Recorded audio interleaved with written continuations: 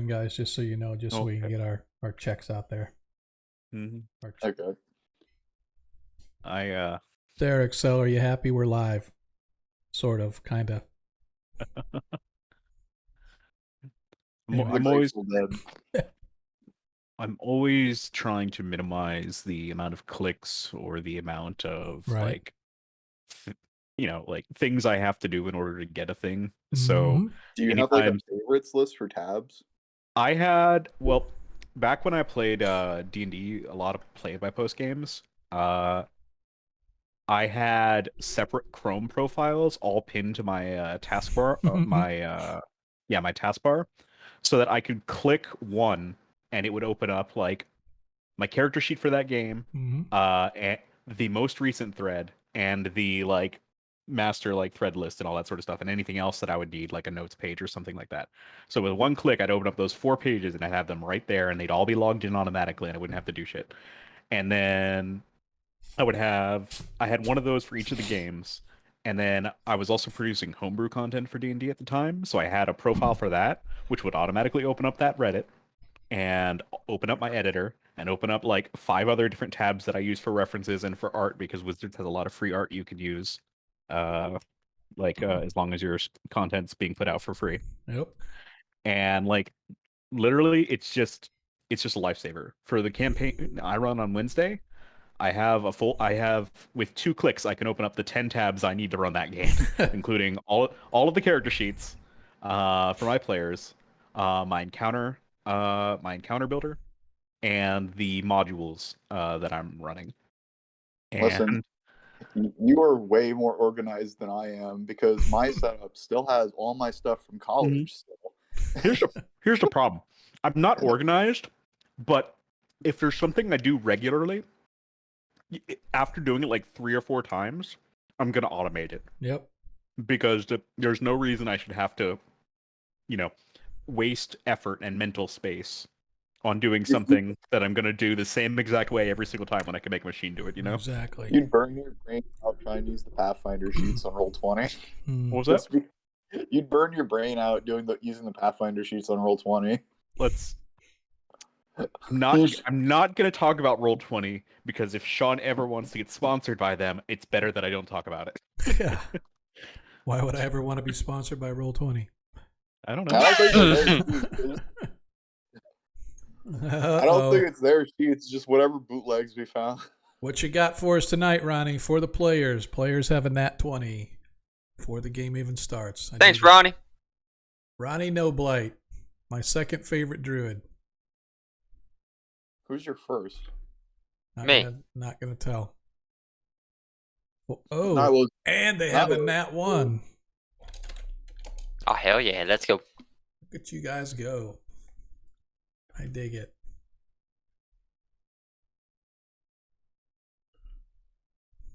So we're not sure if Monkey's going to make it tonight, but we'll see. But I am going to be kicking off here just in a second. Looks like our sound check worked okay. Snoop Dogg ain't no dog, but neither is Garfield. I don't get that, but okie doke. I gotcha. But anyway, as I said, looks like our sound checks are okay. I'm going to be kicking off our starting music here just for a second, because I know that's why everybody shows up. Once the music's done, everybody leaves. But here we go. Let's get this thing going. I forget. Have we divided the loot yet? I think I mentioned that last time we played. I don't think we did anything with it.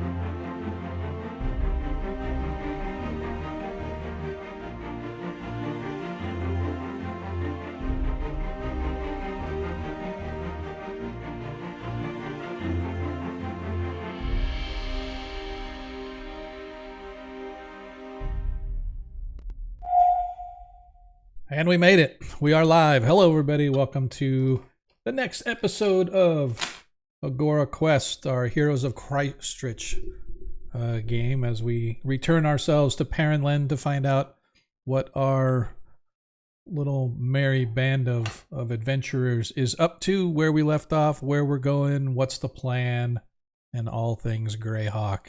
I am Sean, DM Sean to those that know. I am your host for tonight's game, and bringing you together with the finest 5th edition players we have, with the exception of Monkey. Monkey said he's not going to make it tonight, so hopefully, maybe, who knows, he'll jump in late. But if not, Monkey, we wish you well with whatever you're doing. Probably has to do with school stuff or something special they got going on. Happy Veterans Day for those that served. Thank you. For those that are serving, thank you. Myself included. I thank myself, pat myself on the back, but I don't want to look too egotistical. So for those that have never been here before, welcome. If you have been here before, welcome back. Excel, we appreciate you showing up early as always out there telling us to get going as we're sitting here chatting in the background on Discord. I'm just sort of watching them post up there in the chat telling us to get going. I'm like, dude, I can only go so fast, right? So if we start early, maybe somebody's going to miss the beginning of the show, and besides, most people are used to us now of me canceling at the last second or starting late. But anyway, I'm glad you guys can make it with us tonight. We're here every Monday from 7:30 to 11:30-ish for our first edition game for those that watch 1E. And obviously we are here every other Friday for our 5th edition game, all games set in the world of Greyhawk. For those that know, we appreciate you guys coming here to check us out. If you follow the stream, obviously you know that you earn tokens while you watch any Twitch stream. You can trade those tokens in here for various things. For those that came in, if you scroll up, if you see the old chat, I'm not sure, does Twitch even show you chat that was there before you got here? Hey, Corvus, thanks for the resub, man. Appreciate it.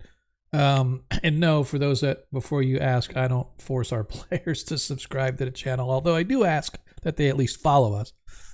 Subscriptions are completely on them. If does Twitch, you guys know, I never even paid attention. Does Twitch show you any chat before you got in, or it only shows? Yeah, that's what I thought.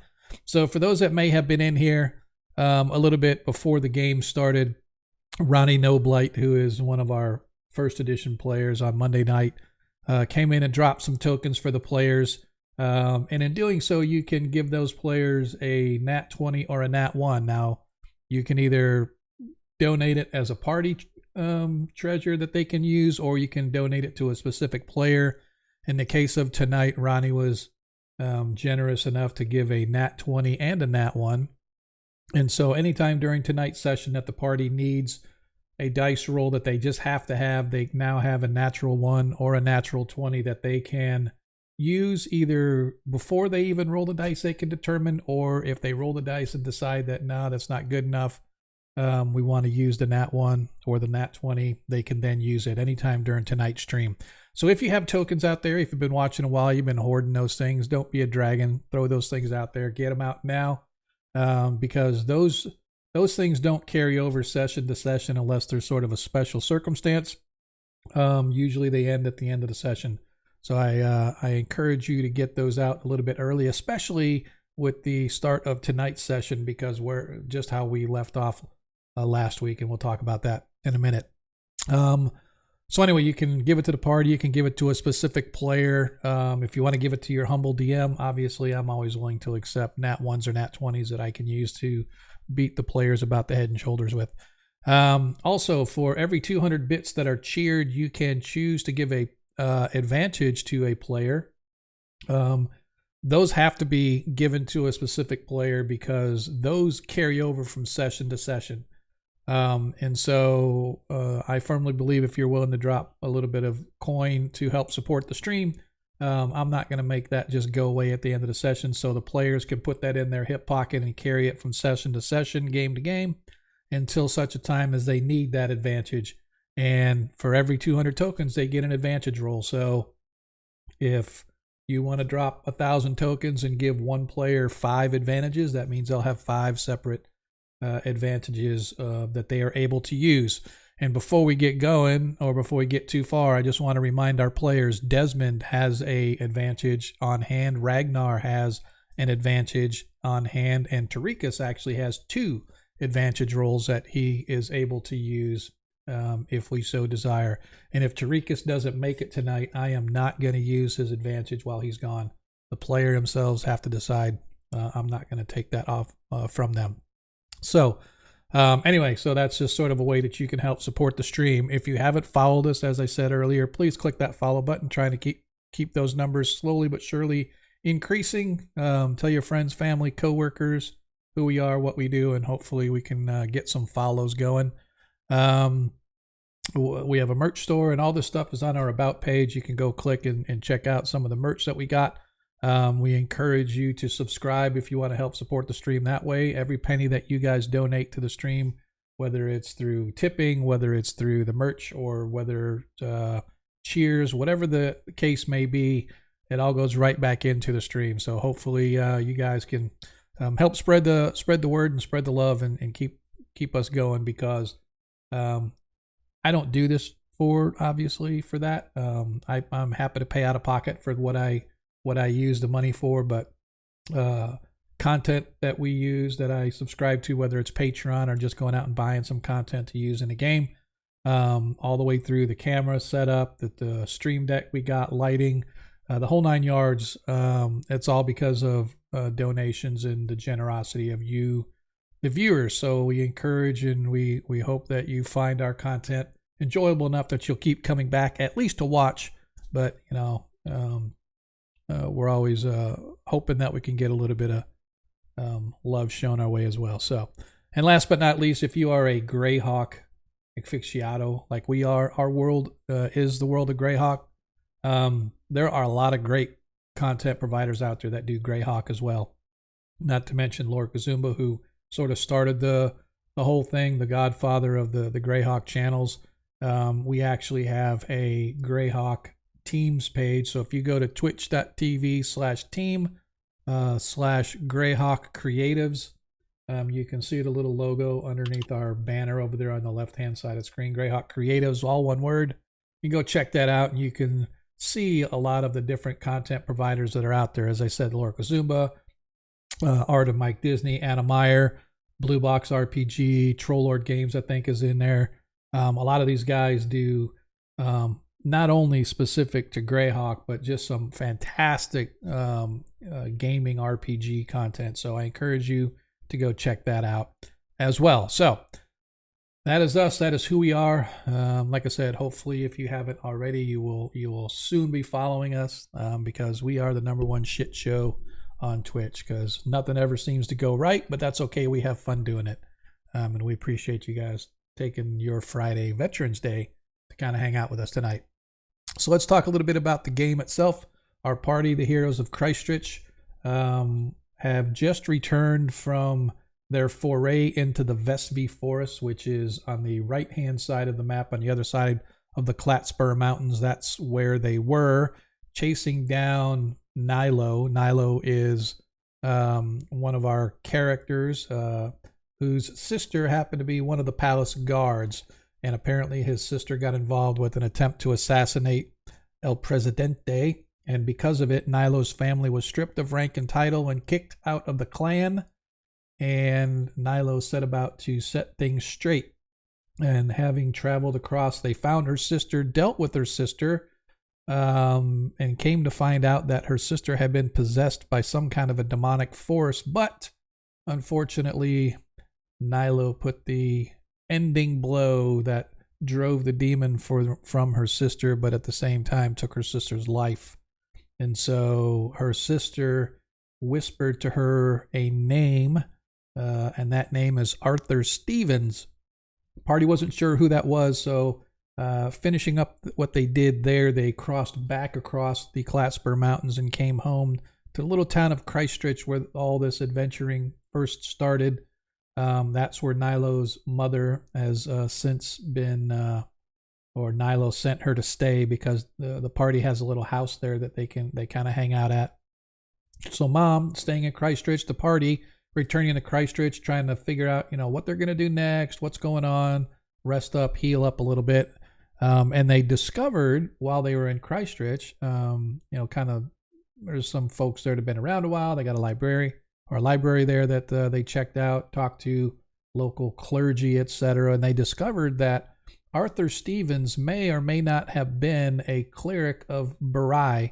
And Barai is a deity that sort of services the farmers and land, etc. Female deity of the Flan pantheon.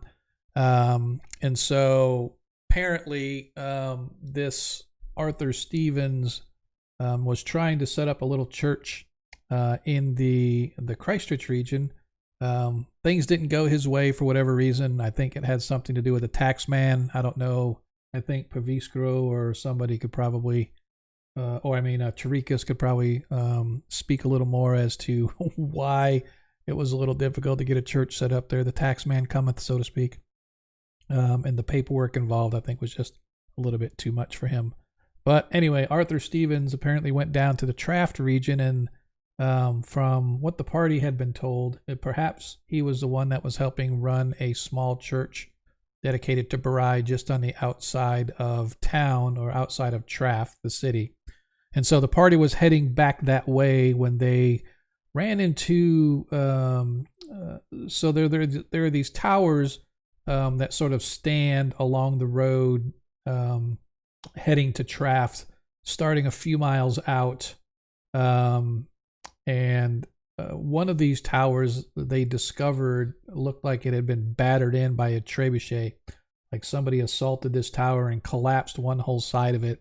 And a gnome was there on the second floor of the tower trying to flag them down, saying that one of the soldiers he had found in the tower was dead, and that there was something going on that he didn't know what was up. But the party found a giant was sleeping nearby, and the giant demanded to be fed, and of course the party refused. A battle ensued. The giant picked up his belongings and tried to run away once he realized that he was in a bad way, but the party, being who they were, decided that the giant doesn't need to be left around, and so they finished off the giant and entered the collapsed tower to figure out what was going on. Now there are these tunnels that lead from the tower to the city underground, and so the party found this dead soldier, and it wasn't from being pummeled by rocks as would have been indicative of the giant. He was stabbed and clawed and raked, and the party realized that the blood on the floor was actually from the soldier climbing up from a trapdoor from below in the tunnels below. And so they elected to send Desmond's hirelings as well as the gnome. They sent him to town to warn the soldiers that there could be something coming in the tunnels below. And the party decided to follow the trail of blood down below and into the tunnels. And so they found the tunnel, the main tunnel that led back to town. But about 10 or 15 minutes along the way, they found this strange glowing type of an area, sort of a greenish type of a hue, very faint and otherworldly, if you will. And they discovered that something had broken through from the other side of the cave or the tunnel wall. So there was something on the other side of the tunnel wall that got broken through and entered into the main tunnel. And so the party has gathered there, and that is where we left off as they look into the tunnel, and they can see there the branch that they're in now is rough hewn and not nowhere near as well made as the main tunnel leading underground from the tower back to Traft. So party, as you recall, you have just entered into this subterranean nexus of tunnels, and there is a tunnel leading ahead, and there's a small branch tunnel leading off to the right. And before we really get going, Does anybody have any questions, comments, or anything that they want to clarify or bring up from last week before we get started? Don't everybody talk at once. Nope. Everybody good to go? I feel fully up to date now. You are fully up to date. Okay. So, with that being said, hopefully everybody has got their beverage of choice as their favorite snack handy. Put your feet up and enjoy tonight's session as we return to I'm going to call it the Jade Abyss, as the party now goes under to figure out what the hell is going on. As you look into the tunnels, as I described earlier, you can see that the first of all, the caves here, the earth, unlike the main tunnel behind you, which, by the way, even though it's off map, there is the main tunnel running north and south, let's say, even though it's not really north and south. Let's say north and south behind you. The main tunnel is rather hard packed and well formed. This tunnel itself, or these tunnels themselves, are much more rough hewn. The earth is soft, and it's like debris of rocks and whatnot, making this area that you're walking in difficult terrain. So anybody that does not is your dragon? I forgot. Thank you for reminding me that your dragon is still gone. Let's no, it wasn't the dragon. It wasn't. All I see is dirt. Yeah. No, my dragon died because I sent him down to investigate. That's right. For some reason, I was thinking it was. No, it was not the eagle. Yeah, gotcha. Okay, so let's do this. Okay, so there you go. All right. So as I said, the tunnel, and that's the way it should be. It is completely dark, pitch black in here. You don't really see hardly anything. But as I said, the soil is very soft, and there's debris like rocks and whatnot that have fallen. That sort of, and this whole area makes up of difficult terrain. So does anybody, first of all, I can't see anything at all. Yeah, that's the way it should be. It's like completely black. You guys should. Okay, just making so sure. Unless somebody wants to fire up a torch or a light, then it is pitch black. I will do exactly that. Actually, no, I'll pull out that sword and light the sword. Okay. Hey, Pavisco, I do not think you should piss off the dragon just yet. Let's just use regular spells for now. Yes, I don't intend to suddenly end what I have done. All right. So this. What do you think? A month, maybe 2 months before we do that? I probably going to wait for. Can you see I will now, let you Desmond? Know. Really quick before I go, Desmond, can you see? Sorry, I didn't realize I was muted. Yes, I can see. Okay, perfect. Yep, I just want If to you're make a sure. bit lost, Yeah, I turned the light on for Desmond, so. Pavisco gave dragon some artificer tinkerer items as magical items. Yeah. Yeah. Yeah. So we're trying to avoid tipping off the dragon that we cheated him. how many? Can you remind me, Sean? How many did I give it? Did I give it Four. Four. Four. I gave it Four. four. I gave it all four. Okay, Yeah. cool. Yes. That class feature doesn't exist anymore. Got it. Remember, a dragon only grabs stuff that people think are valuable, not necessarily what No. he thinks is valuable. No, it was He Oh, wanted you magic weren't- items. I gave him magic items. it had to be magic items. So they technically were magical items. They are. They are. are that. I don't think a dragon likes lawyers. I'll be Yep. honest with you. A green dragon does. I want to say, for those that may get lost in this conversation, who may not have been there at the session, the party and crossing back from the Vespi Forest back across the Klatspur Mountains and back into Perrinland, they were encountered a dragon that the common folk call Felvind, or in common tongue, the Mountain Wind. And so he demanded tribute for the party to pass, and it had to be in terms of coin, or magic items would work as well. And the party was able to give up a couple small items, but nobody had any real magic they can give. So Praviskro, being the artificer that he is, he concocted a few magic items that, sung to the dragon's vanity, and the dragon accepted those as tribute. However, next time that Praviskro makes one of those or does that, the magical items that they gave the dragon will cease to be magical. And so hopefully he'll be too dumb to remember what they looked or smelled like. But yeah, it was kind of... He's a white dragon, so that's in our favor. White dragons are kind of dumb. Yes, they are. They're animalistic. Yes, they are. On the bright side, it's unless he notices it in his horde, no one else is Right. gonna tell him. Right. No one can find his horde. Right, exactly. So that being said, as I said, you guys step out of the main tunnel into this offshoot tunnel that it's been broken into and collapsed on the other side behind you into the main tunnel. So obviously something broke through from this side into the main tunnel. And the tunnel that you're standing in now is soft earth and rock. So as I said, it is difficult terrain. So you need to remind me if you are not affected by difficult terrain at any point during the game where that comes into play. Otherwise, just know that your movement is halved right now for those that...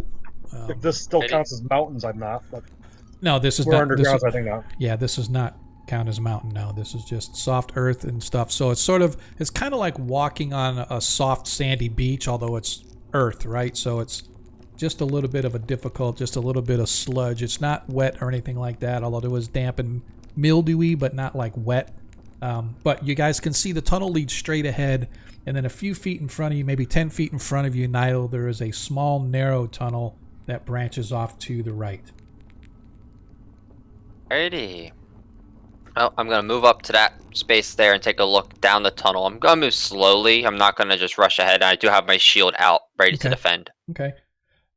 So you can see to the south as a little bit, or to your right a little bit, that the tunnel opens up into a wide area that looks to be a little more stable than this dirt sort of tunnel. It has a greenish hue to the flooring that you can barely make out. Even though your infravision is mostly black and white, you can tell that there's sort of this greenish sort of tint to the flooring.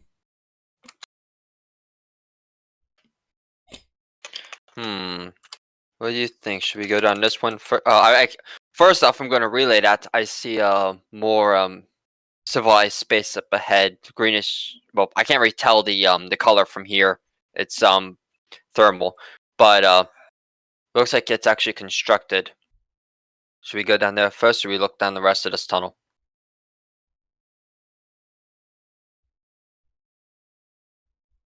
Nilo is asking a Why question.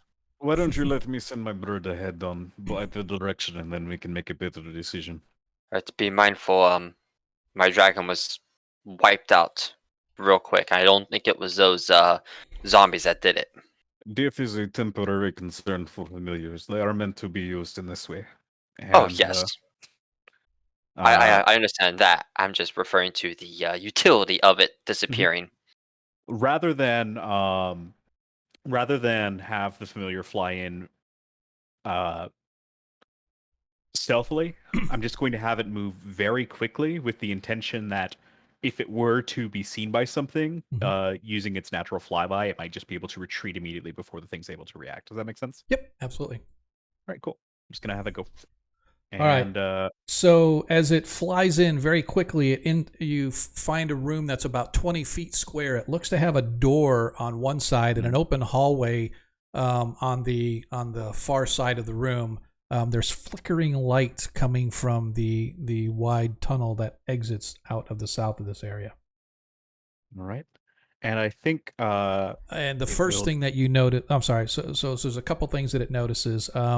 There's carvings of in a really strange style. At least as far as you're concerned, it's a strange style. It's not something you've ever really noted before. Almost sort of tribal in nature. Very old, as I said, very archaic and very strange. The floor itself, you realize, appears to be carved, if not completely at least it's partially inlaid with jade, which is what is giving it its greenish hue. And the carvings and whatnot depict something that you may expect from ancient tribes and whatnot, very warlike, looks like combat and battle and whatnot going on, but nothing really jumps out at you as far as, oh, I recognize that. symbology, or oh, look at that symbol, I recognize that as a symbol of a clan or something like that. But they're all human and humanoid in nature as far as depictions go. Okay. And I think once it gets to here, Okay. and I see that there is some manner of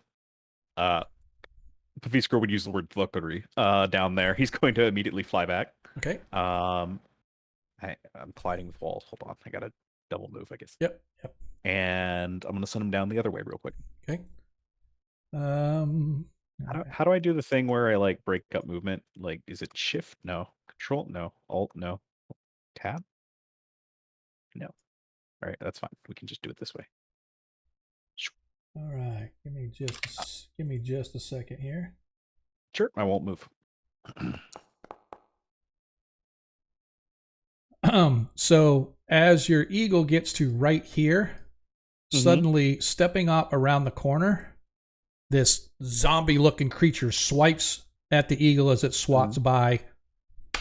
Poof! And your eagle just vanishes as the claw rakes into it, and you see behind it, you can see two other zombie-like creatures, all of them the same, as they see the eagle and they begin shuffling in your direction. I have a question for you. Mm-hmm.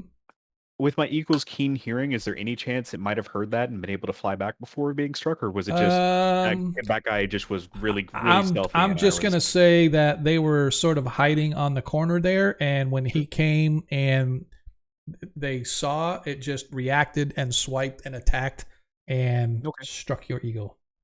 Cool. I guess we're in initiative now. We are getting ready to go there.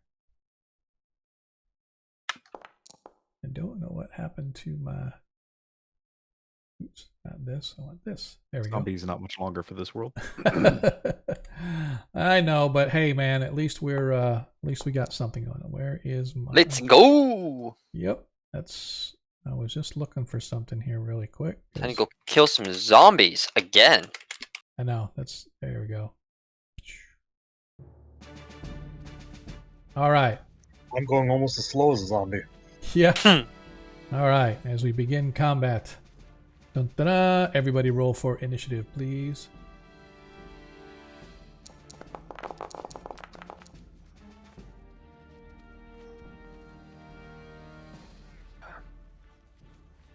I will roll for Tarikas. By the way, just putting out here, I just got the news that one of my friends proposed to his girlfriend. Nice. And she said yes. Ooh, that's awesome. Congrats to him. They apparently went to a Ren fair together because they're both hyper nerdy like we are. And he made a sword and engraved. He did this himself, apparently. It says, friend's name, will you marry me? And bequeath that to her tonight. Hey, he went to Lady in the Lake? I don't know, honestly. Hey, thanks for the follow out there, guys. I definitely appreciate it. So that being said, first of all, Trikas is up, but correct me if I'm wrong, for Viskro, do you get a die 4 added to your initiative? Or not a die 4, it's a D8. Did you already roll that? I didn't see you roll that. I believe so. I did roll. It's a 1d20 plus 2 plus 4. I rolled 10 on the dice for a total of 16. Oh, so it did give it to you. Yes, it did. All right, I did not, because all I see is... Wait, no, hold on, because I have a class feature that I did not get that. I apologize. Yeah, that's what I thought. Class... Yeah. That's the wrong dice. Hold on. 7. Could you just add 7 to my initiative? Yep, I will do that. I just want to make sure. We need to figure out how we can do that. Okay, so yours is a 23. Therefore, Viskro, you're up first. As you watch and you see that your eagle just disappears, and suddenly you see the zombie sort of right over where it was. Did I see any more in the cave beyond before my eagle amped out? Yes, you saw just those two others. I can't see them on the map, so could you just show me where the other one is? Okay. Let's just. It's just around the corner a little bit from you. Got it. We are going to cast a spell, and I always have to relearn how to use this program for character sheets. I have no idea where my... There it is. Hey Sean, I'm gonna try something real quick, so don't mind me, but you might have to reset my initiative. I'm at a 14. Okay. Nope, never mind, didn't work. Okay. Okay. I tried to modify the initiative option, and it was not doing it. Yeah.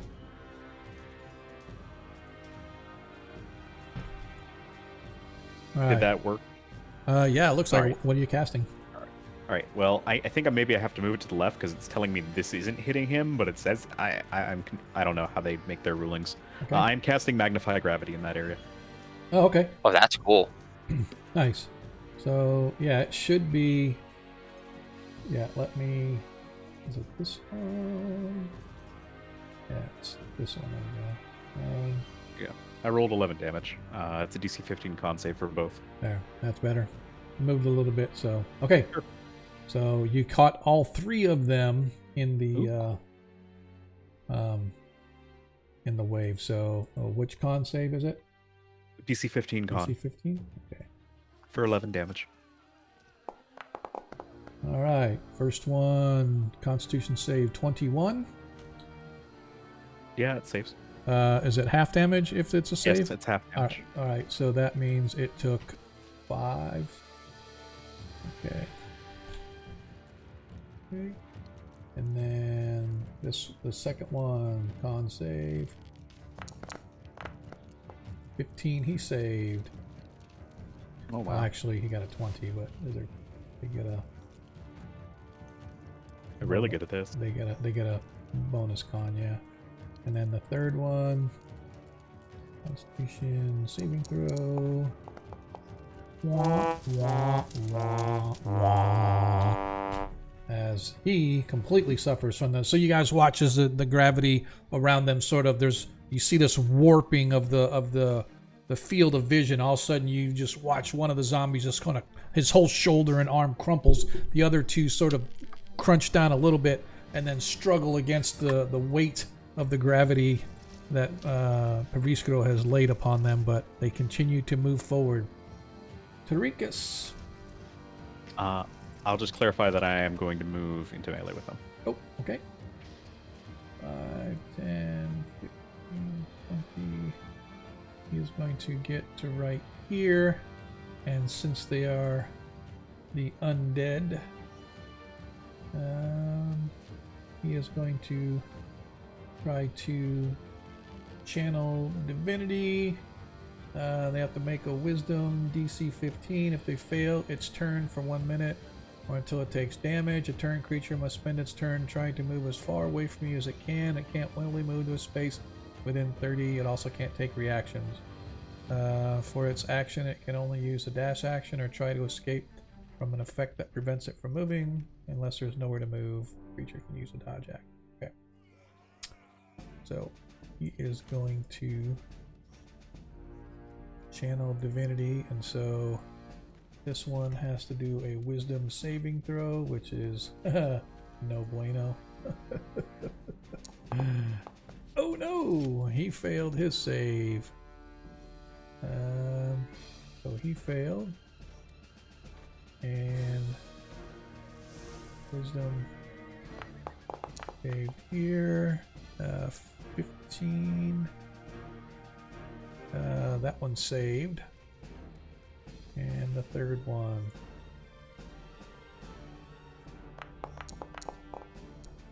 And he failed as well. So number 1 and number 3 both failed their save, so they will have to move away. As soon as it's their turn, they will begin to move away. Ragnar, you're up. Ragnar will try to close the difference, but what is my movement speed when I'm 25 and it is half? 10. It is only 10? It is 10. That is as far as I can't go any farther, because Okay. this is as far as I can get, because the cleric's in the way. Yep. Oh, you might want to move him back. Well, he actually had some movement, so I was going to have him step out of the way. So if you wanted to move. Yep. So that's all. I guess I'll take a full round so I can get behind the Viscro. All right, so you're just going to do the dash action? Yeah. Because, I mean, I can't see them from that distance, so I have Right. to. Okay. Gotcha. All right. So I'm going to do this husk zombie first, as they are not affected. So we can go 5, 10.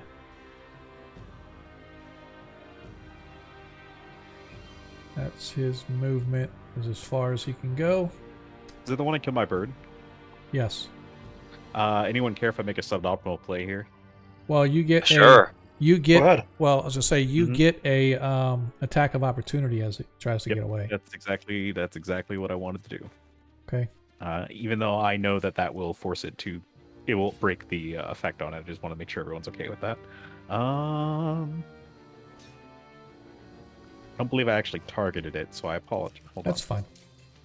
on. Let me just double right click, do the dagger thing, and does a 14 hit? Yes. All right, it'll take 5 points of piercing damage as I smack it with my light hammer. All right, you smack it slashing with your damage. hammer, and then suddenly the turning effect is off. Bludgeoning. That's what it is. Yep. It's a hammer. Yep. Oh, it's bludgeoning. The dagger is the reflavored hammer, basically. Yeah. It's the same. Okay, I just double checking to see. All right, so let's go back. Oops.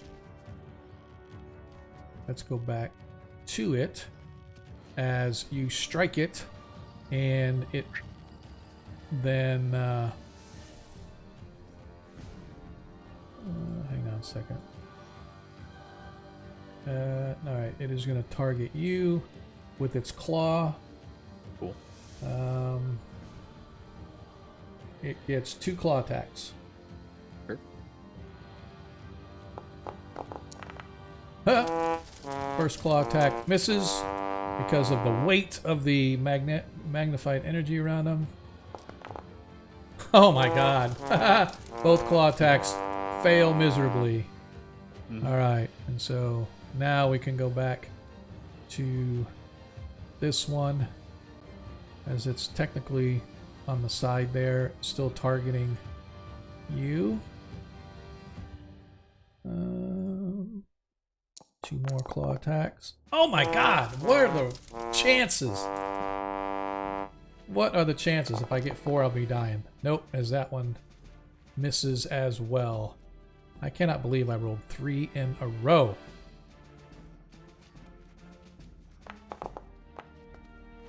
Alright. Okay, so those are both gone. Nilo, you're up. Alrighty.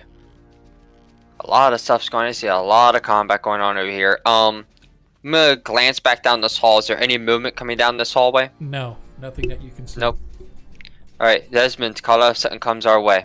And she is going to I will. move up here. It's gonna be 15 feet. Yep. Ah. Yes. Very well. I shall firebolt. Okay. Firebolt I- hits. Oh, that does hit. Nice. Okay. Does you minimum damage, You but didn't it target. hits. You didn't target it though. Oh. That's fine. I targeted it. Oh. Hang on a sec. Okay, I didn't think it took the damage off, but it did. My bad. Oh, okay. Well, yeah, it's only 3 damage. Yeah. Yeah. All right. Anything else? Well, no. It says here that you missed it. Why does it say you missed it? Oh, because the 9 missed. That's why. That's why. I missed. Okay, then moving on. I'm sorry. I thought when it rolled, I thought you had like an 11. I'm like, oh, okay, that's a hit. But the 9 misses. That's why it missed. Okay. All right. That's it for Nilo then. Yeah. My bad. All right. As this other zombie moves up to try to claw its way to you. 3 misses. Man, I am just not rolling. Another 3 misses. This is going to be a long night for the DM. That's for sure. All right. All right, I need to... Okay. I get, I know I charged in and started smacking things with my hammer, but like, I guess it really is hammer time because you can't touch this. All right.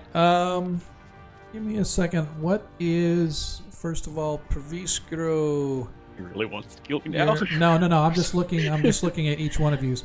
Passive perfection. All right. So I need to.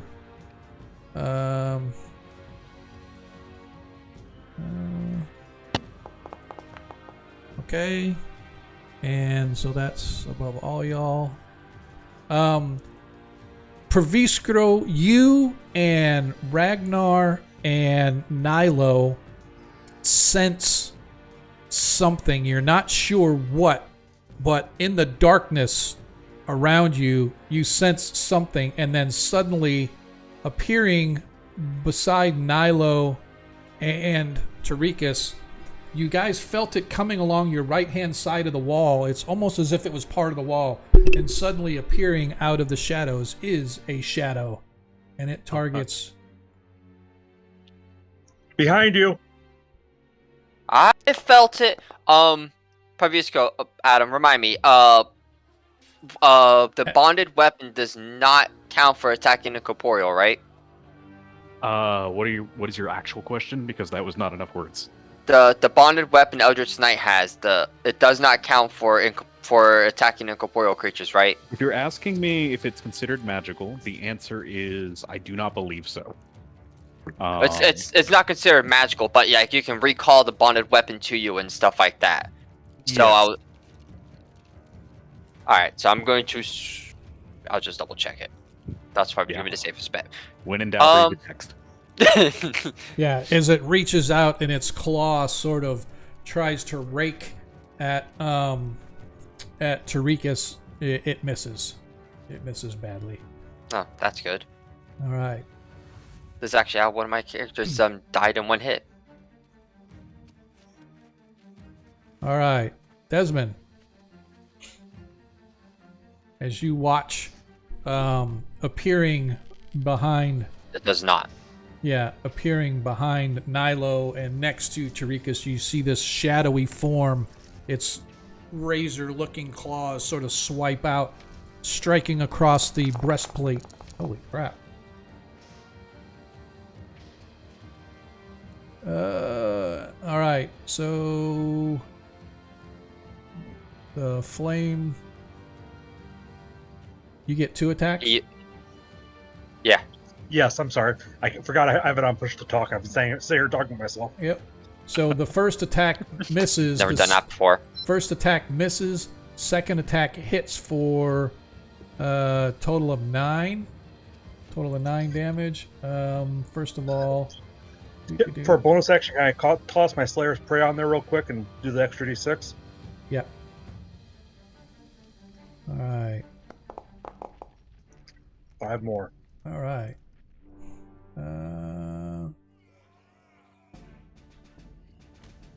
Okay. Thank you, sir. As your blade sort of comes to light in a flame, revealing this shadowy sort of form, as it sort of recoils from the blow of the blade as the flames lick up and down it, you see that you've done some damage to it, although you have not been able to, or you were not able to take it out completely.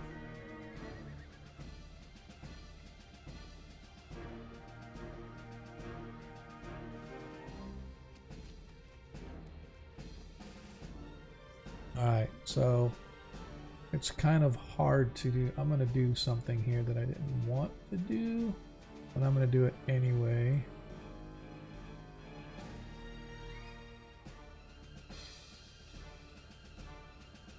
Just so you guys can see it at least.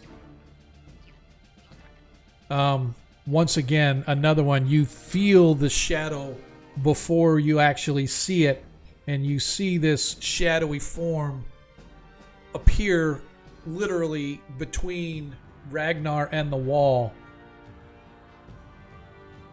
as it targets the dwarf.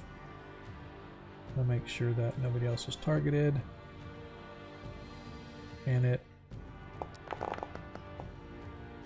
10, total of 14 as it swipes across, and you feel this horrendous cold, sort of numbing cold shock through your body, but your dwarven fortitude manages to stave off any real damage from the beast, as that has brought us to the end of round 1.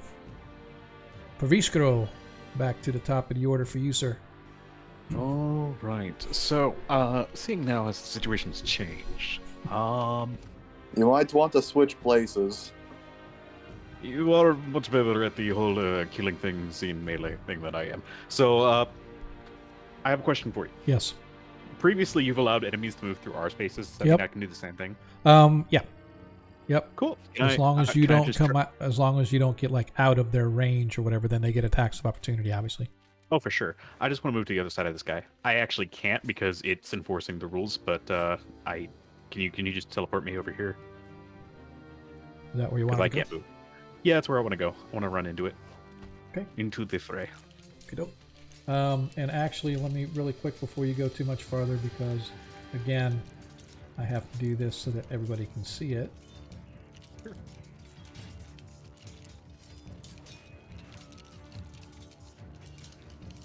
Okay, now we're back. So now everybody should see all 3. Okay. Cool.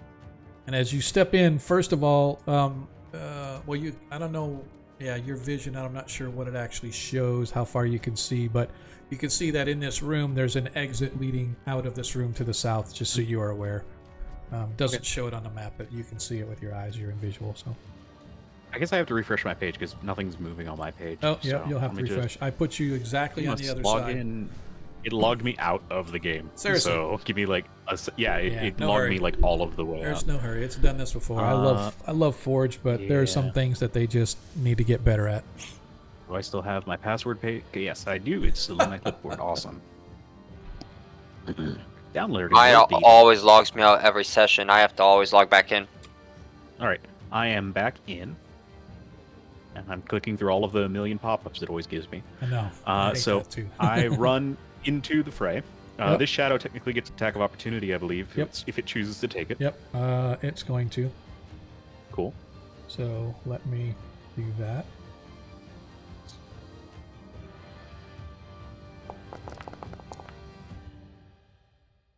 Uh, 21. As you suffer six hit points of no, you're gonna make it reroll. Nope. I am casting shield. Oh, gotcha. Okay. Go ahead Cool. and cast your shield.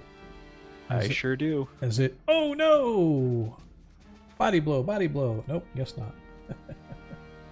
How do I put my health? Let me just put my health back on here because Yeah. I know I'm tracking it on D&D Beyond, but I just want to. I'm edit this showing one. you. Yep. I'm showing you still having 38. Yep, that would be the case. I just moved myself back up Oops. because Sorry, it that was reduced an it. accident. If that It's hits all you, good. I apologize. That was accident on my part. I didn't mean to roll it. I'm gonna magic missile the one in the back. Okay. That's an automatic hit anyway, right? Yep. I'm going to mark off my cantrips on my character sheet so that I don't forget. And because we're down in the into using our limited Yep. cantrips, Yep. 4, 8, 12 points of magical force damage to this one in the back. 12. Nice. Still up? Did you cast it as an attack on it? Okay, that's what I thought. I was like, didn't look like damage came off. Okay. As you slam it, as you guys watch as 3 magical bolts come flying out of the ends of the fingertips of Praviskro, slamming into the back of this zombie-looking creature as you hear it hiss, and it tries to whirl to see where it came from, but anything left for you? With the rest of my movement, I will move down here, provoking attack of opportunity from those 3 guys, Okay. and stealing their reactions. All right. Well, totally fine So by me. anyone can do whatever. Yep. Yep. People can now do whatever the hell they want. Yep. As the first one attacks Nope. and it misses Praviskro. Oh, yeah, they only get the one attack. Okay. Second, as it says Praviskro is hit by the claw, you can use your reaction. It hit you with a 21. I still have shield Oh, up that's currently. right. Okay, I forgot. So, Yep. yeah. So we need to make sure that we can put your hit points back to 38. I will set it at the end of this. Yep. I already got it for you. Do you have a nat 20? And oh, Wait, there's the last one missed. Nope. As all three reactions miss you. That's my turn. By the way, I don't think you can move that far because you moved 10 feet to get past the creature. That left you 5 foot of movement because of difficult terrain. Oh, he counts as difficult terrain? Well, the whole place that you guys are in is all difficult terrain. Oh, I must have missed that memo. I apologize. So Go you ahead and... you can move 5 feet, so you can actually get there That's instead of the full 10 feet. That's fine. Right? And it's weird that it's not showing the whole thing that you're seeing, but it's kind of bizarre. But okay. And that's it for your turn then. All right. Tarikas is going to target the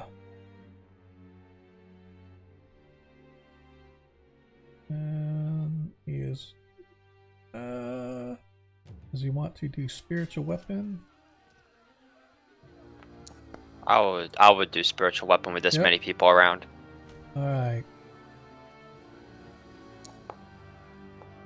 As the shadow passed his save, but it took I don't know why I even did that. So What's the shadow making for? it says for some reason it's like, oh, it has to make a saving throw for great wound, but that we're not even worried about that. I don't know why it made me do that because I haven't implemented any things for like critical damage charts and stuff like that, but I don't know why it doesn't ever roll to see if he hits. So he is going to, it's like he cast the spiritual weapon. I want to make sure that his spells, it took off. And it did, looks like. Trying to see how many spells he's got left here. Okay, he's got 2 and spiritual weapon second. Yep, he's got 1 second level, so I just need to see if he hits. And again, I don't know why it doesn't, it just rolls damage. It doesn't roll to see if he hits with it, so I don't know why it. And he misses. The shadow has an AC of 12, so he misses with the spiritual weapon, but he has the spiritual weapon up. So that's going to be it for him. Just have to remember he's got the spiritual weapon. I don't know why it doesn't actually. I have to figure out this spiritual weapon spell because we keep having problems with it. And it doesn't. It's supposed to. It's supposed to drop something on the map to show that the spiritual weapon is there. But I actually made him a slot in. I had him make a option in his weapon list for that spell. So whenever you attack with that spell, now you can just hit the spiritual weapon option. Where did you put that at? It should be in his weapons because we modified it to roll off his wisdom and everything. Go. Okay, there you go. Yep. All right, so let me try this then. I just want to see if it. Just drop a token down, treat it as a familiar or something. Just have it off to the side. All it rolls is damage. It doesn't roll it to hit. What he's saying is he put a custom weapon that you can use on his character sheet that will fix that problem. Yeah, that's what I just did. Every time you click. Sorry, go ahead. Every time you click the spell, it casts the spell again. Yeah. So you're going to keep casting his spell slots every time you click the spell. I understand that. So this is a summoning spell. It summons a object on the field. I know what it does. What I'm saying is I clicked your weapon in the spiritual weapon under his weapons, and all it did was roll damage. It didn't roll it to hit. It didn't roll a hit? It didn't roll the 20-sided. It only rolled the damage. So that's what I'm saying. That's what was baffling me. So it's all right. We'll figure it out. But regardless, he missed on his turn. So Ragnar, you are up. As you watch, Praviskro bails on you, leaving the zombies in front of you, moving your way, as well as this shadowy creature along the wall that you felt this cold sort of numbness go through you as its hand struck you, but fortunately you were able to fend it off. Well, Ragnar's not into the spiritual crap. He's gonna go deal with the zombies. All right. You did not move out of the shadow's range, therefore it does not get an attack. Plus it got an attack of opportunity anyway, so its reaction is gone. All right, Yeah. you've got two zombies before you, and these zombies look different than the normal zombies. These things are almost sort of like, I don't know, they just look more intense, mean, more well put together. They have the shards of armor hanging off them still, so they look like they're tougher than your average everyday zombie that you're used to. Listen, man, this necromancer started picking up stuff from Lowe's instead of Walmart for a change. All right. Ow. All right. I'm gonna rage and then I'm gonna beat this thing up. Okay. Nice. Does that add my strength bonus from rage? 12 or die 20 plus 3, so I think so. I get an extra +2 for strength. I don't think that second +3 is mine. Well, die 20 plus 3, which is what, your strength? Yeah, you get +3 for strength. Yeah. And then what's your proficiency? Is your proficiency a +3 or +2? 3, but that wouldn't be added to damage. No, it's not. This. I'm talking on your dice to hit roll. I was looking. Oh at, no, to hit it doesn't Yeah. matter because it only adds Yeah. to damage. I was just Yeah. making sure my damage was had. So your damage. Now it adds +2 on your damage. Yeah. You rolled a die 8, which you rolled a 6, and then you've got +3 for strength, and then +2 for the rage. So Yeah. you hit for 11 hit points of damage on that zombie. Okay. That's all I can do. Which one were you attacking? The one right in front of you? Yeah. All right, so I have to double check. I need to roll. So you did 11 hit points of damage as the zombie drops down, but he does get a save for his undead Oh no, fortitude. that's fortitude. Come on. Why is it not? Oh, Jesus criminy. All right, so it needs a DC 16 because you did 11, right? Yeah. Okay. And gotta do. Oh, that's why. Okay, I don't need to roll this. I just need to roll its con save. All right, bear with me. I'm just stupid. Here we go. No. As he fails, as the zombie drops and disappears from the map. Doesn't disappear from the map, but he drops dead, apparently. As his brother is extremely ticked off as he runs over toward Praviskro. 2 claw attacks at Praviskro.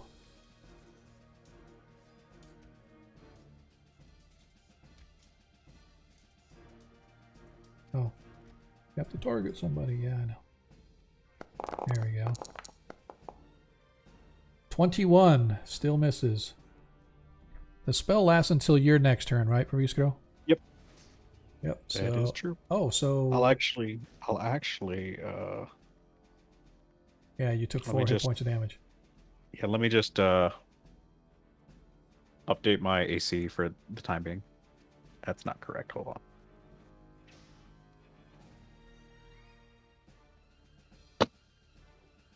Okay, hold on.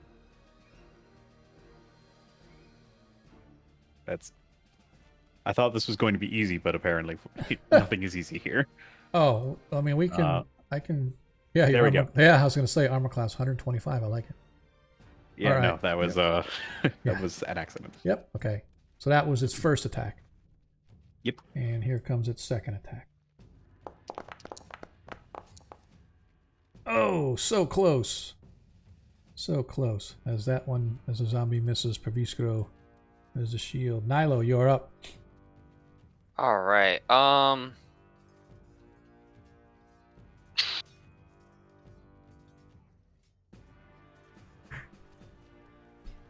Would Booming Blade allow me to hurt it? Or is that just only if it moves? Now, Booming Blade is something that when you have to hit it, and then it leaves the Okay. the energy Alright. on it, and then it has to move.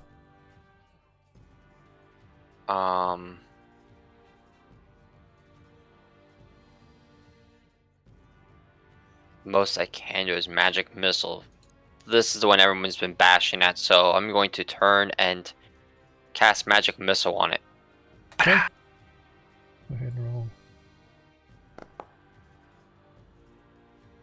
Nice. So 12 damage to it.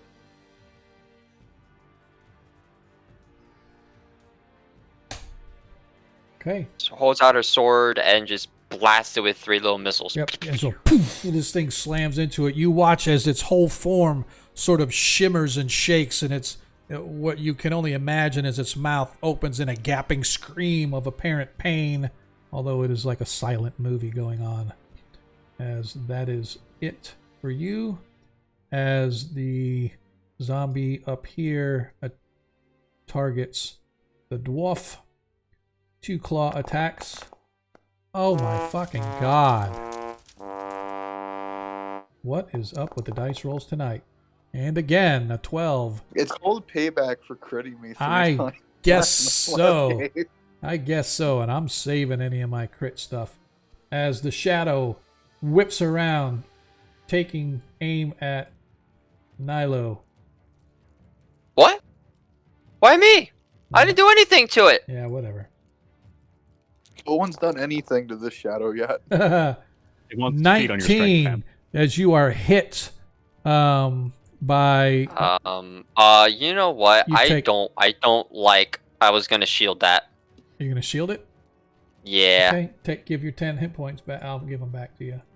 So you're back up to 35. Okay. All right, my page froze. Hang on a sec. There we go. Took like half an hour for everything to catch up, but okay. Oh, thank you. All right. Desmond. Okay, let's see what I can do. I still have a shadow right in front of me. Yes, you do.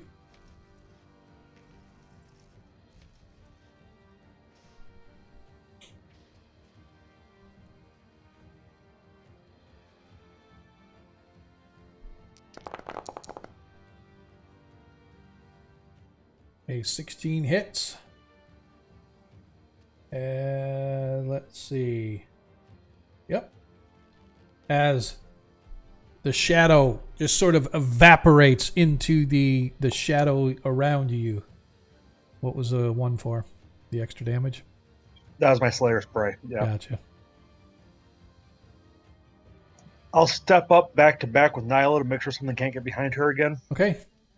Appreciate it. As the shadow comes out of the wall, swiping once again at the tasty morsel of the dwarf before it.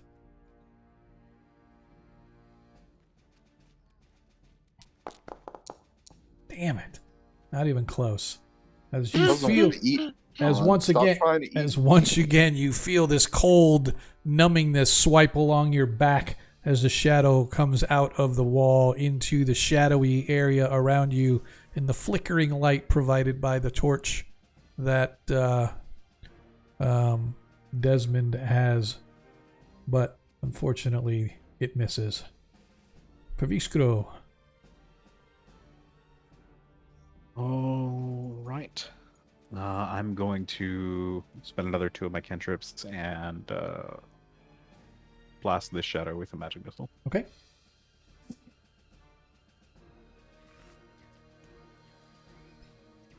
Just 6 damage. 6 Magical damage. force. 6 damage. Nice. You guys watch as the 3 bolts of energy flashed right over the top of Ragnar, slamming into the shadow behind him, and you watch its form sort of like a sheet blowing in the wind that just sort of whispers back and forth. As Tarikas is going to move and target and see if he can't hit. Let's see something here real quick. Yeah, see, it doesn't have anything for attack. It only has the damage. So if we go to details, simple melee, give me just a second here, or I should say, just give me a second. What are you looking for? So Tarikas's, he has his spiritual weapon set up as an actual weapon, so it's actually going to be a melee weapon attack. It's basically just his proficiency modifier plus his. That's not the problem. That's not the problem. The problem is it was only rolling damage. It's not rolling an attack. So I have to fix. So the ability modifiers, it's proficient. Well, it's got wisdom, damage. All right. So let's see if this were it's proficiency plus his wisdom, right? Would that be correct? Yes. I thought. Okay. All right. So there's a save button here. Nope. Good to go. All right. Let's see. Let's see if this works now. Oops. Okay. For some reason it really zoomed in on my map. Okay, so now I am going to try to see if the spiritual weapon works as a roll now. There we go. As it slams and it hits the shadow for 3 hit points of damage, which have been done. Good. So it takes off. Good. We're good to go. Okay. Got that fixed. Ragnar, you now have 2 zombies and a shadow. 2 zombies before you and a shadow behind you. Let me clock this one that's been hanging out here for a bit. Okay. Nice. And I'm going to use my second win because I could use some health. Okay. And you did 9 hit points of damage to it. Nice. Mm-hmm. And you get 12 back. Okay. Anything else?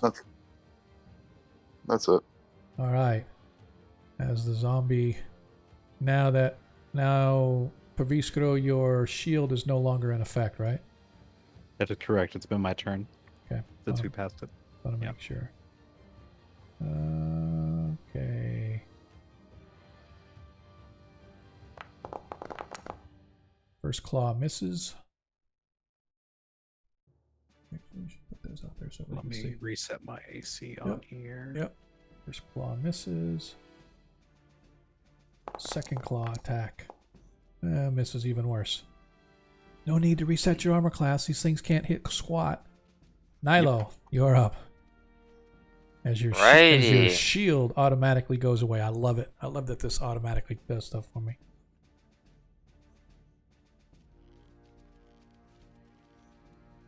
Alrighty. What to do? Well, I guess the only thing I can do is just cast another magic missile. Okay. Kapow! Alright, that's going to be 9 damage this time. Alright. You slam into it. As the bolts of energy burst within it, you could see an outline of this sort of corporeal form sort of in the shadowy air before you, and you can almost see it outlined before the lights dissipate, leaving it blanketed in shadow once again, as it still is there, as the zombie near Ragnar takes his 2 claw attacks. 20 hits Ragnar for 7 hit points of damage on its first claw attack. And a 23 or 24 hits for 7 more for a total of 14 hit points of damage from the slashing damage, from which it should have halved it, so it should have only took 7, which it looks like you only took 7. Yep.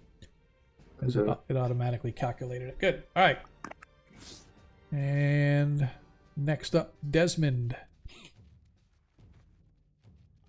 That got back to me fast. All right. Trying to get through the combat. I can't push past and get into combat here. So I'm going to ready an action if anything threatening comes within my reach, primarily this back arc next to me and Tarikas. Okay. I will attack it with my sword. Okay. As the shadow targets Nilo. No, not not even close. Like I said, no. Back to the top of the order. All right. Perviskro, you're up. I'm gonna step here, take an attack of opportunity, and then cast Firebolt at the shadow. Okay. Oops. Just a sec.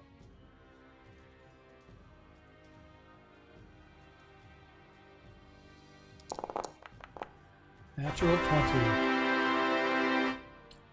Really? As you Okay. suffer 11 hit points of slashing damage. I From will. its We have a negative. 1. We have a 1. It's 11 hit points and I'm at full health. I'm gonna take it. Okay. Nom nom nom nom. Okay. Poof.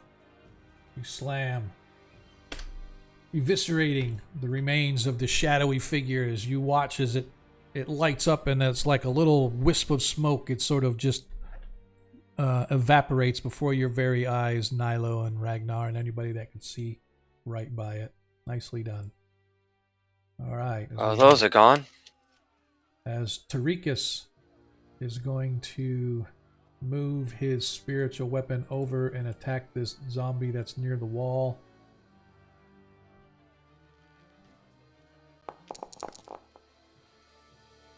Oh, he misses. He missed both Perviskro and the zombie. I forgot to untarget Perviskro. Alright, as he rolls a 9 and misses. Ragnar Stormhelm, you are up. It's time to continue to just beat this undead corpse again. No, That's a not miss. quite. That's a miss. Ah, Nothing that's else? my turn. Okay. No. I don't know why it's... that's weird. Okay. Oh, there it goes. As the zombie steps toward Perviskro. 2 claw actions. First one miss. Second one miss. Why not? Let's just miss everything. Nilo, you are up. Alrighty. I can move past Ragnar, so I'm Yeah. going to step into the middle here. That's too far. That's 5 feet too far. Oh. You can only move 15 feet. There you go. My bad. There we go. And I'm going to attack this zombie here. Okay.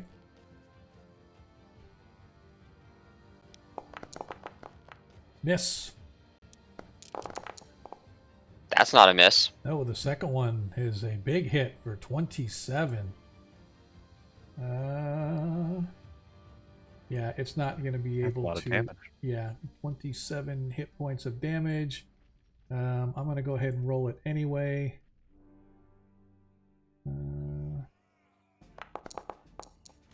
Yeah.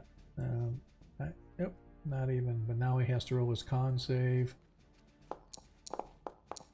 No way he could get it, as that one blow takes out the zombie. Boom. Nicely done. Let's go. All right, your turn has been reset, so your action, your holding action, has gone away. Do you want to renew your hold action, or are you gonna go ahead and move, or what do you want to do, Desmond? I'm going to move up behind Ragnar Okay. and then ready in action again. Okay. Gotcha. Okay. Perviskro, as the zombie approaches you, swipes at you and rakes its claws across you. You can feel the stench as much as smell it as it rakes across your face, leaving a gaping wound along your jawline as the zombie is moving in to munch upon your exposed flesh. Bavish's gonna try to knock this thing to the ground. Can you make an athletics or acrobatics check? You only have to beat a 6 because I rolled like nothing. It has to roll its athletics. Yep, or acrobatics, your choice. Yep, it's good. Okay, is that it? I'm providing a flanking opportunity. That's really it. Gotcha. Tarikas is going to move up here, and he's going to move his spiritual hammer within range. of the zombie. And he is going to swing at it. 20 as he hits it for 6 hit points of damage. Ooh, crushing down on it. You hear the cracking of the bones beneath the sagging flesh of this husking creature. It doesn't take it out, but it damages it. Ragnar.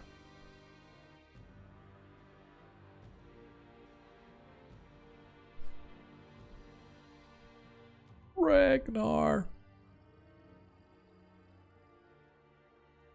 There he goes. He has moved. Hopefully he'll now attack.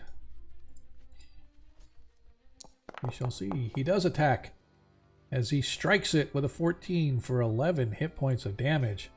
Nicely done. As you also hear the crunching of bones as you guys are now beginning to wear down this zombie creature, but it is still standing. Anything else? Nah, that's all I can do. Okay. As the zombie once again targets Perviskro with one claw.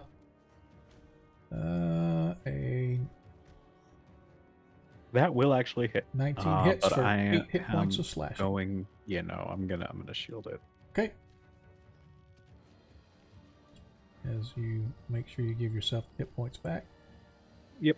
As it rakes down on you and it sort of is rebuffed by your spell, it sort of sends it spinning around as its second claw rakes at Ragnar. And misses him wildly.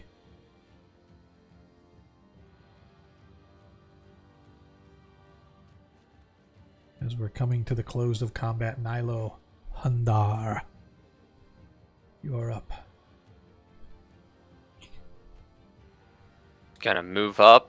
She's gonna strike him with her longsword. Nice. 8 hit points of damage. And yet another. Let me...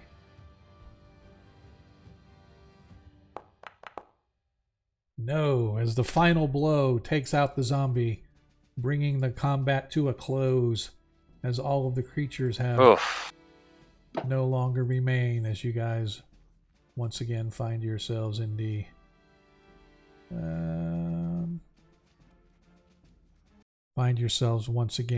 this underground. So is that 2 scouts now? What's that? Asking the party. So is that both of our scouts dead now? Yes. Yes, it is. That's a shame. Which way should we go now? Well, I suppose we should go investigate the other room. Parviska, what did you see in the other room when you flew your eagle in there? Some sort of statue, maybe a crossbow on a mount, lights, and maybe a chasm. And a locked door. I see. So you can also see that there is a exit, where you can see that this little tunnel leads into another area very similar to the one that you saw on the other side, Perviskro.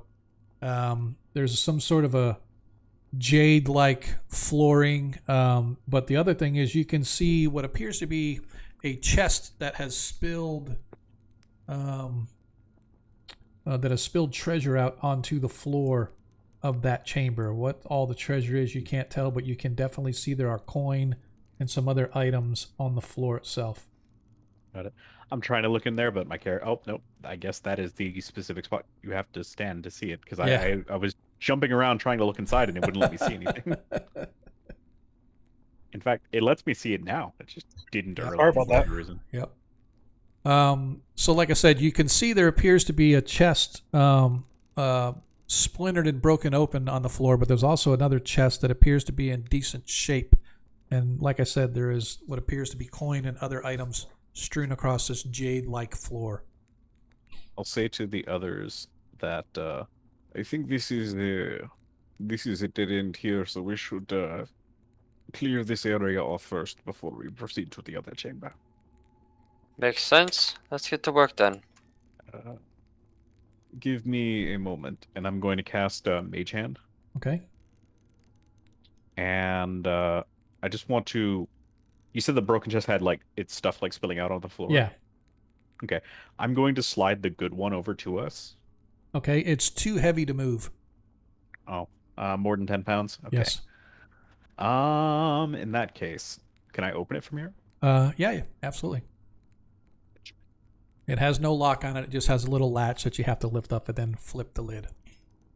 Okay. Okay, from this distance and from this angle, you're not sure what's in it.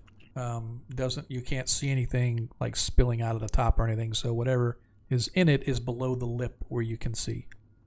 Can I play the claw machine grab with my mage hand? Sure. And see what comes You out? reach in and you grab hold with your claw hand, and it lifts up, and you see it. You've got coins. Appears to be some silver and perhaps gold coin. Okay. I let those drop back into the container. Okay. Seems safe to me. I do not see a trap on this. Let me just poke the other one, and I'm just gonna like give the other chest like a small shove just to see if it does anything or if my mage hand gets stuck to it. Nothing happens at all. Cool. It's just broken wood and whatnot left of the chest. Seems safe.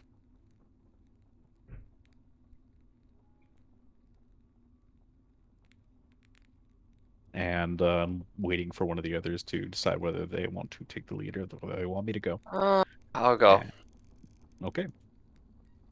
Okay. As I said, Nilo, as you step in, you see that there is a chamber with a couple alcoves across and to your left, and there's a door in a little sort of foyer and 5-foot foyer on the right. You see two chests in here. One appears intact with the lid open, and inside you could see coins as well as what looks to be a small pewter box of some kind. And the other chest itself appears to be broken, and its contents have spilled out onto the floor. Desmond. Yes.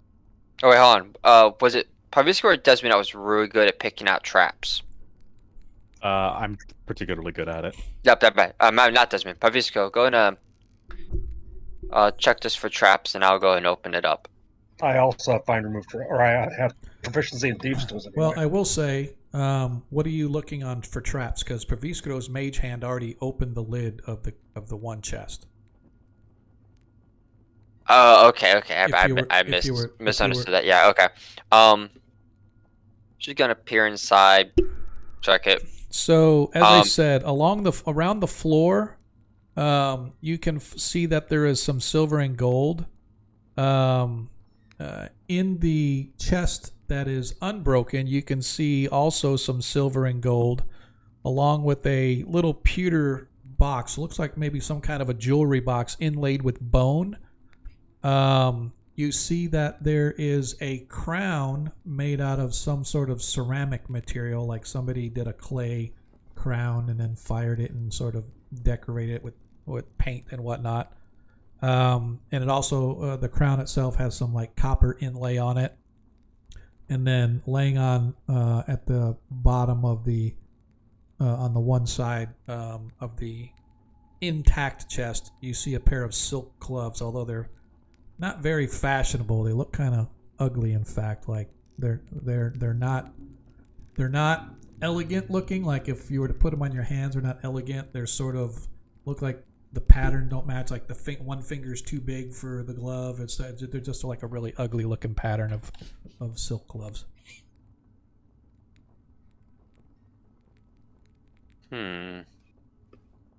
Pavisco, looks like you have some items to identify later when you get a chance. Right. All right. Yeah, let's take a look at this. I'm gonna go ahead and start looking at the gold and find the best way to divvy up. I don't think we had a bag of holding, right? I believe I do actually. Yeah, we do. Okay. So, all in all, you find 270 silver, 90 gold,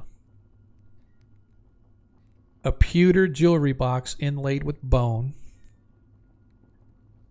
a ceramic crown inlaid with copper, and a pair of ugly silk gloves.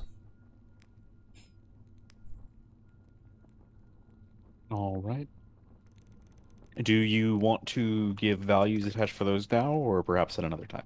Oh, you can do it now. So the jewelry box, 70 gold. The ceramic crown, 60 gold, and the gloves, 20 gold. All right. I have written it down. I put it in the loot channel. Okay. All right. Where to now? What do we wish to do?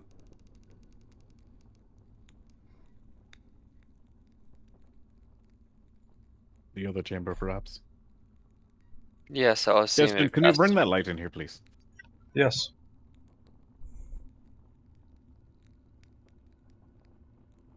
Thank you. I believe this door leads into the other chamber. Should I try to open it? Yeah.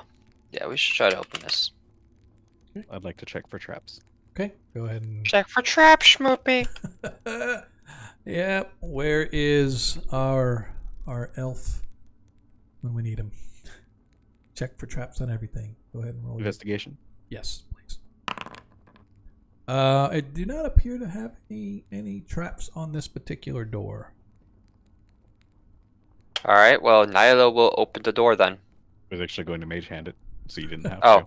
okay. That works. If it's not locked, let's It is see not if we locked. can- As you open the Awesome. door, it opens into a chamber similar to the one you're in now. However, it has a wide exit leading to the south and a dirty tunnel leading to the north and the west. The northwest tunnel is the other one we saw, so it appears that the only way forward is to the south. All right. Let's get going then. Yes. And she'll start leading the way down. Okay. Dun, dun, dun. Da-da-ba-da-ba-da-ba-ba-ba-da-ba-da-ba.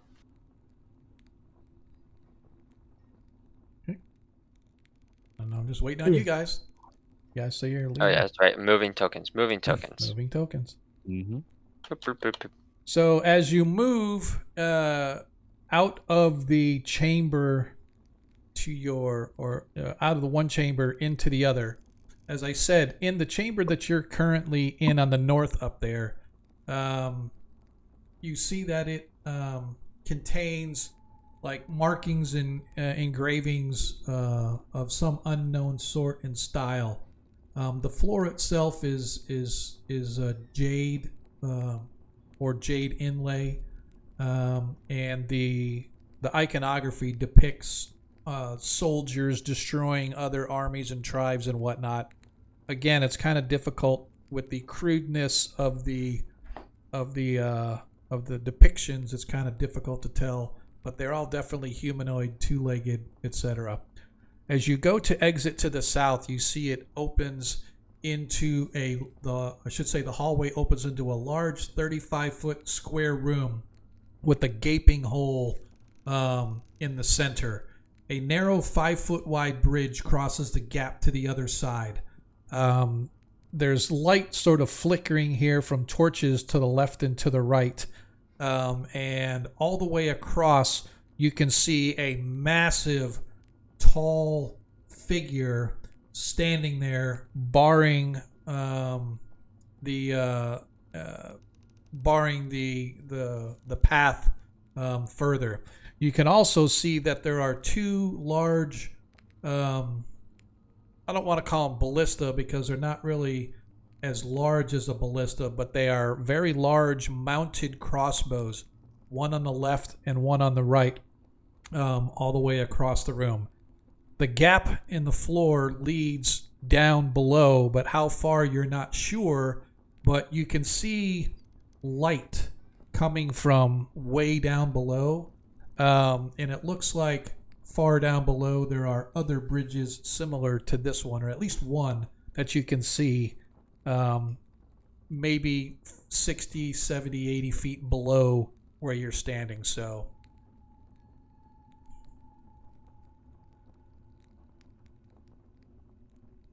Okay.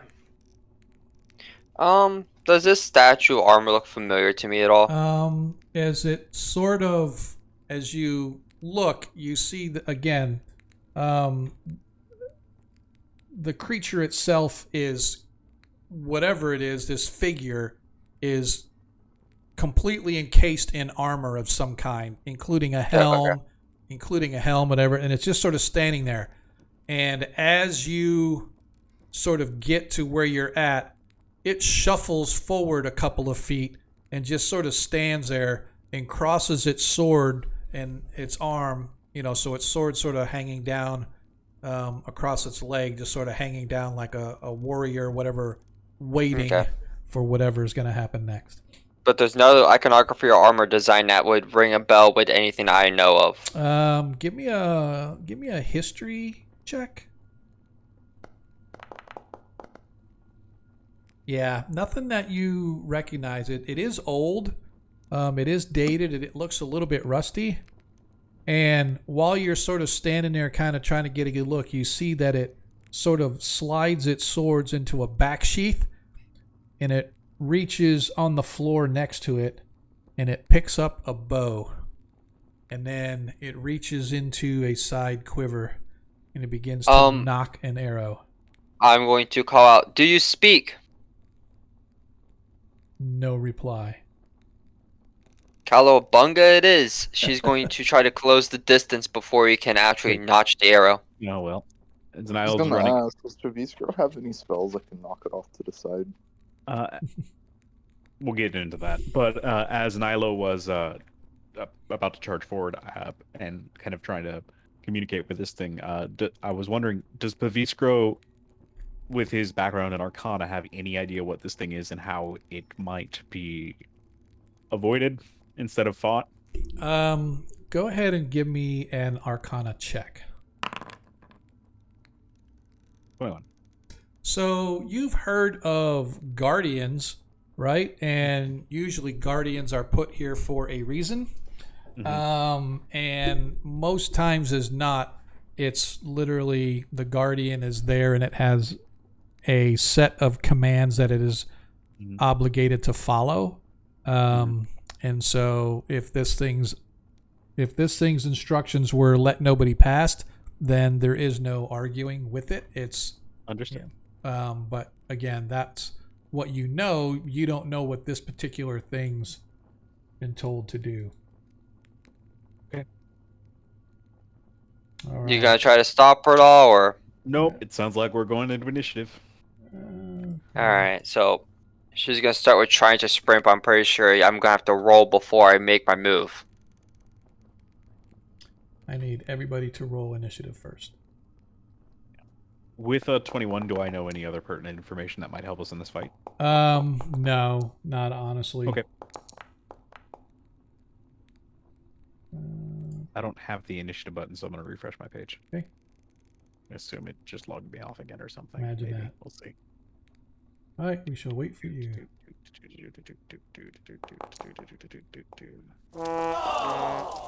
Hey, there we go. I can't click the roll button because there's another menu above it, so let me just Seriously? move that. There we go. Oh, nicely done. I'm not even going to add my D8 because it's not necessary at this point. Yep.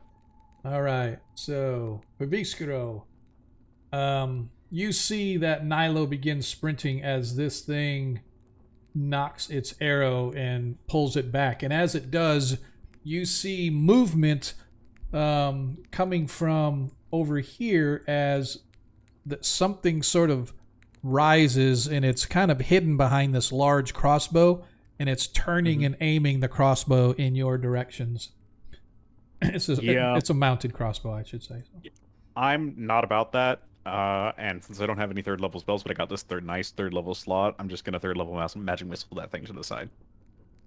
Okay. So we will see how much damage it takes. Alright, so it's 3, 6, 9, 12, 15 points of magical force damage to the thing on the right. Okay. Let's see. You watch as your magic missile sort of blasts into it. I don't know why it rolled that for me, but that's fine. As the magic missile sort of blasts into it, and you see the remains of bones just go flying everywhere as a skeleton of some sort that was manning that crossbow just, like I said, flies up and just clatters to the floor. And it is no more. Yep. The Beastkeeper will step forward and shout, "There's another one over there. Take it out before it can shoot." Ragnar. Yeah. I cannot make it to that thing. By the way, it is no longer in restricted movement. This is just regular movement now. I still can't make it to it. Because I think that's more than 30 feet. Grab my bow. Shoot Exactly at it. 30 feet to it. 5, 10, I 15, 20, can't 25, see. 30. It's actually exactly 30 feet to it. You know what? Fuck, give me your bow. But your Oh boy. Automatically. but your movement Shoot at it. since your movement's only 25, you are correct. You would not be able to get to it. Instead of blocking it, I guess let's just move up here for now. Okay.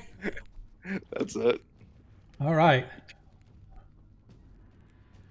And Tarikus, he is going to bonus action cast his spiritual weapon again, which is his last second level spell.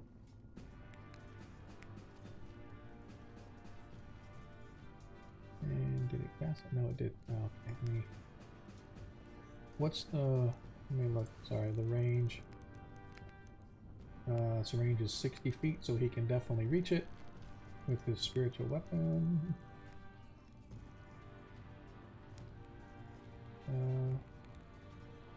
Cast it as a second level spell with 1 slot. As the attack misses the creature, but his spiritual weapon is still there. And he is going to 5, 10, 15 here. He's going to move here so that he can try to get an angle from ranged attacks on the creature. And that is going to be his movement. Nilo Hundar. Alright. Yeah.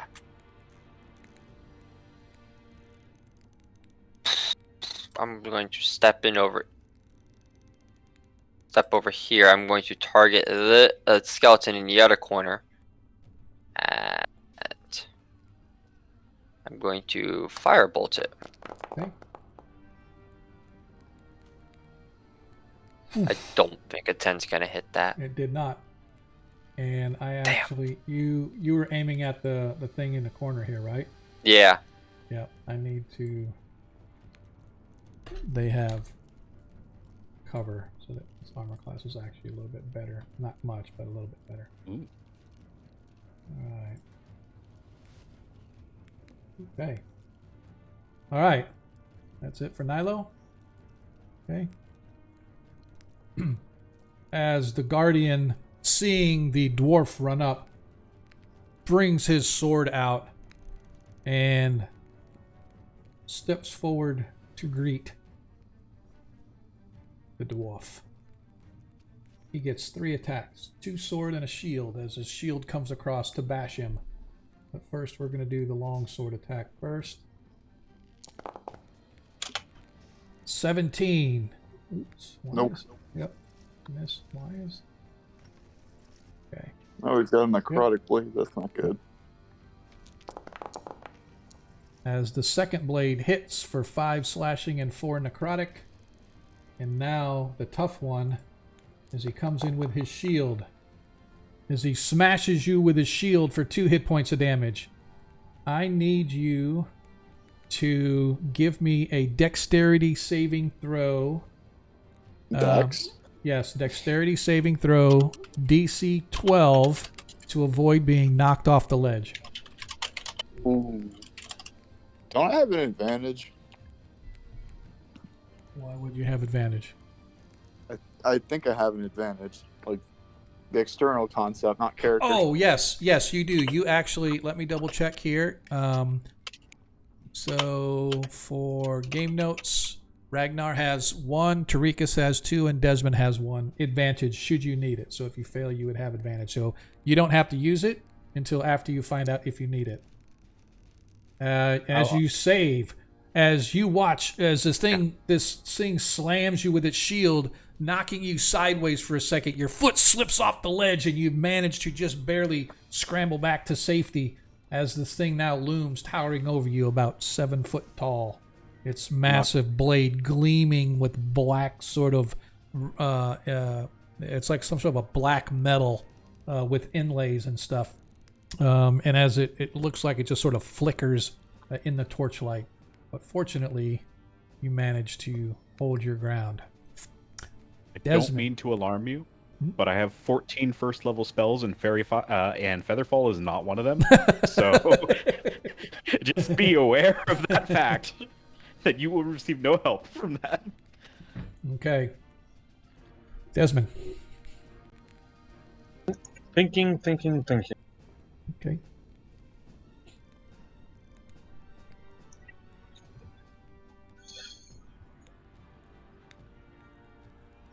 I think I'm stuck unless these guys can get out of my way.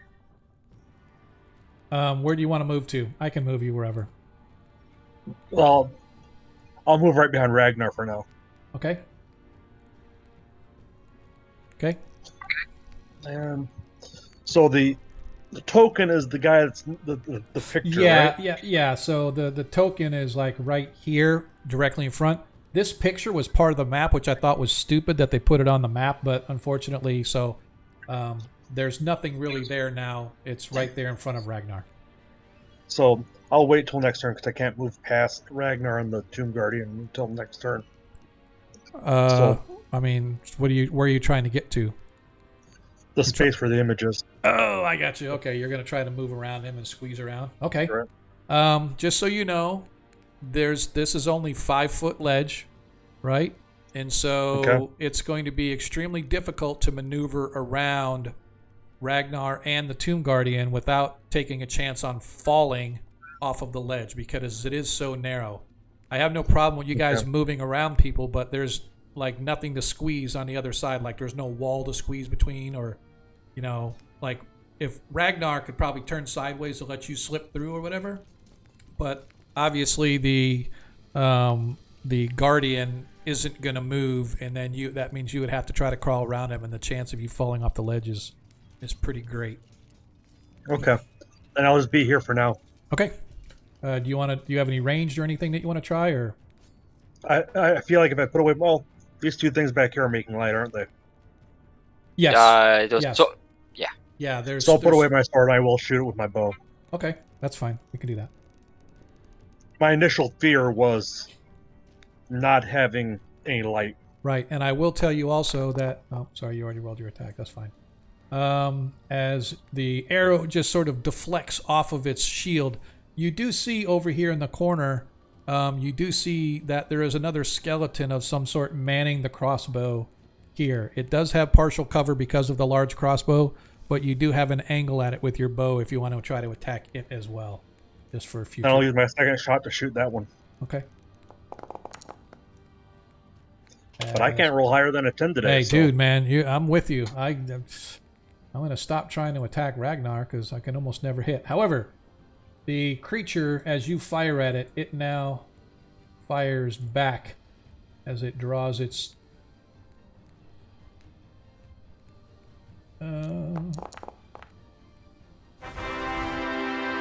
as you suffer 9 hit points of damage as this large crossbow just sort of buries a larger than normal size arrow into you.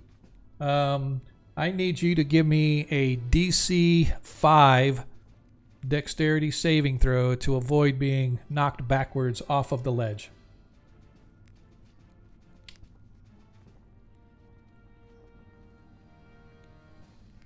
Sorry, Desmond. That was you. My bad. I didn't say. Yep.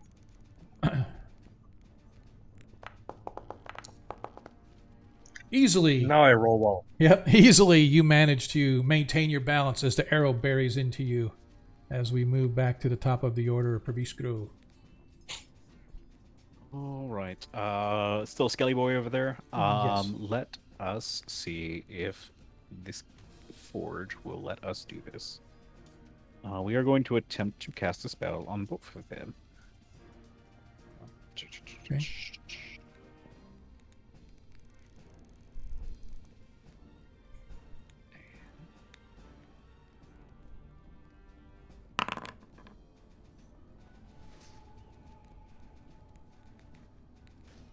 And Does that look like it hits both? Yep, hits both. So Okay. they need to a Constitution saving throw.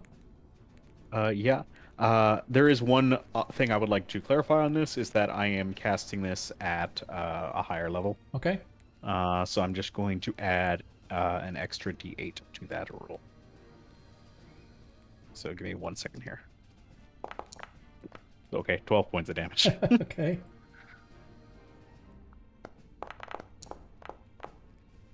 As it fails its Constitution saving, so it takes 12 hit points of damage. Okay. And the skeleton, this should be funny. How much is it gonna... as it fails its saving throw. And you watch as it literally almost collapses beneath the weight that you put on as its bones are crushed and whatnot, but it is still hanging on as it manages to not be completely devastated by your magnify gravity. All right. It's unfortunate. Ragnar Stormhelm, you are up. Okay.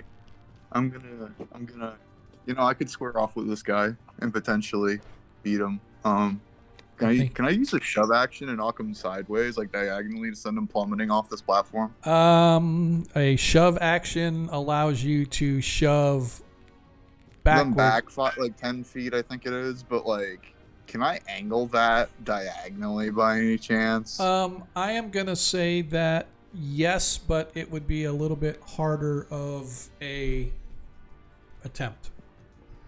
How exactly would that work since it's just a contested roll? So I am gonna say that he will get a bonus onto his contested roll. Right? So All right. that make I'm gonna use my athletics to try to shove him. I'm gonna use my advantage probably for this. okay. And my where it is. All right. So you get a 23 athletics. Yeah, he can roll athletics or acrobatics. Yep. And he Suck it. fails as you manage to shove him off the ledge, and you see him disappear down below, and you hear a crashing sound as he disappears down below.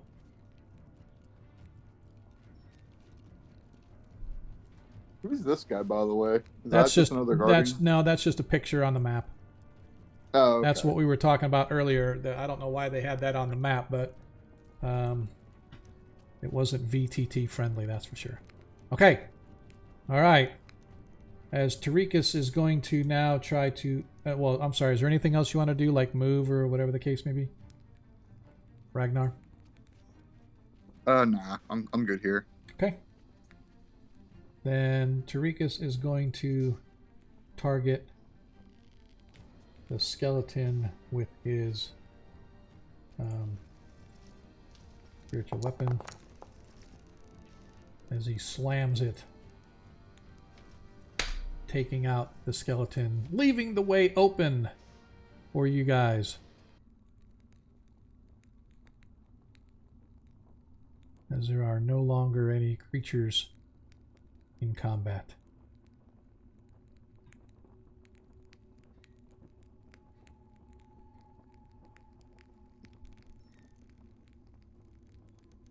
Where to now?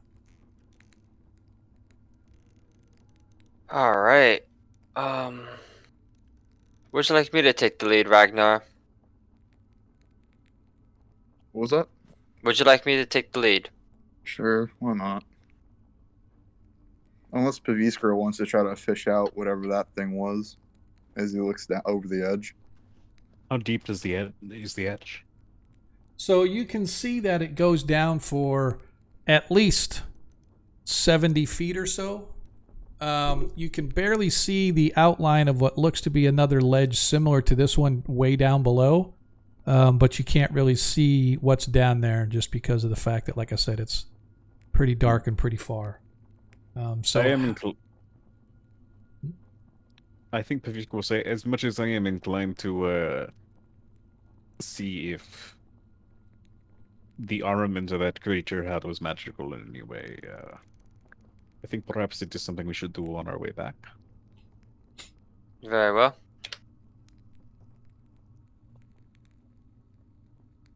Alrighty, so just now we get going. You guys cross, and you can see that there are two large crossbows and the remains of two pummeled, pulverized skeletons. And like I said, you see these two large mounted crossbows. They're bolted and mounted to the floor on little swivel things. There is a door right here in the middle of the wall, behind where the guardian was standing.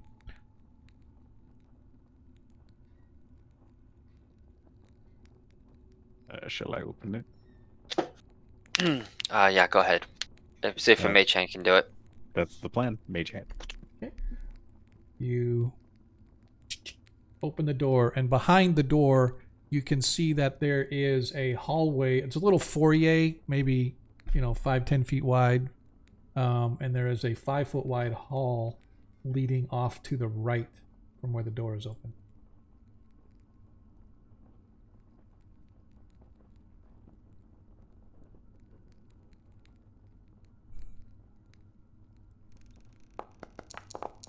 Pardon me. I perceive 9! No, you don't perceive anything. 9! 9!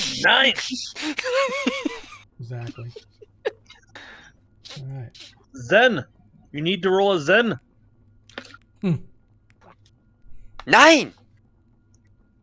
All right. Where to now? You see as I said, you see this little, a narrow hallway leading off in that direction. It runs for about 15 feet or so and turns to the left. Gonna give myself a little peek around the corner before I step around fully. Okay. Bring that light here, won't you, Desmond?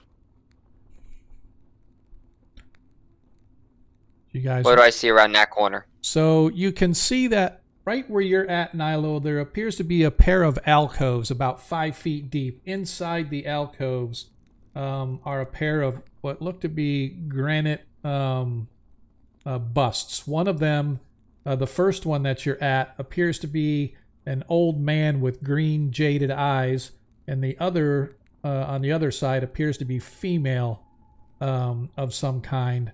And she has that bust is wearing a strange jade hat. Well, I'm gonna push the tile in front of me down. Tile in front of me. Does it go down at all, or? No. No. Okay. I'm going to chuck my sword down the hall to see if it gets any reactions. Okay. Nothing happens. Nothing. Okay, I'm gonna recall it back to my hand and take a step forward. Okay. Okay. So as I said, you're looking at this bust of an old man of some kind, and the bust itself has green jade eyes.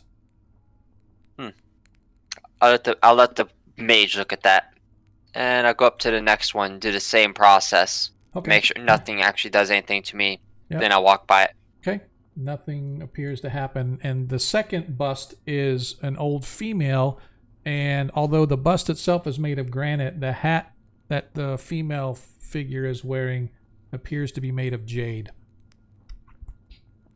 So we got jade eyes and a jade hat. Pavisco, does this mean anything to you? We'll take a look over it and see if there's anything significant about these statues. Okay. Yeah, it doesn't appear to be. There is, if there's any names or their faces, they look, or maybe the description of the two objects sound familiar to Parentland history. Give me a history check if you want. 10. Oh, yeah, nothing. Sorry, I didn't see that. Sorry. The jade could be worth some coin if we are interested in taking it. We'll come back for it. Unless you want to take it now. Does it look like it's something you could just remove, or is it something you'd have to pry off? No, it looks like they're inset, so they would have to be pried. Yeah. I'm not interested in dealing with that right now. So please we'll continue on. Okay. So, Nilo, you come down and you find a flight of stairs that wind downward into darkness. Okay. Shield ready. Here we go. I'm going to assume the others are directly behind us. Never assume. You just got lost on your own, and you're like, oh no, where's everybody? I can't go down any further. All right. You move your way. Yeah, I know. I will move you. So you move your way down, continuing your way into darkness. You get to the bottom, and the oops, I like how it sometimes will bounce you out. I saw the map.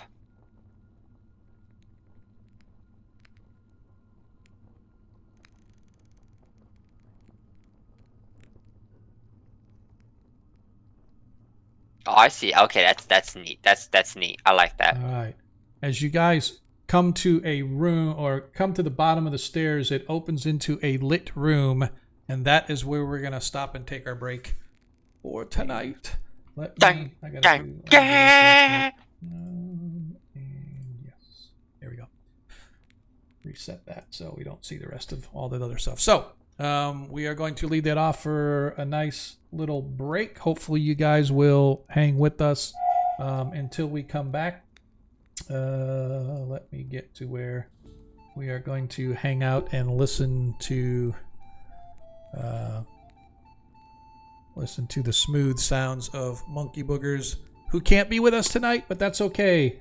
The rest of you are here. Normally we take about a 15-minute break, so let me get my timer on here. Set it for 15 minutes. And we will see you guys on the other side. Don't forget, if you have yet to click the follow button, please do so. Let your friends, family, co-workers know where we can be found every Monday night and every other Friday night for our Dungeons & Dragons 1st edition on Monday, 5th edition tonight, obviously. And like I said, in the middle of our stream, we like to just cut you guys off, give you a little bit of time to decompress, assess what's happened, assess what's going to happen, and we'll see you on the flip side. Ooh.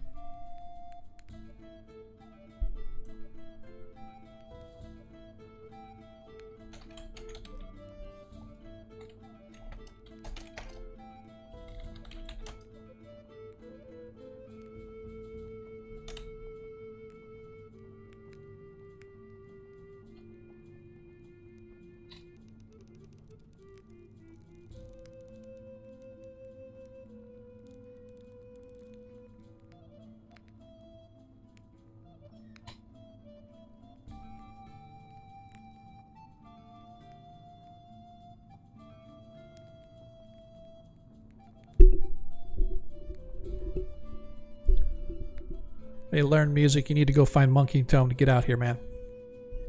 You're leaving us hanging.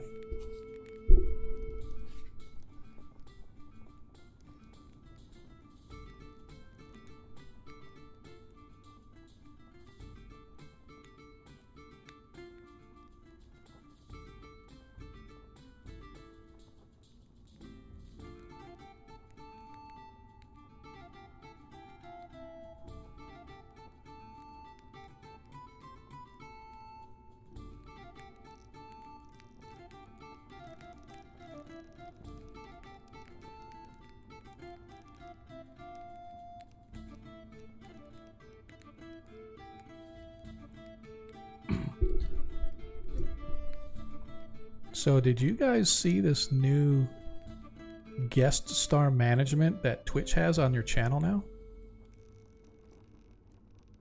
No. What does it do? So basically, there is a what the heck? Oh, commercial. I was like, what the heck is going on? Thunderstruck so hard, his 93-year-old grandmother felt it 3,000 miles away in Nebraska and immediately. Yay, we're getting an advertisement for Monkey's channel. So anyway, it's kind of like a green room. So you can have guests coming on and you can line them up and bring them into your channel. And basically, it's you create a browser. What's the word I'm looking for? Basically, a browser connection or whatever, and then you use the green screen or the green room as where your guests are. And so you can load all your guests on here and you can bring them in and show and hide, just like show and hiding a browser source in OBS. And so looks like you can say, hey, like for example, if one of the things that I've always had an issue with is having multiple players, but having multiple players on camera, how do you do that?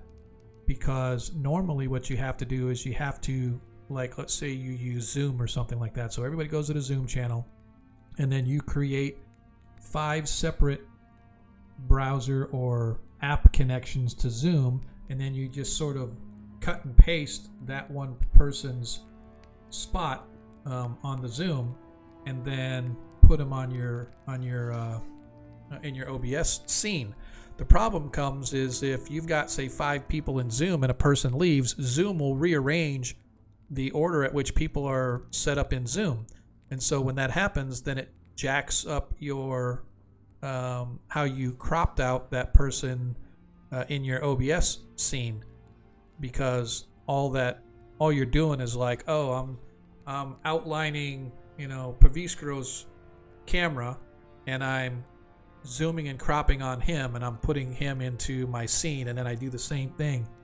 But everybody is, if I were to uncrop it, I would have 5 copies of the Zoom screen, right, with everybody on it. So that's the whole problem that I've had, is like, how do people handle putting multiple persons on camera? If one person drops off, it rearranges everybody else on the camera. I'm like, how do you do that so it doesn't do that? I've never seen the app how to do that. Every tutorial I've ever gone to says that's how you're supposed to do it. So I'm like, so that just means that nobody can drop off, because if they drop off, it rearranges everybody else's camera and poof. So I don't know if there's something in like Zoom or something on Google Meet or whatever you're using, Discord, whatever, that locks the order. So if somebody leaves, it just leaves that space blank and it doesn't rearrange everybody else. Because that would be cool, because then you could do what I was talking about. But apparently this is like a green screen.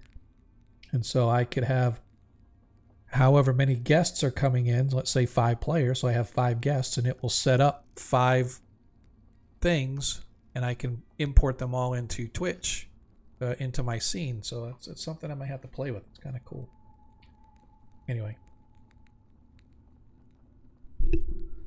If you go to channel tools now, it's got guest star management underneath channel actions. I just think that's kind of cool. It definitely seems like an improvement over the previous implementation. Yeah, so I'm going to have to check and see how that works. So, hey, Monkey's there. What's up, brother? He's out in the channel, but he's just not quite into our, not in Twitch.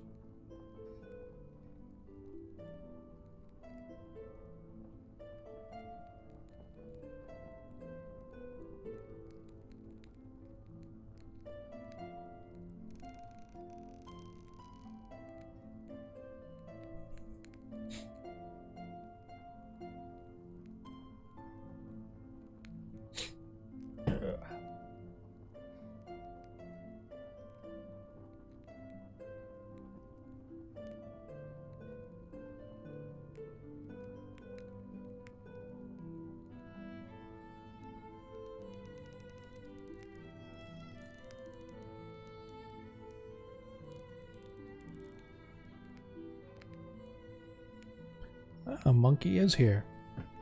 Finally, I no longer have to control his character.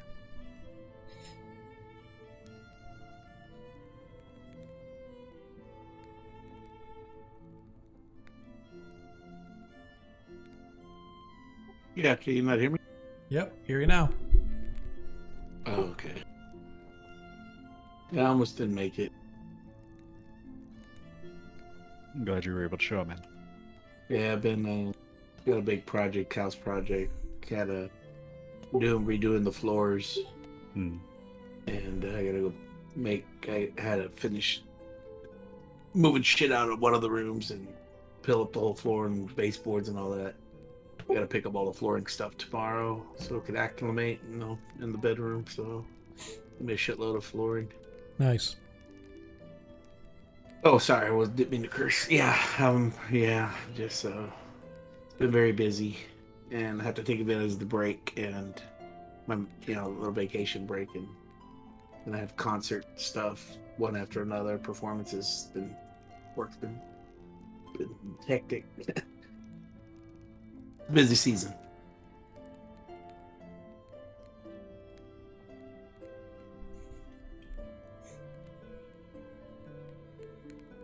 See if I can log in.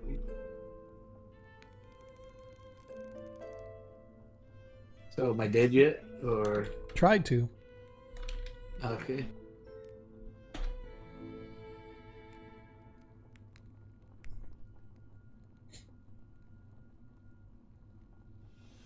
Close your eyes. It's time to discover what starting and growing your own business feels like. Whether your business is bed sheets or skincare, Shopify's with you every step of the way. Now, open your eyes. This is Possibility, powered by Shopify. Sign up for a free trial at shopify.com/listen22. Shopify.com/listen22.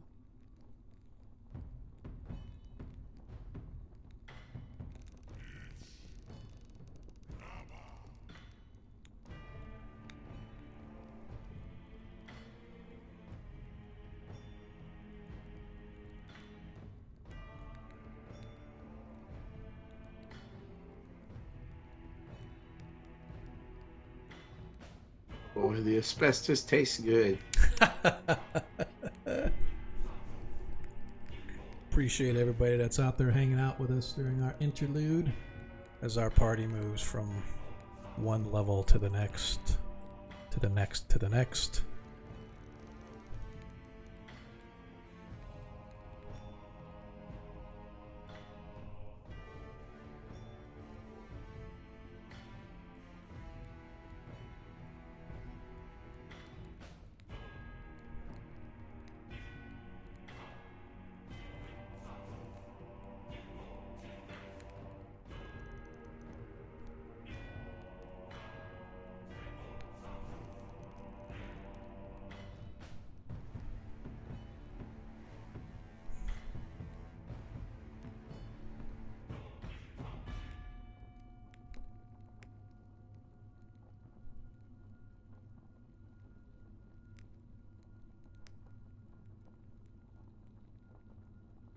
Oh man, I'm gonna have to restart device.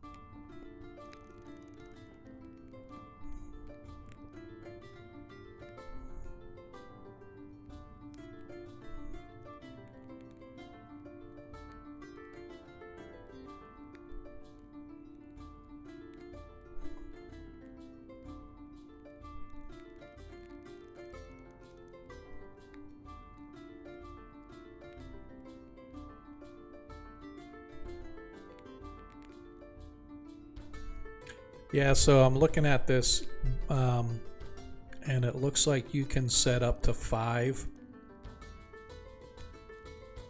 guests at one time. And so you create 5 browser sources, and it gives you you copy the URL for slots 1, 2, 3, and 4.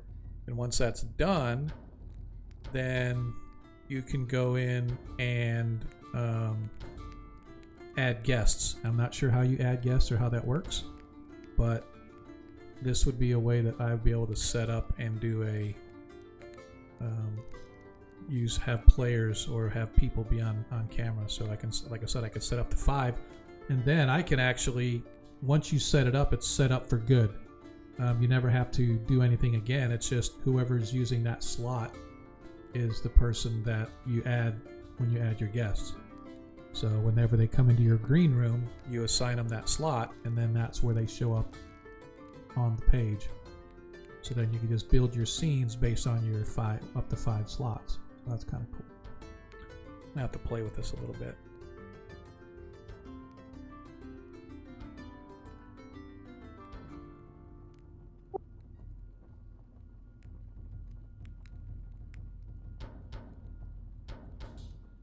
Yep.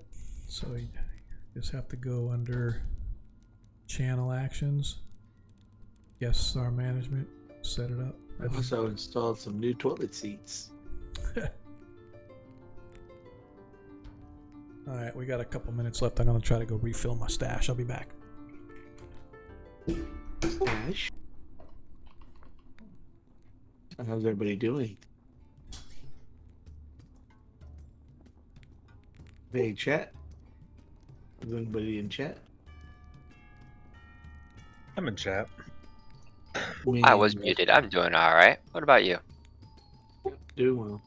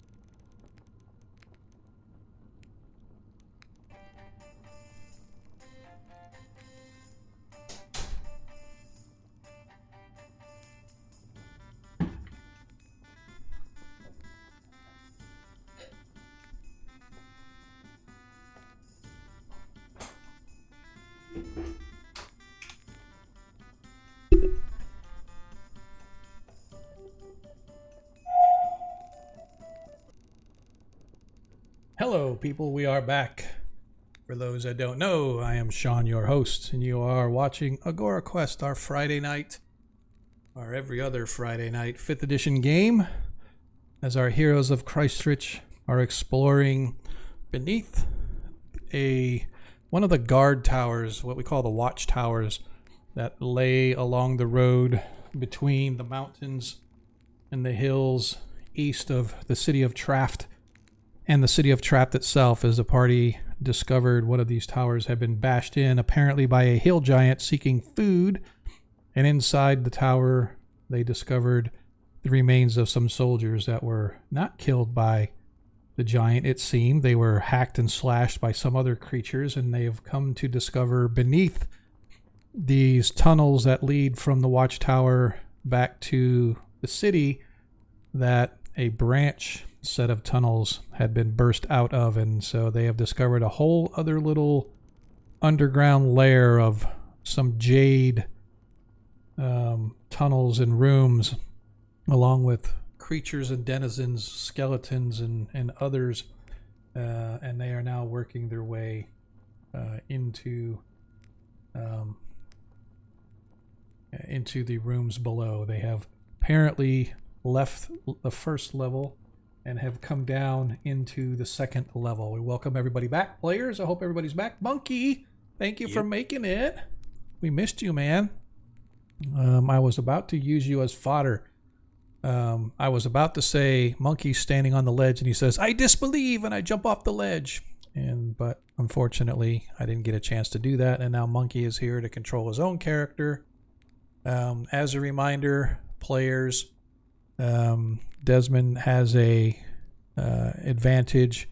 Ragnar, you still have your one because you didn't have to use it. And Tarikas, you do have 2 advantages should you so want to use them. And players, let us continue on. As you descended down the stairs, spiraling down for however long it was, perhaps 10 feet, perhaps 100 feet, you're not for sure, in the darkness below. You enter into a room with a flickering torch across the wall. The walls of this room feature countless alcoves carved into the rock from the floor to the 30-foot tall ceiling. In each alcove, you can see what appears to be a small jade urn. All of the urns have some kind of a rune carved on them, but you're not sure exactly what they say because they're just like a single symbol on the urn. So you're not really sure what it means, whether it's a number or a letter or a word. You're not sure. You've never seen these glyphs before, so you're not 100% sure what it is. Although if somebody wants to give me a history check to see if perhaps they might know. I'm happy to give a history check. Okay. Yeah, so Nilo, you're not really sure. It looks just like an old local language. Praviskro, you're pretty sure that it might be Flan, some kind of Flan, early predate Flan, really, really old Flan. Ancient Flan even. Okay. And the runes look numeric to you. Like a series of numbers. Correct. Like each one of these urns, whatever's in it, and they got the urns are made of jade, and they're sealed. The caps are sealed in wax. Somebody give me a medicine check. Actually, Yeah, believe that's I not am. my area of expertise. Yeah. That's mine. Mhm. Actually. So Nilo, you recognize this as some kind of a like a mausoleum of some kind, and these urns probably contain ashes of people. I believe we're in a mausoleum. Fred, and if we're in a mausoleum and we're fighting a bunch of zombies, I believe somebody is disturbing the dead. Possible. And for the party, in case you didn't recognize, Agamaran has given you guys a nat 20. Thank you, Agamaran. Another one. Hell yeah, let's go. So you know how some especially older writing styles and dialects in the real world, they'll use like a system that is very recognizable in terms of like, oh yes, I could see why that's a 3 or a 2 or a 1 because it has, 3 grouped dots together, or there are 3 lines on this one and then 4 on this one. Knowing that this is numeric, can I maybe not all of them, but at least some of the numbers might I be able to work those out? Yeah, I would say you probably can get a few of them, and it's definitely numeric, and it doesn't look to be in any kind of order of any kind, so it looks like they were probably numbered as they were placed in the slot, which indicates that somewhere, maybe if it's still around, there might be a ledger onto who's in what slot, but it doesn't appear to be anything in this room. Well, you guys aren't really in the room now, but you're sort of looking from the edges. Fair enough. I think it's probably time for us to enter. All right. Bloop. Bloop.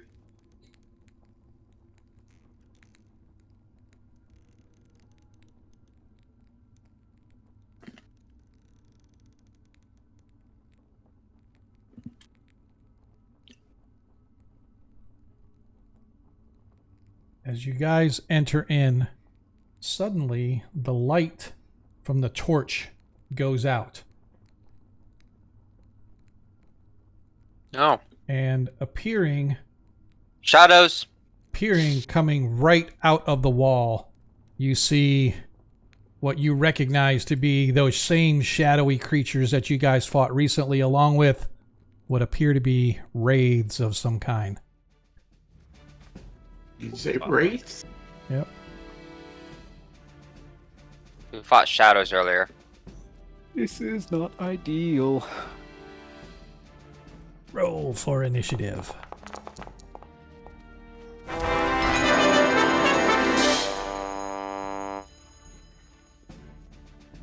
Everybody roll for initiative. Okay. I don't think it'll matter, but my initiative is one higher. You got a 19? Yes. Yeah, it matters only in the sense that now you're above Desmond. Oh, okay. Okay. Is that everybody? All right. As you guys step in and go to look, as I said, you see coming out, bursting out of the urns, or at least the alcoves where the urns were, you see the incorporeal figures of a pair of wraiths and a pair of shadows. As the wraith hisses, taking aim at want to make sure that I got everything here. Okay. Just want to make sure. Okay, and it attacks. As its attack sweeps across and misses badly for Praviskro. As the wraith... Certainly not complaining. Yep. Yeah, as he's not moving. As the shadow coming out targets Nilo. No.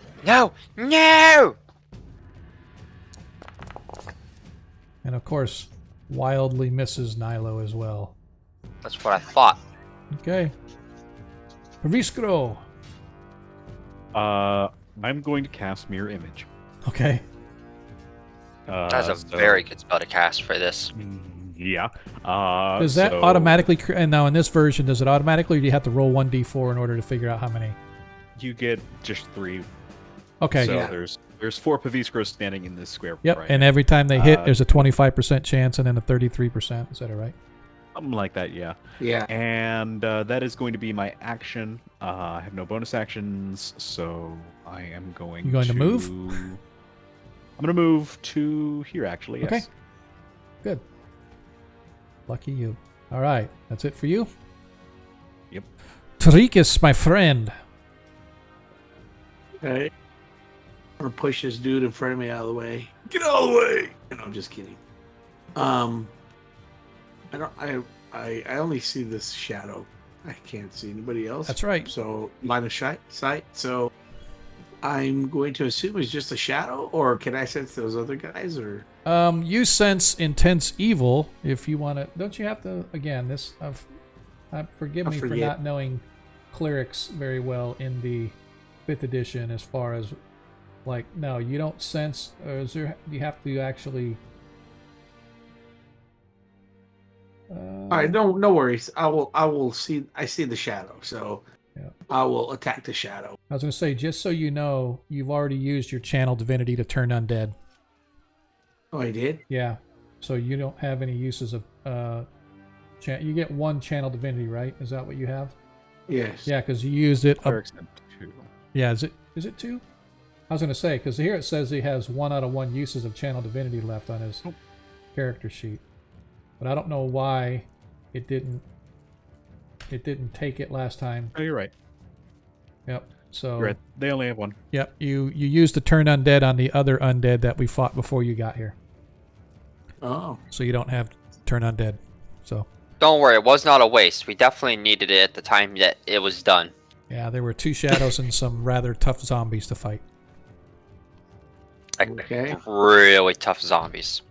All right. Well, then I will cast a spell. Okay. I will cast Toll of the Dead. On the shadow? Yep. That's a wisdom saving throw. DC what? 13, I think. Yep, I saved. he made no the worries. save. All right. Anything else from Tarikas? He's gonna just poop his pants. Okay. All right, Desmond. Yeah, I get right into combat here. All right. That's right. Put my sister's sword to use. Gonna try. I am going to attack this guy. I'm going to make him my Slayer's Prey. Okay. Attack number 1. Damn it, I forgot to use my advantage there. Alright. So I will use my advantage on my next attack. Okay. Oh, shit. I thought you could use advantage after you. Yeah, you can use it if you wanted to after, but he already said he was going to use it on this one anyway.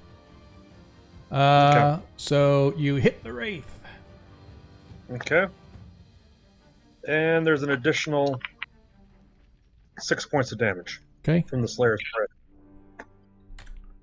Okie doke. And that is my action. Okay. Nothing left for you then. Nothing left for me. Nilo Hundar, you're up. Everyone's ganging up on this wraith here. I like that idea. Just going to turn to it, point out your sword, and blast a bolt of fire from it. I am not going to blast a bolt of fire at it. As you smash and it actually hits Desmond. It's Desmond, apparently. You see that? Yeah, the map showed it blowing up Desmond. So Desmond takes 12 hit points of fire. Just kidding. Oh. You know, Nilo is really good at taking down her party members. I just want to say that. No, it's always an accident. All right. All right. At least I'm not Bat who cast Ice Storm on top of a down teammate. All right. As this shadow comes creeping out from, I want to see The shadows? Yes. Yep. All right. So, you've got the room itself here is dark. I have to do this because I have to make sure that I do that because you don't have the torch now because you got the sword in your hand, right? It's Yes. the torch or the sword itself doesn't light up like a torch, but That does. Well, does it give the same light as a torch? I thought it did. It always Oh, has it in other editions. Is it a flame tongue? Yes. Then yes, it shines bright light Okay. 20 feet and then 20 All right. feet a All dim. right, good. Okay then. All right. So anyway, Been caught. yeah. Anyway, the shadow is going to attack. Ah, damn! I can't hit with nothing. As it misses its attack. Ragnar, you're up.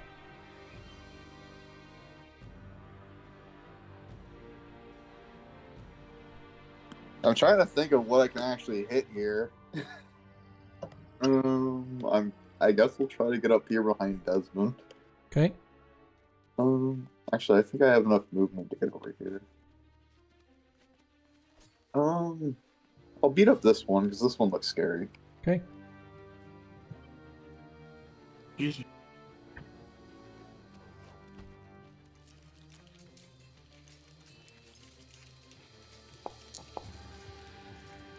As you hit. Nice. I know that's all I can do, sadly. Okay. Okay. And this one. I'm swooping down behind.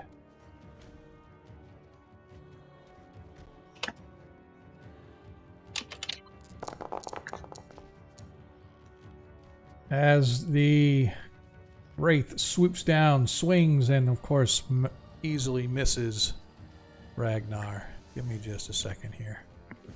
Yeah, the DM doesn't have any. Okay. All right, back to the top of the order as the other wraith now targets. Oh gosh, who's you want to target? Eeny, meeny, miny, mo. I'm gonna do. Yeah, Gomer, I don't think we have another fireball available. I'm gonna do randomly. He is attacking Desmond. Eek. Soft 20 hits Desmond for 16 necrotic damage. Ow.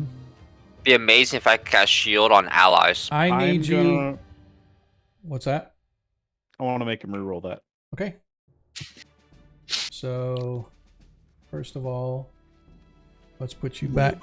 Let's put you back to that 36 instead of where you were.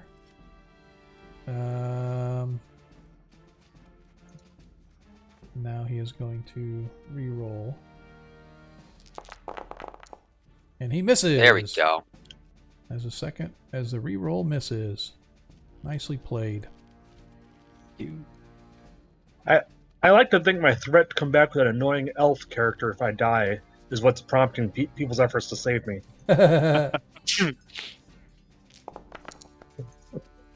As a 10 I misses. didn't even know that was a plan. Misses, Me either. misses Praviskro. Praviskro, you're up. All right. So the plan is gang up on this one right here, right? On the bottom left corner. That's Okay. what we've been doing. Yeah, I believe so. They're Okay, we're gonna spend another 2 of our cantrips. cast fireball. I can take it. I wish that I was of the level to have fireball, but you got to remember, multi-class. I'm a level behind. So we're just gonna do a first level magic missile. Okay. For 12 points of magical force damage. Pew pew pew pew pew. It won't automatically apply, so it would. Yep, need to be I got it. applied. Got it. And that's gonna be my turn. All right, Tarikas. Well, Tarikas obviously sees them attacking something. So he moves up and he goes, "Oh my!" And he attacks this guy All right. and this guy With and what? anyone around him. I think he cast Word of Radiance, is what he's saying. Yes. Radiant damage to shadowy things sounds like a really good idea. Not gonna lie. So you. We may not have turn undead, but we have dice we can't see. Each creature must succeed in a Constitution saving throw. Okay. Constitution is 15. DC 15. Hey, as it the Wraith makes his save. I believe he takes half damage. I think. Let me see. Is it a cantrip? Yeah, it's a. Yep, it says Then probably not. it's not. No, it there's no doesn't half. take half damage. Nope. All right, so actually all 4 of them then, don't it? Within, or is it within 10 feet? Oh, cube 15 feet. No, Oh, it's everyone around in my flanks. Gotcha. Okay. So the shadow also needs to take the save. Yeah, that's what I was gonna do. That's what I'm doing now. Just making sure. Oh, I lost connection. I believe the damage is still make sure Damage you 6. note their weakness and resistance, because they might still take full damage just because of a weakness. Yeah. I don't think that's a And 5 the even. shadow takes 7. It's a 20. They are vulnerable to radiant. Yep. So 14. yep. So it And I'm takes. saying Yep. So it takes 14 hit points of damage. if they're raised with vulnerable, it's still Yeah. it would take half and it'd take full. Why would it take half if it doesn't take anything for on a successful save? Oh, yep, never mind. Yeah. Exactly. Okay. Good to go. I do know what I'm talking about. Desmond, you are up. Don't think I don't. Okay. Still ganging up on the same one. Attack 1.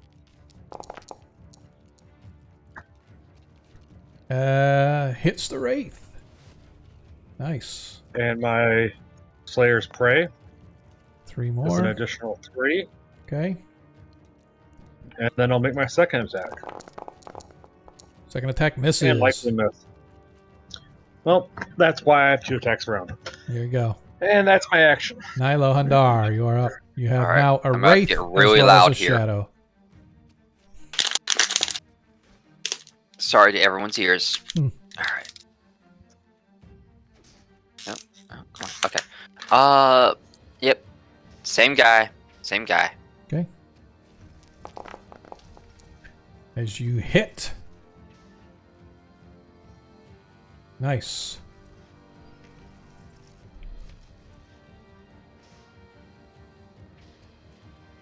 Anything else? All right. Yeah. That's it. That's it. That's all I got. Okay. As the shadow reaches out, trying to rake its fiendish claws along the side of Desmond. Oh. It's a critical roll. Delicate. We have natural ones, don't we? We do. We do. Yeah, do, I and think we should it. use one. All right. They really don't want that elf. So 20. We really don't want a down teammate.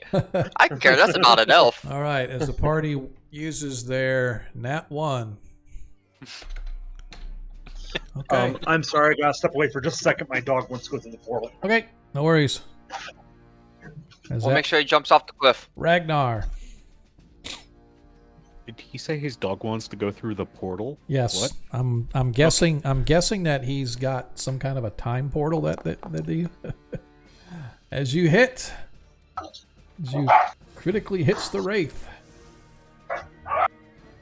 Nicely done. Damn. These things just don't go down. Jeez. Anything else? That's it. All right. As this wraith targets you. Dun dun dun. I'm back. In time to die, likely. Oh, barely misses. Barely made it. Barely misses. So close. All right. I'll make sure I'm doing this right. Yep. Okay. All right. As this wraith, not happy about Ragnar, decides to attack him back. Of course not. Misses Ragnar as well. Ugh! Look at that, man. So close. Yeah. Yep. Could have been bad. That's the way. Could have been bad. These are all humanoid-looking wraiths, right? Yeah. And no defining racial features on them. No. Okay. All right. As the shadow reaches out against Nilo, misses Nilo. No.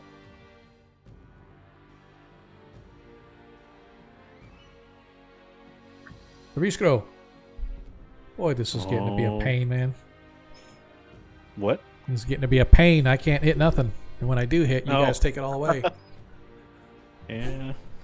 We're doing the best we can. Yeah. It's okay.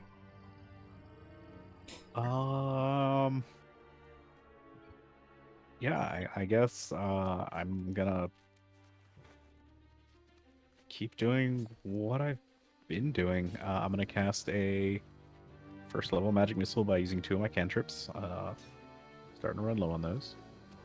At this wraith right next to me, and let's see if the oh god, Foundry, stop, Foundry. We'll wait. All right.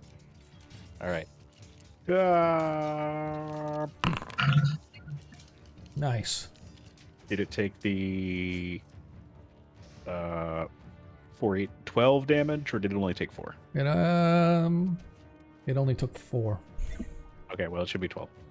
Okay, so that's 8 more. I wanted to see if the Foundry macro would work for magic missiles damage, and it turns out no. Yeah, we should figure that out somehow. Okay. And Tarikas. Okay. You would have to, I am you have going to to target do, 3 individual people for that. Let's not talk over each other. Let Tarikas go. I'm gonna go ahead and do same thing again. Okay. Noticing that it affected the creature, and in hopes that it'll affect everybody. All right. I do it with, St. Cuthbert kind of chant. Whatever St. Cuthbert compels you. Nice. For a total of 5. So, Cudgel compels you. A Constitution saving throw.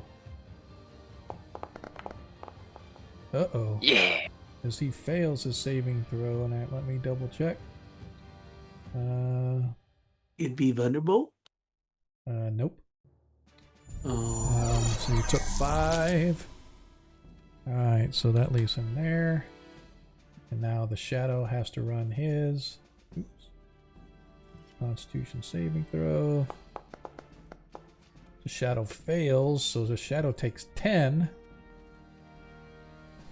As the shadow, you watch as it silently screams as it's burned away by the brilliant light brought forth by the priest of St. Cuthbert down upon them And critters. as it dies, I say, and now for the power word of Radiance Duple.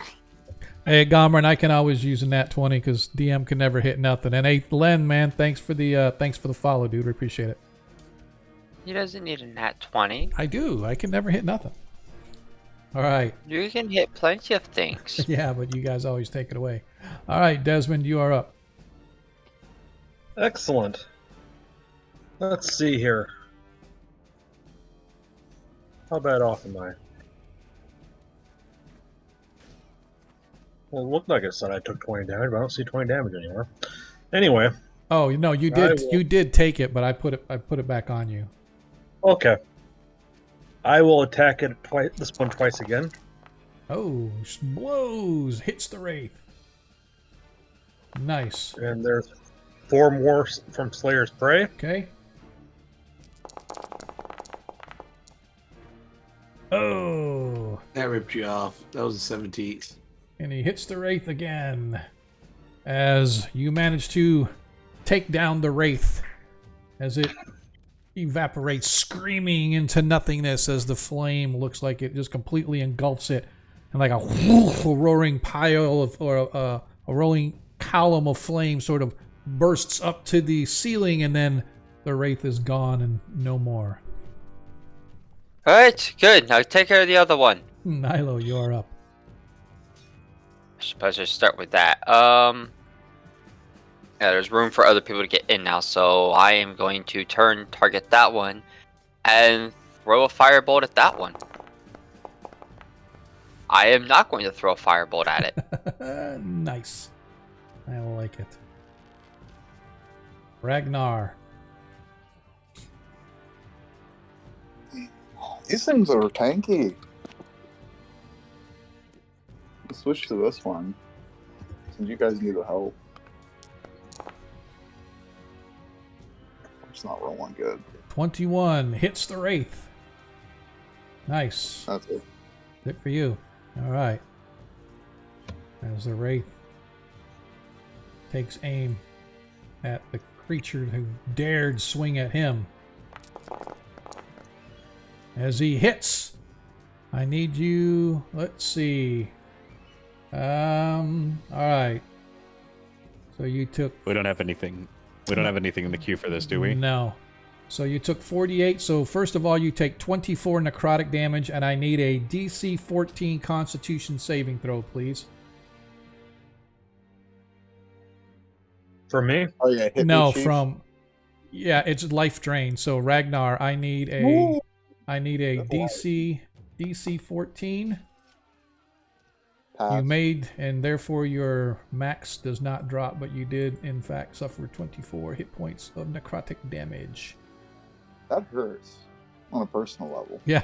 I'm gonna hurt it back on another personal level. All right.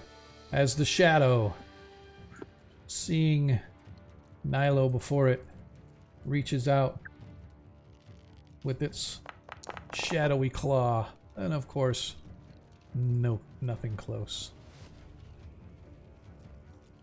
Viskro.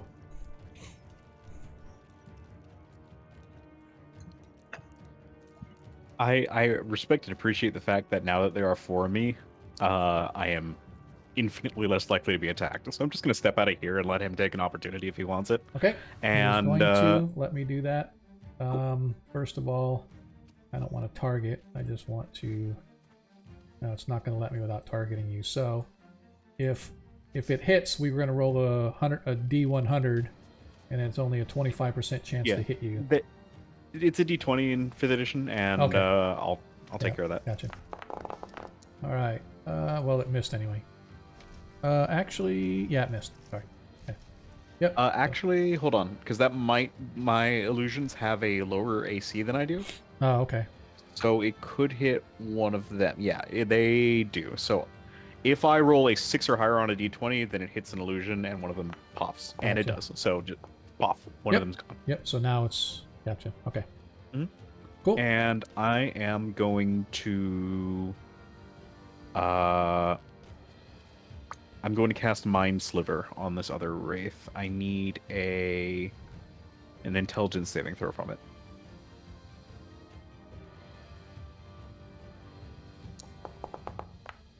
Actually, hold on. There's a macro for this one. Do you want to keep that save, or do you want me to roll the macro? No, I mean I rolled the save. It doesn't really matter, but So it takes no damage. Okay. It's saved. all right. Did it for you, Yep. Tarikas? You're up. Sure, you want to keep that roll? You can roll it. Yeah, I could, not- but I not don't much. want to. Okay. So I move forward. I say, Wraith, or whoops. I go. You have chosen unwisely, Poorly. poorly.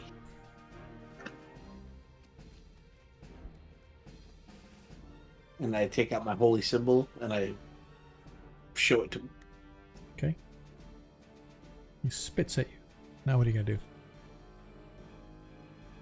We'll file charges. Assault charge. All right. So it has to DC 15 Constitution saving throw as he makes his save.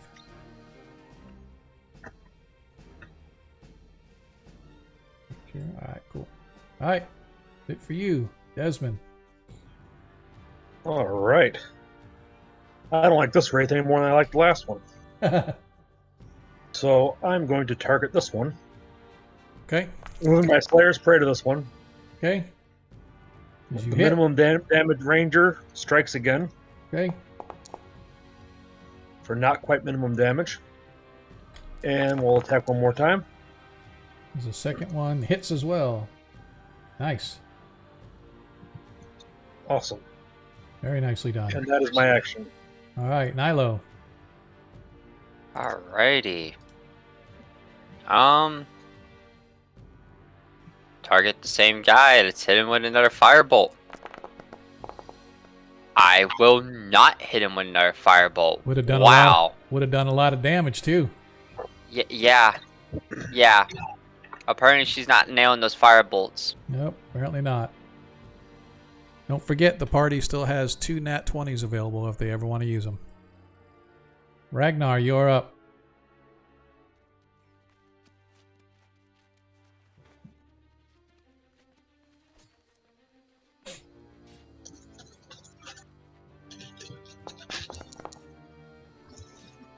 As you swing and you miss the wraith.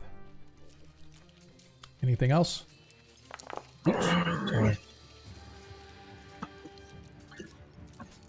14 hits the wraith. Nice. That's it. You get so why did you get a second attack? What was that for? Just- Because I didn't realize I was muted. I was saying I was going to use my advantage. Got you. Okay. Okay. So Sorry. I thought I wasn't muted Nope. there. You are totally okay. I'm gonna go on the game notes here and make sure that Ragnar is no longer has advantage. Alright, at least you hit him. As the Wraith seeks to end you. God dang, I had an 18 and then it rolled over to a 5. Gah! That would have been awesome. Alright.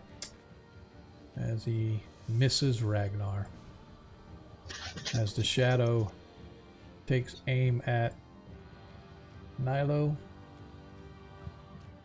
No. No.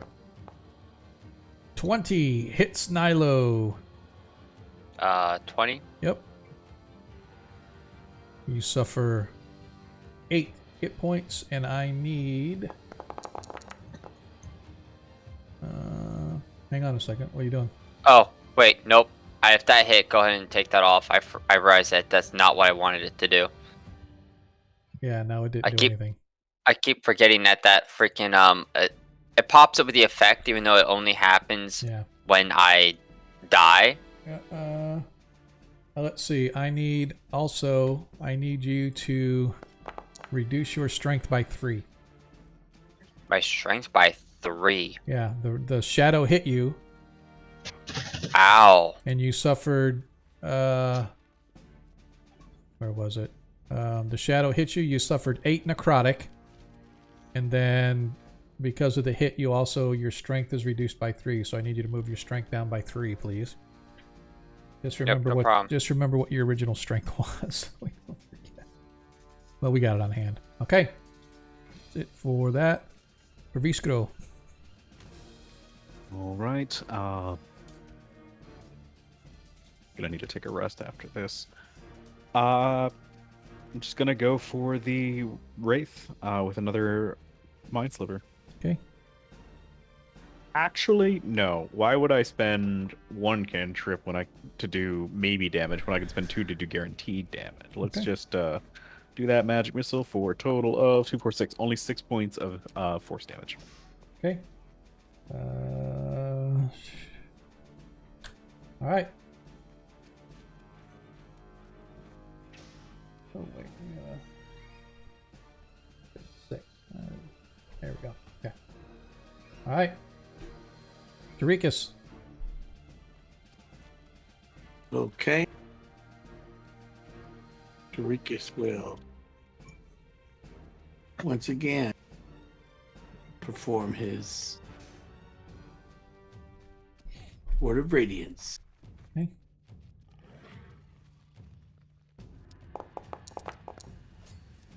And Word of Radiance is a 15. DC 15 Constitution.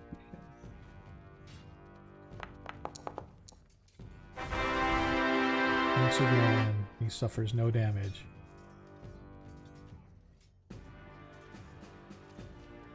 Desmond. All your bases belong to us. All right. It's been working so well so far. I'm going to set 7 for. I'm going to make attacking him once with the flame tongue. As you hit the Wraith. And I will do my Slayer's Prey damage. Okay. And then I will attack him again. As the second attack misses. Yep. Slayer's rated 5. Okay. Take that off. All right. Nilo. Just as you get ready to go, suddenly the door opens behind you, and standing there looming is the Guardian from above, who is apparently working his way back. Well, hell. So now you have a shadow and the Guardian. She's going to completely redirect around and lay into him full bore. Okay. Can I go ahead and use a nat 20 on this one? Do we want to use a nat 20 on him, or do we want to use a nat 20 to get rid of the Wraith so we don't have like 30 damage coming at us each turn? I was going to use my Orcish Fury and do a big crit on him. You do what you want. It's fine with me. Sorry for my dogs. I'll mute myself. You're fine. Alright. So, that's not what I wanted to do.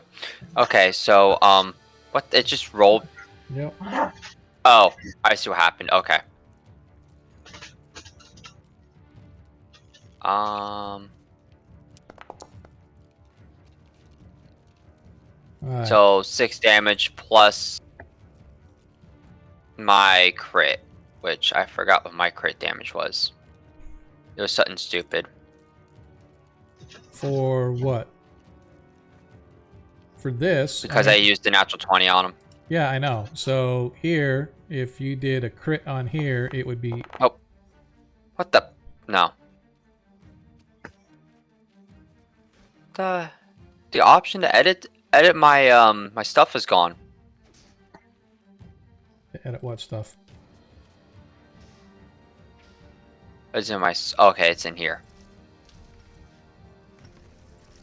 So really, so if we go back to your longsword attack, you rolled an 8, you missed. You did 6 damage. So if you were to crit that, 6 plus 8 would be 14 damage on that longsword attack. Used.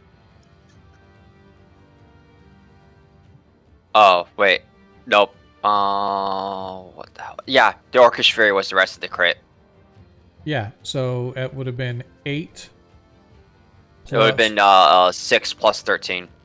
All right, so 19. And then the additional crit for the sword, the crit for the sword is max damage on the sword. That's included in the Orcish Fury roll. It's both. Wait. The 13 and the 6 was because I add extra die to my attacks. Okay. When I use Orcish Fury, I add an extra die. Okay.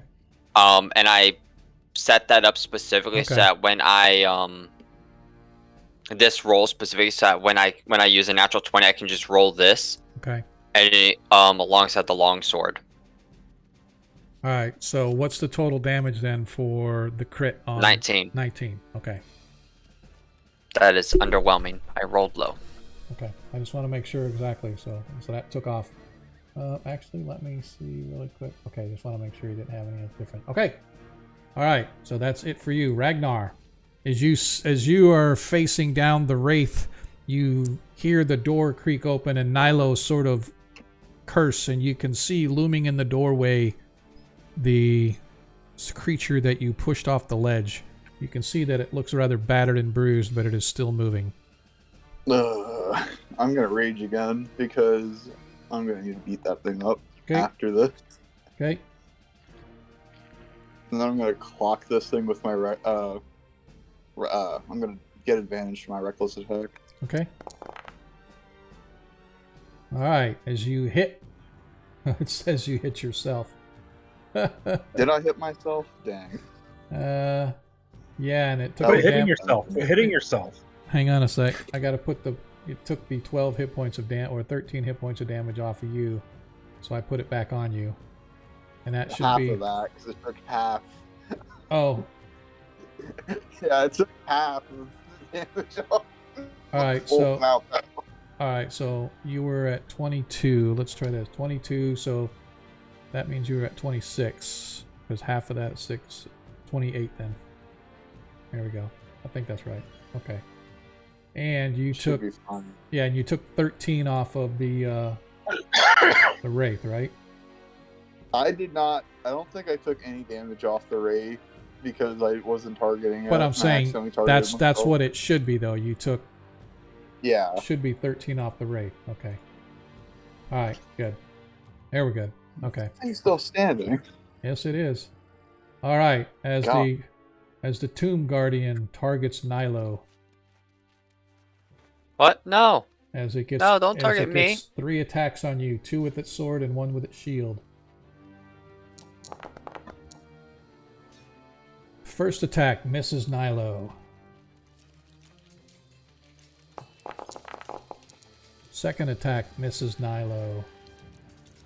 Yeah, buddy. Shield bash misses Nilo. No. All right. Okay. Lucky you. As the wraith once again targets the dwarf.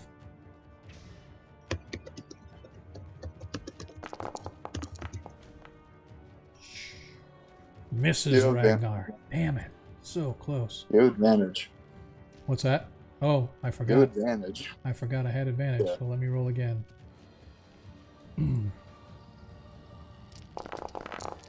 Yeah, still missed. Even worse. Alright. One of these days I will get decent dice rolls. As the shadow targets Nilo. Nah. Oh.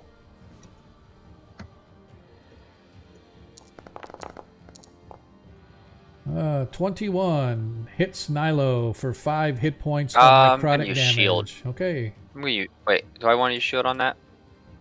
That's a life drain. Yeah, I'm going to use shield. Alright, so you get your 5 hit points back.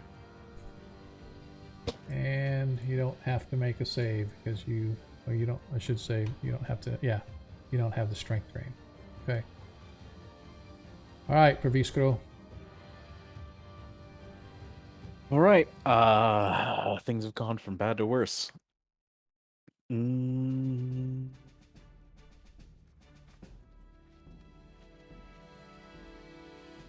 Yeah, I'm gonna lay into this wraith with another magic missile. Okay.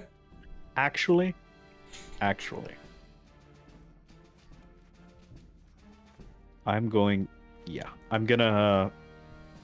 use a 3rd level spell slot to just blast the hell out of it, and Okay. hopefully we roll well here.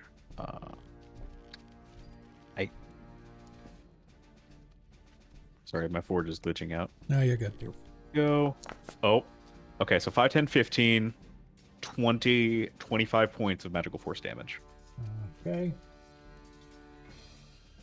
Oof.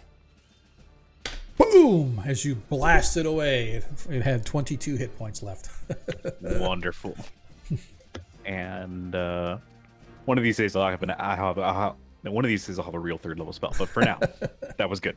Yeah. That's my turn. All right, Tarikas, you watch as Praviskro manages to blast away the remnants of the wraith as it obliterates it into nothingness, and it floats away in just a little misty steam, leaving you free to target either the shadow or move up to help Nilo with the reappearing creature that you guys were fighting on the bridge above.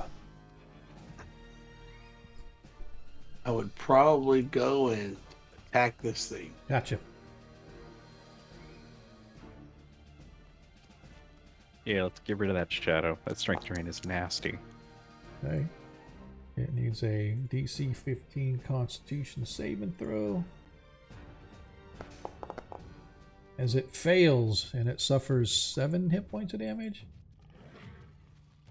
No.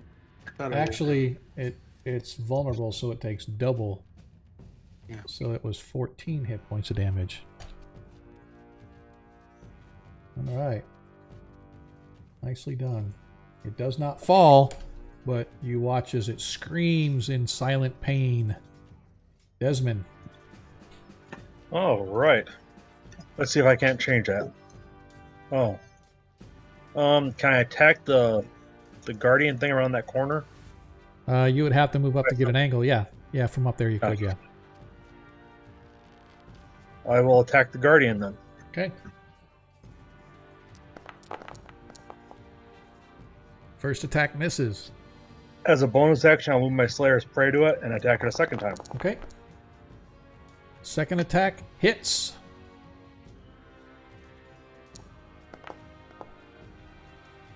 For an extra 1 hit And point. that is of my damage. action. All right. Okay. Nilo. Okay, no more shield. I'm going to swing my longsword against this thing twice over. Okay. First attack hits. Oh, misses. Sorry. Why did? That's a miss. Hang on a sec. Hang on. Stop. Hang on. Oh, yep. Yep, it did miss. You're right. Okay, sorry. I was thinking it was... I misread what its armor class was earlier, so that's why I thought it hit, but it did not. So both attacks miss. Oh, fuck. Okay. Okay. Ragnar. I gotta keep cleaning up the spirit crap. Why do you do this to me, Nilo? I can't see it. It's too dark. You're gonna reckless again. Okay. As you hit. As you manage to take down the lone remaining undead creature. As the Tomb Guardian takes its full longsword attacks at Nilo. First attack is hit. You suffer 6 slashing and 1 necrotic. How much? By how much? Total of 7. It hit you with a 19. I'll take the 7. Okay. Make sure. Yep. as its second attack with its long sword. Misses. However, its shield bash. She suffers Can't block that. 6 hit points of damage from the shield bash. Oh wait, okay, I'm about to say. It didn't take off the damage for the shield bash, I know, actually. I just did it. I just took it off. Okay. I don't know why it didn't. It should have. You know what? Let me double check what that says, because it might be. Oh, I need a DC 14 strength saving throw from you, please, Nilo. Okay.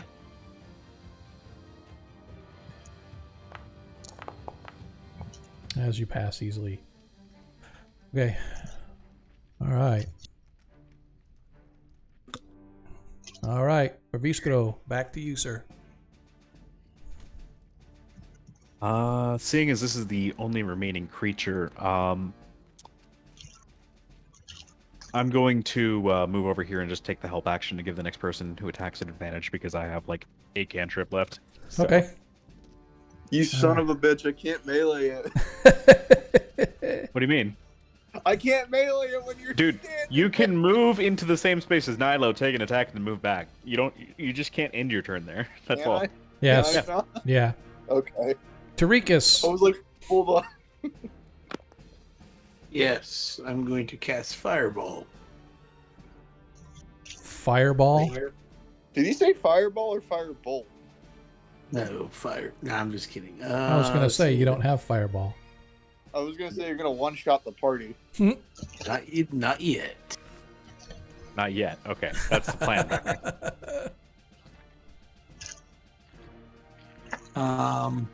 Do I even know what this thing is? A Tomb Guardian? You guys don't know what it is. You knew that it was guarding the.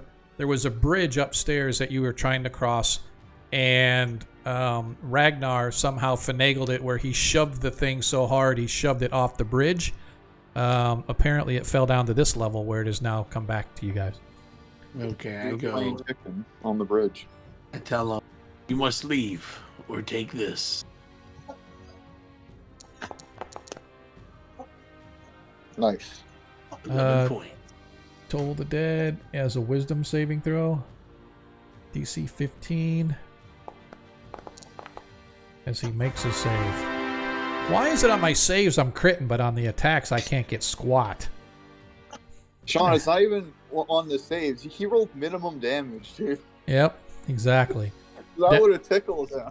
Desmond. He's like, I take out my dusting feather and I tickle him. All right, Desmond. I will try it again. I didn't know he was a wizard. Yeah. Oh, crap. Um, Hang on a second. Oh my gosh, that's a lot of damage. The flame tongue. Both of them miss. The 16 misses? Yes. Oh, well, that sucks. All right, I'm done. Yep. Sorry. I accidentally. Wait, I went to Hold click. on a moment. What? Desmond, you have advantage. I Tavisco's do? doing the 8 action. Oh, That's true. so treat those two as the first attack roll, and then I'll. Okay. All right. You did it backwards, That but the 19 misses also. Holy cow! Oh, he's one of them. All right. Yeah. Scooch over, boys. All right. Was that it? That's all I can do. Nilo Hundar. I'm gonna. I'm gonna hit it twice. Hey, 22 hits as you slam in. And another 22 hits. Nicely And done. then I'm going to action surge, Okay. disengage, and pull back. Okay. Ragnar. I'm gonna reckless it. Okay. Risk it for the biscuit. Look it up. Bonk, bonk. Roll, please. It won't roll for me. You got a target. Oh, it's not. I thought I clicked them. Oh, I must have clicked them off. There you go.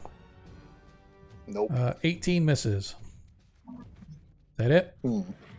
This is a pickle, and it has advantage against me. That's it. Okay. As you are correct, as it targets you. Is it shift or control for advantage? Shift. It crit. Yep. Ow! As you suffer 19 plus 6, 25 hit points of damage total on the first hit. Oh yeah, it's the first hit. It has Yep. advantage on all of its attacks.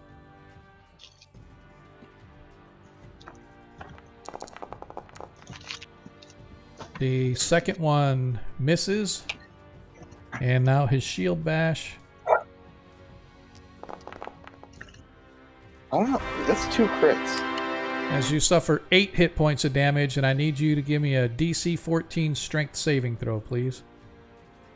Okay. Sean's saving all of his luck for this moment. Yeah, Sean, you can't complain anymore. All right, as you are fortunate enough that it doesn't shove you backwards. Not that that would really do anything to you, but all right, that's it for the creature. Perviskro. I use like extra points of my movement to like get Ragnar out of the way and stand in front of this thing with my mini clones. Well, Can I use my action to move him out of the way? Give me a DC 10 intelligence check, not for Ragnar. Ragnar, give me a DC 10 intelligence check. Yeah, that's a high check. You know, I know. that, right? DC 10. That's all I need. That's all you need. You said just intelligence? Yep. Okay. So No. Ragnar is unsure what you're trying to do. So he, in his rage, This is a very bad in his time to enraged state, I'm going to require that if you want to move him, it's going to be an opposed check. So it's going to be athletics, acrobatics versus his. I can roll my acrobatics. Well, yeah, I would allow you to try, because to me, it's like you're going to like finagle yourself between him, or you're going to brute force him out of the way, and then he will be able to choose which one of his for opposition that he wants to use. Okay, well, I'll try to use acrobatics. That will be your action, by the way, just so you're aware. That's fine. Okay. My goal here with that 25 is to tank it for a couple turns, Yep. so that my allies can Gotcha. smack it without, All right, Ragnar, I need you to give me either acrobatics or athletics to oppose, and you have to beat a 25. You fail, so push him where you want to push him, please. I'd like to just swap places if that's possible. Okay. Or Oops. if he wants to go down there, then he can go down there. Yep. It's No, entirely I up to moved the him. rest All of the right. party. All right, so Ragnar, suddenly you're not sure what's going on, but suddenly Perviskro grabs you and sticks you in the corner, screaming, "Put the baby in the corner," and takes your place. I just got moved by the world's angriest bookworm. What the hell? The world's angriest bookworm. I like that. All right, Tarikas. Yeah. I'm gonna move right there. Okay. I'm gonna say, come, friends. Let us kill this thing.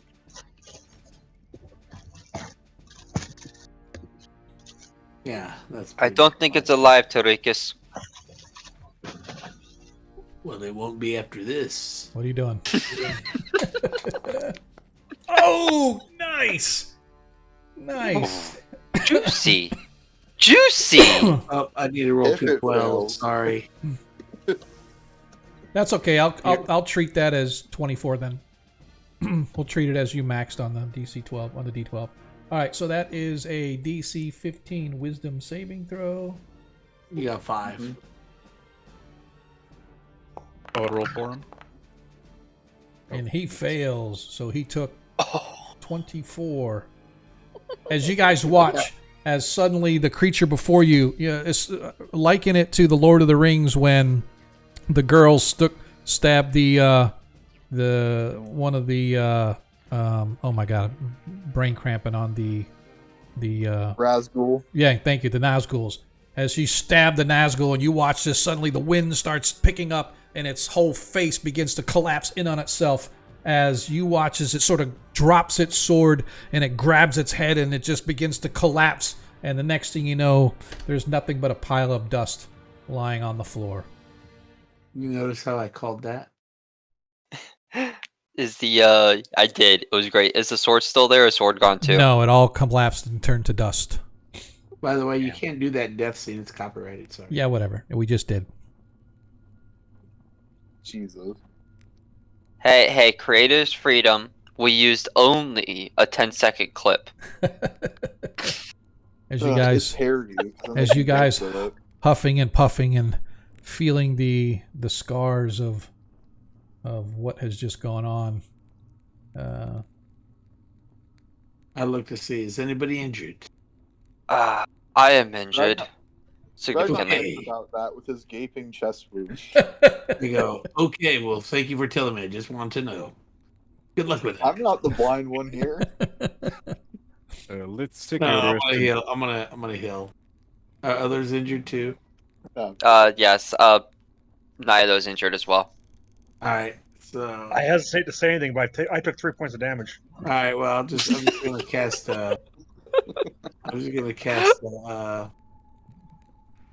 Let's see. What does this do? Yeah, I'm gonna just do a prayer healing. Neat. At Sean, I have to check if this medical coverage is in network. my cast has a 3rd level. I don't know if that does anything. Yeah, you but- don't have any 2nd level spells left, so Yeah, my cast has a 3rd level. okay.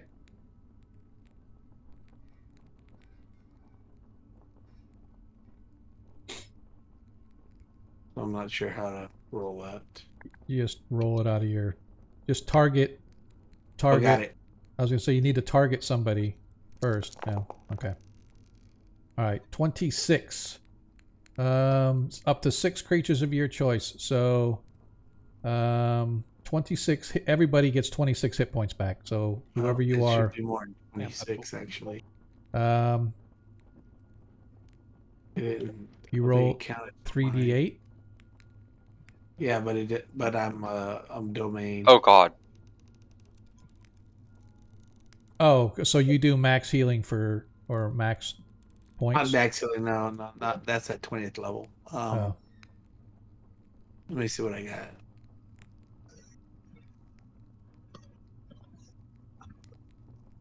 Maybe I don't have the ability yet.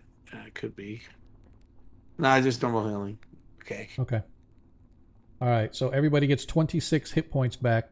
So just add that to yours. So whatever it is. Oh, there it is. Discipline of life. That's what it is. Gotcha. So it's I cast it. So 1st level. So it's an additional 3 hit points. Per level or Yeah, Well, it's one. one per One level? per- Okay. So you get yeah, 29 back. All right. So make sure you guys add that. Most of you should be back to your max or close to it. Yeah, I'm top. I'm one below. So Niall looks at all of her injuries just disappearing. I don't suppose you can do that trick for the intense weakness I'm feeling in my arms. You speak I with riddle. What hold do you out mean? a crossbow for you, Nilo. What do you mean? Do you speak with riddles? What do you mean? My arms, they See, feel weak. Alarm? I can't land blows as strong, i.e. she took strength damage. Yeah, that is Oh. either from You have lesser restoration. yeah, it's like a lesser restoration or a long rest. I Yeah. think it said, right? Is that what the I Yep, have to double one check of those that. two. It's one or the other. I go, well, I can do a lesser restoration if you wish. If you could, that would be appreciated. Yes. Can't quite swing at my full strength right now. Yes.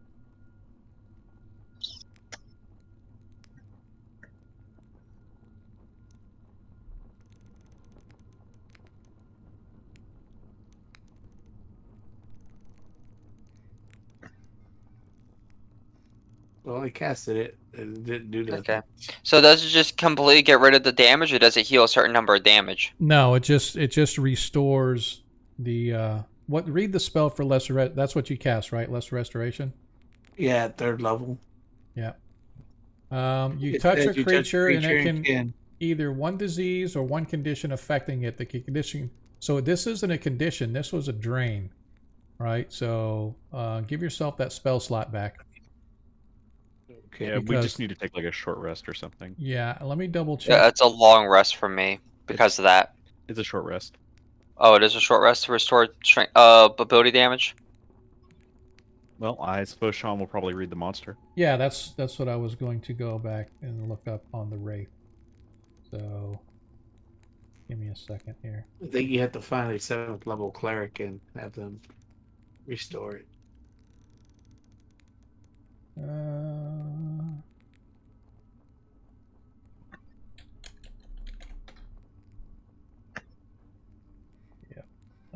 Let's see. Oh, damn I it. believe it was one of these shadows that did it to me. Yeah, sorry. Shadow. Let me see if it's shadow.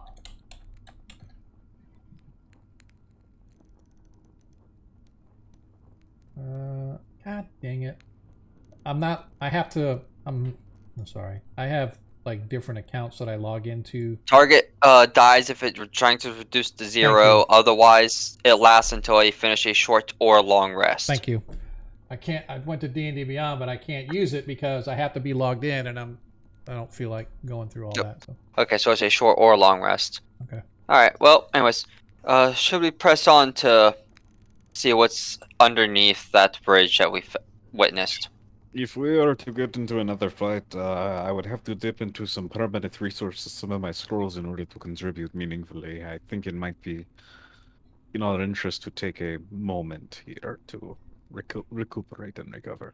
Perhaps we should go up a floor then. Perhaps. I'm sorry, Sean. That was not 4, but that was 6 hit points extra. Okay, that's fine. Regardless. It's 2. It's 2 starting on 1st level, and then it's 2 every level, and I cast it at 3rd, so it's 6. Okay. Yeah.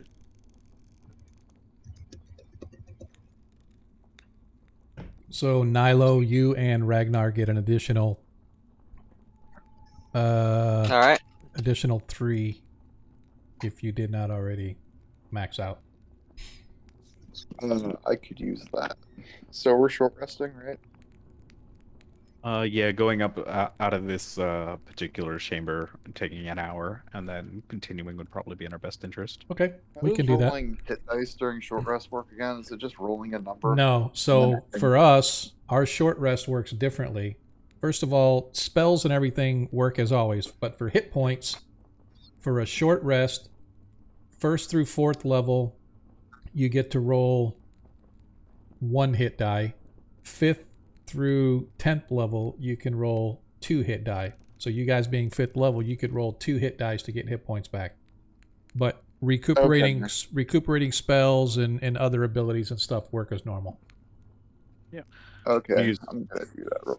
Actually, that's a good question. Sean, how does that work if I'm in multi-class?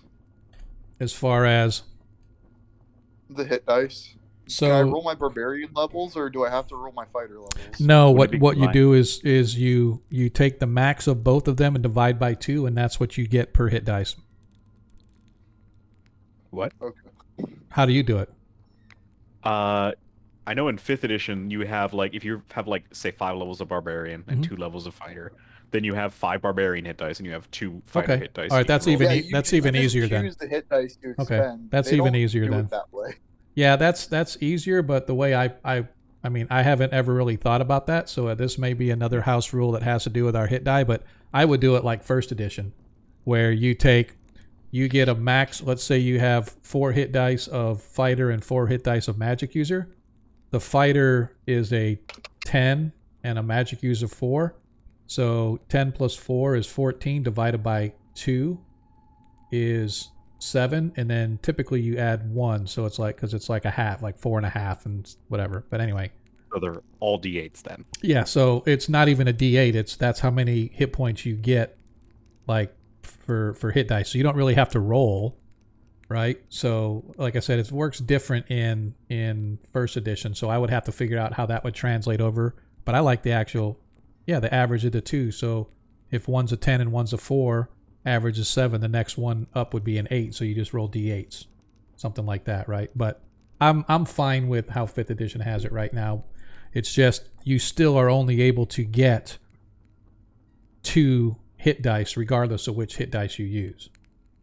Okay, because I was wanting to say, because I have 2d12s and then like 3d10s, so I wasn't sure which. Yeah, so use you in this can use, situation. right now you could use either one. So there you go. You Oh should, wow. that's good. So you should be maxed up.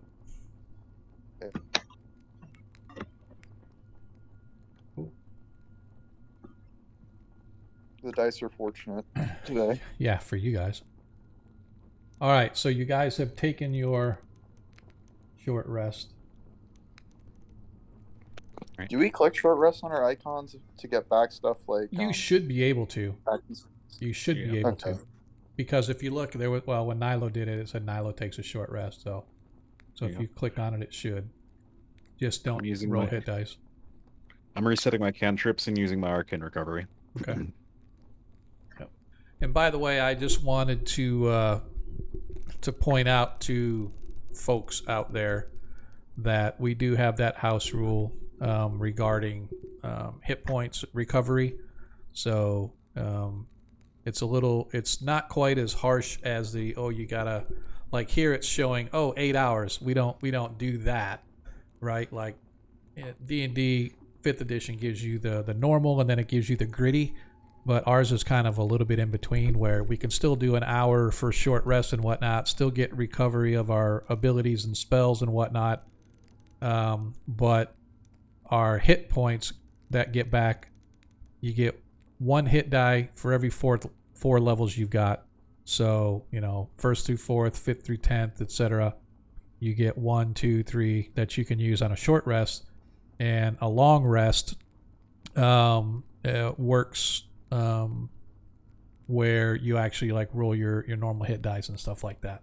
And we also have the rule where you can't like take a short rest, fight, take a short rest, fight. There has to be a minimum of 4 hours between resting periods before you actually physically get benefits from the rest and whatnot. So like I said, at the end of a long rest, you recover. That's what we was. You recover hit points equal to half their hit dice rounding up. So a 9th level cover recovers 5 hit dice worth of hit points. So anyway, I'm not going to get into all the little details, but we just make it a little more gritty. The other thing that we do is we do not allow unlimited cantrips. So some of you may have heard Paviskro talking about, hey, I'm using cantrips or I'm tracking my cantrips. You get 1 cantrip for every point of your ability score, whatever your spell casting ability is. So in his case, his spell casting ability is 18, so he has 18 cantrips that he can use before he has to have a short rest to recover those cantrips. And I do allow them to do a 2-for-1 swap so that he can take 2 cantrips and that'll give him an additional spell slot, right? So he actually gets a lot more spells like at first level and stuff like that that he can cast because he's turning in his cantrips. But at the same time, for extended long combats and stuff, you could see, or extended periods of encounters and whatnot as you go along, you start burning up those cantrips. Next thing you know, you don't have anything left that you can cast, which I had 1 spell left in me during that last fight, and then after that, all I can do is like shoot things with a crossbow or a light hammer. Like I'm like, all right, I'm out. Yeah. Sean, you're lucky you don't have a warlock or a sorcerer in your game. Why? That would just break that system. I don't think so. Not really, because like Sorcery points. Nah, man, because like you got to think about it this way: the warlock, sure, you give him a bunch of extra first level spell slots. That doesn't really change a whole lot. But now you're limiting their Eldritch Blast, which is their primary form of damage, to a number of times per rest. So that it's like if your fighter could only attack 18 times, and then they were Depends done. on the warlock. I But yes. wasn't saying breaking it in a good way for these scrolls. Yeah. Oh yeah, I mean like In okay, cool. Sorcerer, Yeah, it makes yeah, it yeah. broken. In Warlock, it makes it bad. Yep. I mean, yeah. So, anyway, Either way, we should get back. We should get back to the game. yeah, let's get back to the game because people aren't here to listen to us argue about how things will break. Let's talk about, as you guys spend the next hour or so recuperating, Pravisco, you have a chance to kind of figure out some of the different numeric values and whatnot and stuff. But there is you realize there really is no pattern. It's just they picked the spot to put somebody in, and that was the next number that went. So if there is a pattern, you do not or have not had time to figure it out. But you do realize, oh, that's a number 3, that's a number 1, that's a 8, etc. So you're able to figure out a little bit of that for what it's worth. Okay. Yeah, I was mostly just trying to see if there was anything meaningful about this apart from just like, it's a tomb of some sort. Right. But I'm getting the impression that there's nothing for us to, nothing to be gained by further understanding this. So I'm no longer interested in it. Okay. I'm still wondering what a tomb is doing under these sentry towers that were made to watch for enemy attacks. So doing the give me a wisdom check, Ragnar. anyone? No, Oh, Ragnar.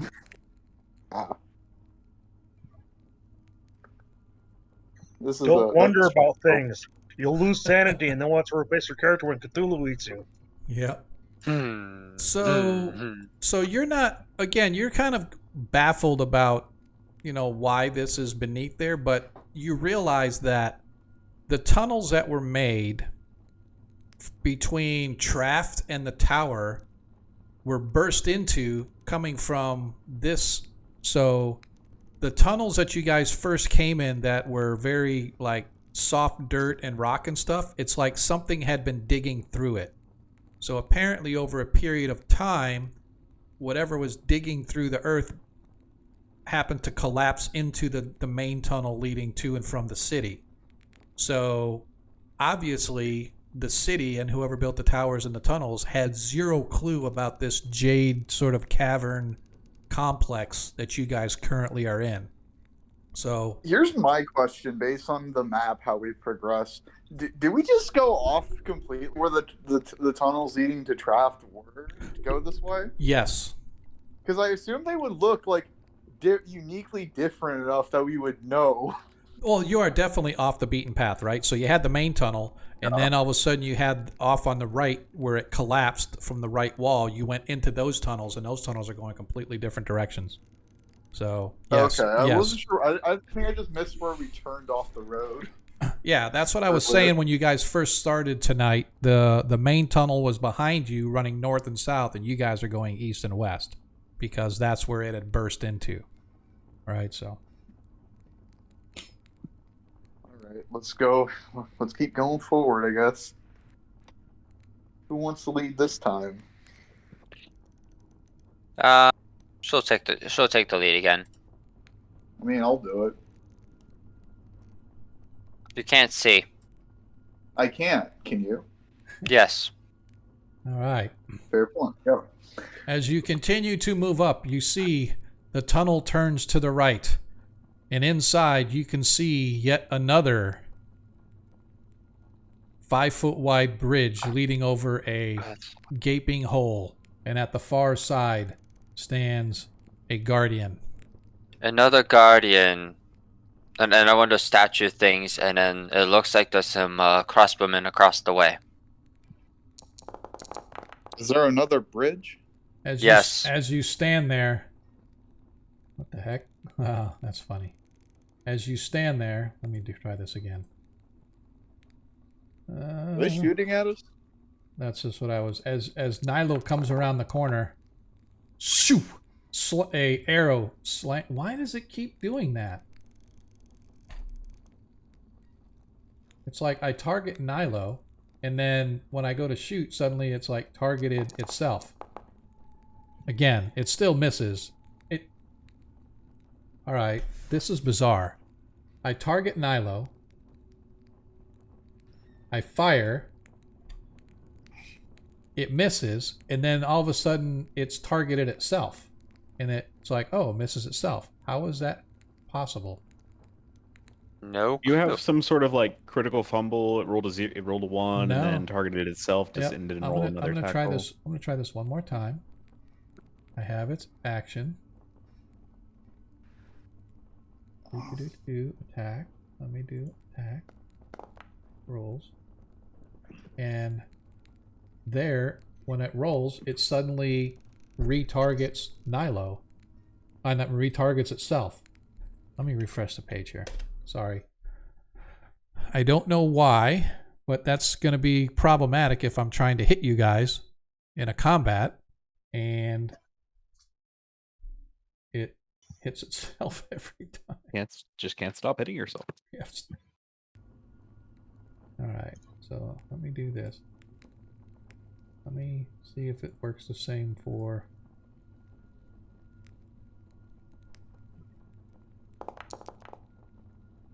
See?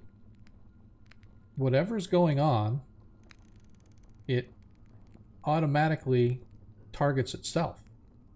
So what I'm going to do, let me see if I can...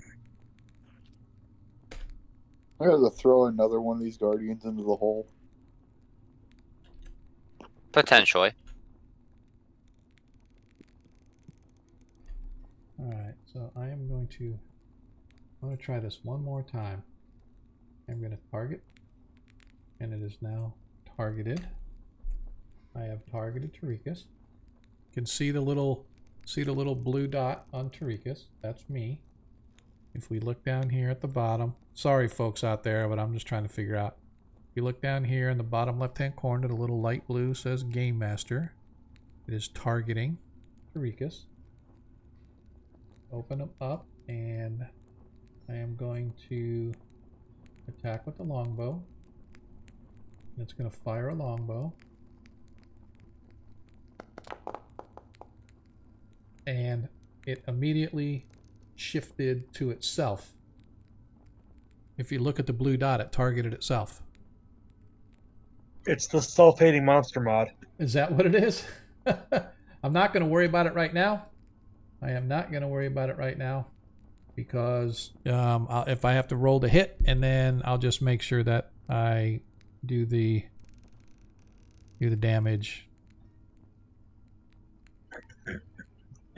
All right. So then. Don't worry, Sean. It's not a glitch. It's a feature. Is that what it is? Yeah. That's just weird. That why would it do that? It wasn't doing that earlier, so why is it doing it now? But hey. Are you clicking on the token again before you roll to attack? I have to. I double click the token. I don't. No, not Check the. Sorry, not the token. From... Sorry, not the token. I double click and I roll from its character sheet. The same way that just make sure you don't have the targeting icon selected when you're clicking the token again. That might be what's doing it. Yeah, it's just really weird. All right. So then, let us entertain the crowd.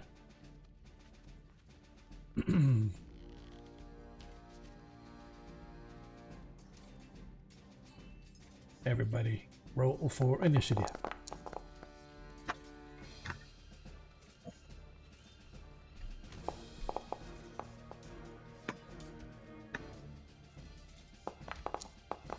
Somebody roll for me real quick. I went downstairs to grab something. Yep. And I'm gonna roll a D8 for Viscro as well.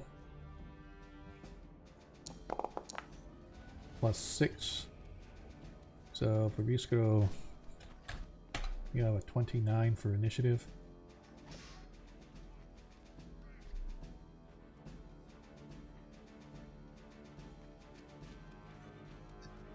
All right.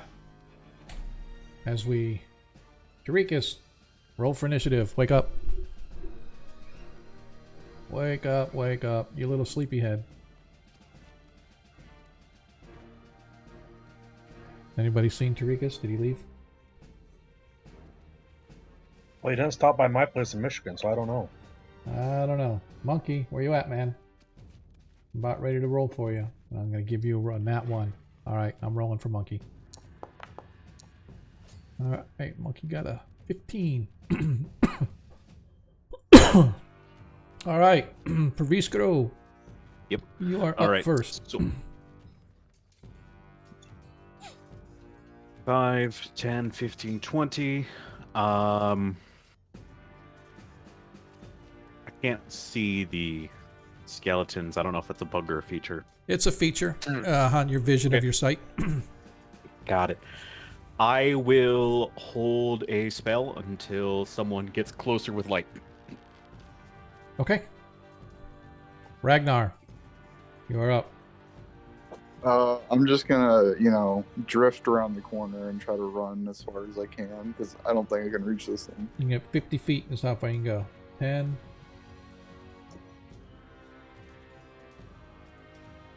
Yep, you can go. Yep. This is a 5, long 10, run. 15, That's all I 20, can go. 25, 30, 35, 40. You can run. Oh. Well, if you're running, you can go 50, right? Yeah. Am I not at 50? 5, 10, 15, 20, 25. You're at 30 right now. Oh, good.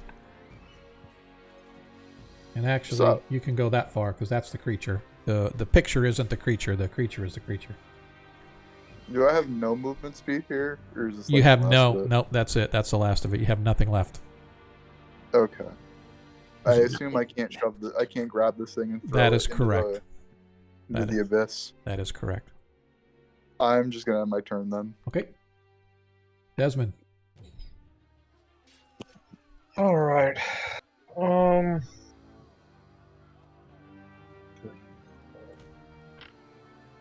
3, 4, 5, 6. And I will use my bow. And I will target this guy. And I will shoot him.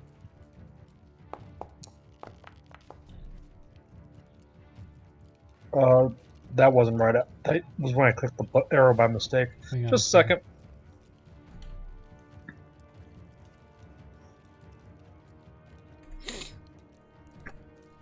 When your turn's over, my reaction's gonna go off. Okay.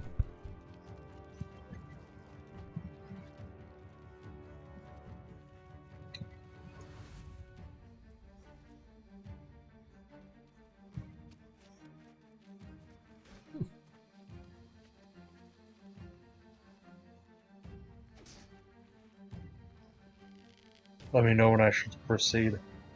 Oh yeah, you can go. I'm sorry. Okay. Yeah, we're ready. We're just Okay. waiting for you to finish your turn, so you have to attack. So. Just a second, so I thought you were... Oh, nope, nope. First 15 attack. is you hit. And I'll roll my Slayer's Prey on it. Hang on just a second. Want to make sure. Okay, we're good. Another 2. And my other shot. And that hits as well. All right, nice. And you realize that these are not the skeletons. These are the zombie creatures that you guys fought at the upstairs when you first came in. Proviskro, go ahead and do your reaction. Yep, I'm just gonna spend 2 of my cantrips for a magic missile on the one that Desmond attacked. Okay. So that should be 9 points of magical force damage. To, I So believe you it's the can't bottom target right. with the magic missile? I don't understand. I can, but it only does damage once. Yeah. Okay. And so you manually have to go in and change it either That's way. fine. All right, so you did a total of 9. Yes. Nice. Okay. Jarikas. I'm going to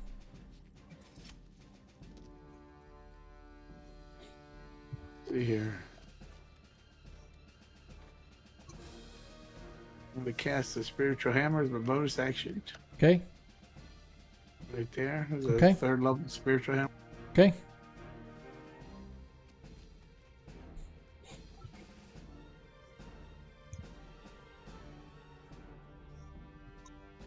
Targeted and hit you a spiritual hammer.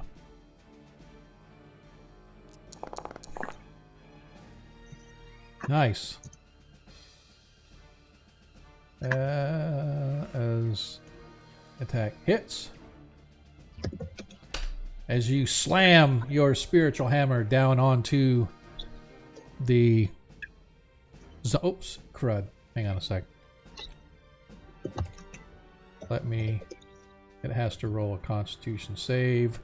You did 18, so it needs to roll really freaking high. Yeah. Nope. He is gone. He is gone. Nicely done. Anything else that Tarikas wants to do while we're waiting? Yes. And I'm going to shoot my crossbow at this one.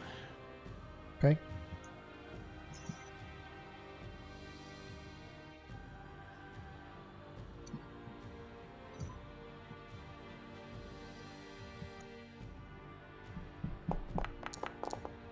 Nope. Oh, that was a 19 too. Yep. I hate it when that happens. All right. Any movement or anything else? That's all you got left. I'm going to stay right where I'm at. All right. Okay. The Guardian looks down upon the dwarf. First I'm gonna attack. punch him right in- First attack misses. Second attack. Oh, misses as well. Shield attack. Slams Of course, that's the only one that into. does. You suffer 1 hit point of bludgeoning. I need a DC 14 saving throw. As you fail your save. As you guys watch as Ragnar gets slammed by the shield and disappears over the ledge. As you go Shit. plummeting We, 70 feet below. Holy, hey man, Mhm. I know we have another lat 20. Do you want to use that to not take? Can we just 7d6? use that one that we have to make it roll a one on that? We already shield used it. bath? You already used the one. Oh. I So don't have that. let me Can we- see. The party currently has 2 nat 20s on hand. You can use one of those if you would like. I think preventing 7d6 damage is probably a really good use of that. Yeah, and then I have to fight my way down through the lower levels back to you guys. Yeah, not ideal. Okay. So you I'm down for managed to that. save. So you only suffered 1 hit point of bludgeoning damage. But fortunately, you made your save and you did not get catapulted over the side. Nilo. Alright. Looks like shit is going down. I'm gonna target this one over here. Okay. And I'm gonna hit him with a magic missile. Okay. Actually, I'm not gonna bother targeting.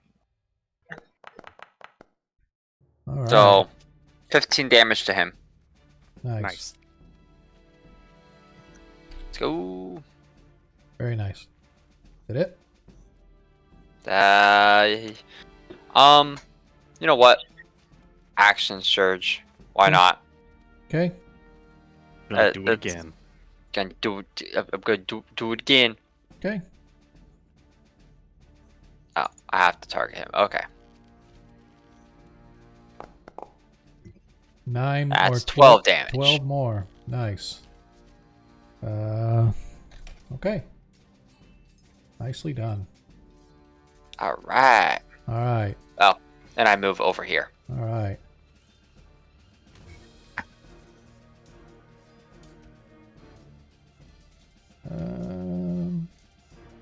This is going to be, this should be a +6, so. Nope, still misses as he fires the crossbow and misses Desmond. Perviscro, you are back up. All right, the zombie's still up. The zombie is still up. What about now? How much? Only 6. Did 6? Real low. Yep, still up. Damn. I tried. That's That's me. Yeah, because it does not have. Yep, no vulnerabilities. Okay, Ragnar.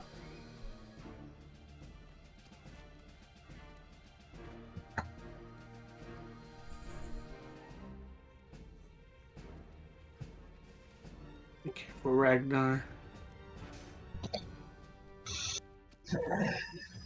I don't want you to. I'm just gonna put out here that respectfully, it might not be the best idea to continue fighting this thing on the bridge. Yeah. Oh, nice.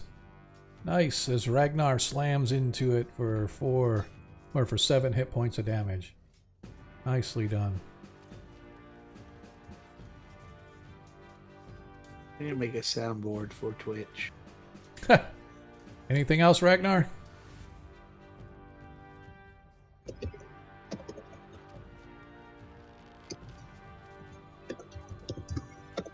Your microphone go out because I hear you, or somebody's typing, but I don't hear you talking. Oh, I thought I was responding to Bistro. I did try to move. It's just he's guarding the exit. Yeah. No, that's all I can do. Okay. Good. Desmond. Oh. Let's see here. I will risk fighting on the... No, actually, I'll move up. That's 20 feet. Can I get right there? Yep. Yeah. Any bonus for flanking? No. That's a one. First attack. So close, yet so far. Is it a Monday? Can I take my flaming Second. sword back? Yeah, second one. You hit. And my bonus damage. 3 more. Nicely done. All right. Anything else from you guys? No, sir. Tarikas, you're up. Okay. My weapon's gonna go to here. It's 20 feet. From Okay. there to there, and he's gonna attack the a subby. Okay.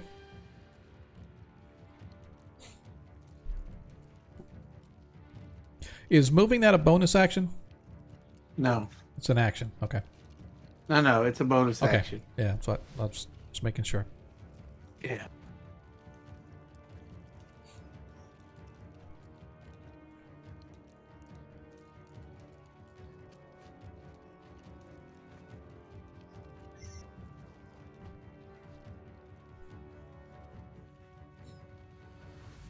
You see anything?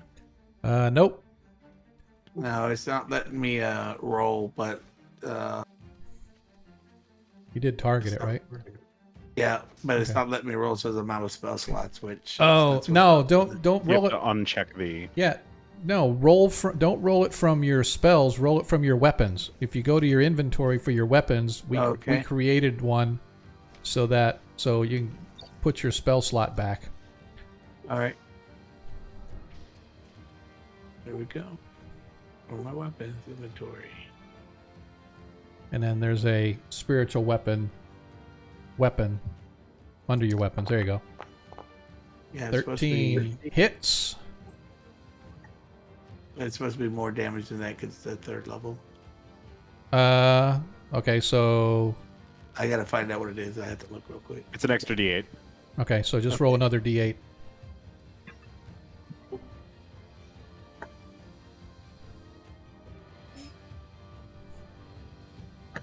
But I just do that. Yeah, just roll a d8. Just do that. Okay. Yeah. All right, so you did 5. All right, cool. All right. And then I'm going to attack this thing. Okay. And I'm going to cast Soul of Dead on it. Okay. Since it's on a bridge, I'll say, "You shall not pass. You shall not pass, gas." Make sure you target it. It's already damaged, right? Yes.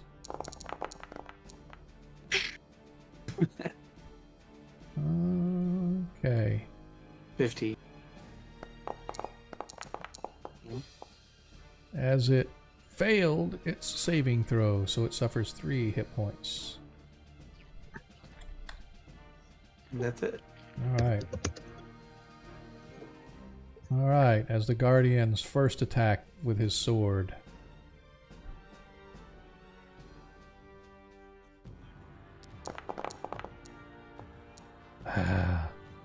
Misses the dwarf. Second attack with the sword, he's going after Desmond. As he hits Desmond for 5 slashing and 2 necrotic. And he follows up the attack with the shield bash. No. As he hits you with the shield bash for 2 hit points of bludgeoning. I need you to give me a DC 14 strength. I'm sorry. Sean really wants to Spartan kick one of us. Yep, DC, yep, as you passed. I grunt at him. Why did you, you rolled? Hang on a sec. Okay, yep, gotcha. I was like, I thought you rolled like with advantage, like, oh, as you managed to save from the shield bash. I also wanted to Nilo. sing, catch me, I'm falling. Mhm. All right. That guy's still targeted. Gonna firebolt him. Damn, almost a crit. That's fine. Nice. As your firebolt eviscerates the creature, no longer 10, able to target 15, you guys. 20, 25, 30. Okay. A little short. That's okay. All right. Anything else? No. That'll be it. Back to the top of the order with you, Praviskro. I guess if I could just do this 3 times for Magic Missile, right? Like, if I just do this. I mean, Remember, you only have to roll the damage once. I know that's technically how it works, but there's no way for me to, like, you know, force the damage on it, where if I do it this way, it just does, Yeah. you know, the damage 3 times. Yeah, it's not ideal, but, like, there's no way for me to target it 3 times with one spell. Yeah, I'm just going to take, let's see, you took 3, 5, 10. I'm just going to give it, in actuality, you should have done 9, so I'm just going to give it 1 hit point back. Which is fine. But you're right, we need to figure out how we can change the magic missile to do that. I wonder if we can customize that, just to see how that works, because it's weird that it doesn't take it all off. Yeah, I think we might have done this. I think we might have done this before, where we tried to like multiply the damage, but it didn't work. So, Yeah, that's cool. I don't know. All right, Ragnar.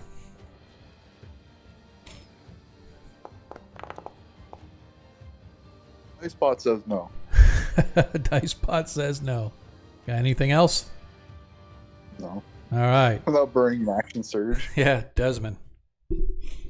Okay. Give this guy the what for? The 1-4-1. Yeah. Miss. Jesus. That was a really bad roll. You guys can't see me giving my dice the finger. All right, I'm done. All right. Jarikas. All right, I'm going to attack it with my hammer. Okay.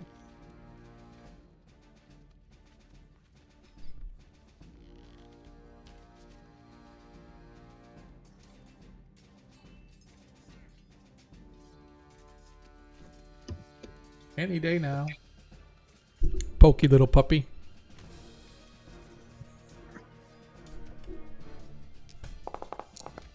Oh, so close, but so far. Okay, As your and then hammer I'm going to misses, hit it with the spell. which is Toll the Dead. Oops. I'll take that damage too. No, I'm wondering why. Well, yeah, it hits. So you didn't have to roll it again, so it already took. Oh, it took it off twice. Because I'm super awesome like yeah, that. no, I don't think so.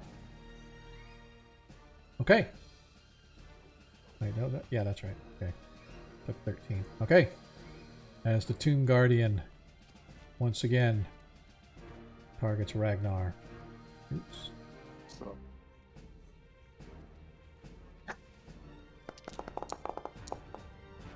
As he hits for a total of 9. 7 slashing, 2 necrotic. As the second blow goes after Desmond. I don't know why it rolled twice, but it missed both times, but okay. And its shield bash this time is going to the dwarf, because I want to make sure that we represent everybody equally. Diversify. Yep. As the shield bash misses Ragnar. No one Nilo. can hit today. I know, man. It's off Alrighty. everywhere.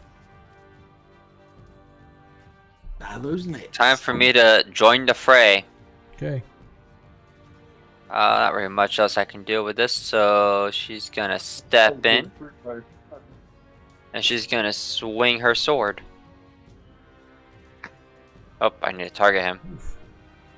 Our maps are like completely off here. That's kind of weird. Why did it do That's that? not gonna hit. Oh, That's not gonna hit. Nope. it's also not. The V-Scroll hurt this thing. Hold on a sec. I need to. Yep. There we go. That's back the way it should be. All right.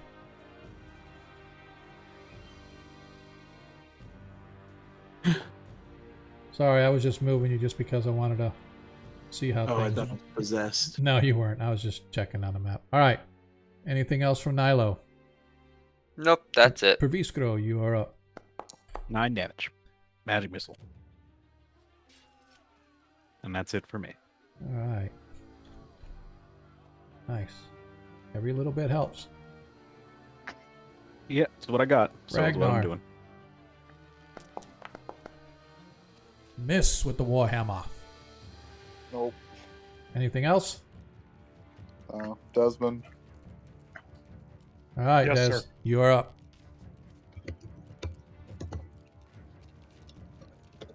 All right, I am going to be doing the same thing I've been doing.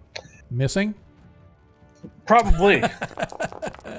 Well, put me Hey, in as you company hit. at the end. As you hit for 5 slashing and 8 fire damage. And an additional 4 for Slayer's Prey. And my second attack misses. Nice. Tookus.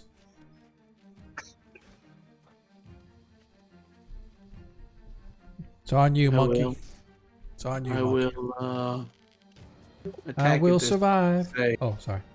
With what? Oh, no, my hammer is going to attack it this time. Okay. I will say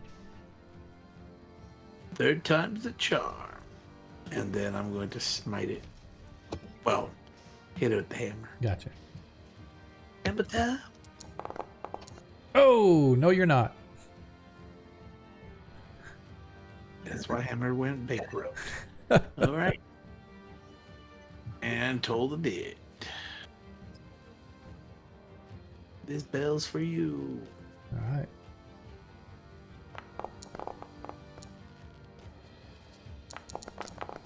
Tomb Garden fails. Ooh, I'll take that. As you guys watch, as once again the priest of St. Cuthbert calls down the might of his god upon the evil creature that is barring your way, and like a crumbling piece of metal under a heavy forge hammer, it collapses into a pile of dust around you. As you guys find yourself once again huffing and puffing. Oh, I'm getting a little tired of these guys. What do you think? You know, when we came down here, I was expecting something to do with the drow. These don't seem to be related to that. And as you Well. guys look around, the game is coming to a close, so let's sort of finish up. What do we want to do here at the end of our combat? What is the plan? What do we want to do? You see no other exits. Do you have any more? You see no other exits other than the door standing where the guardian was standing, and it has since it's collapsed. Pavisk. Go. Sorry, I thought you were finished. No, I should have been. Go ahead. Paviska, you have any mage hands? Yes, I can open it. Okay. All right. You open the door, and inside you can see a large room that extends out of sight above. And by out of sight, I mean for those with normal vision, it's higher than the normal 30 feet that you can see. Let me see if I can give a...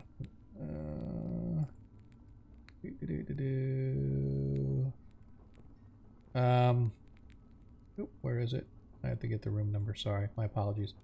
The jade walls of this chamber ascend up out of sight, but you can, for those with infravision, you can see it's like at least 40 feet high.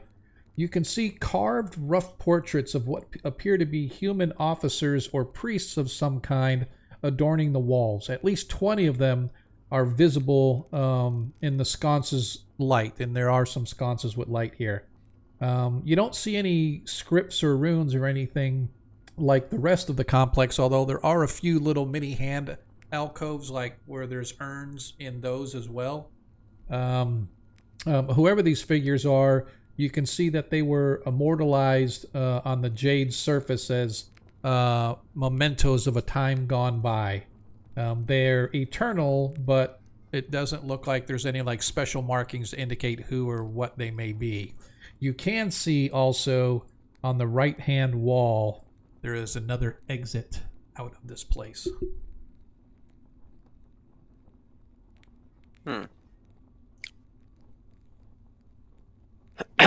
Interesting. And I'm guessing that 7 history doesn't give me any hint to what any of this stuff actually is. No.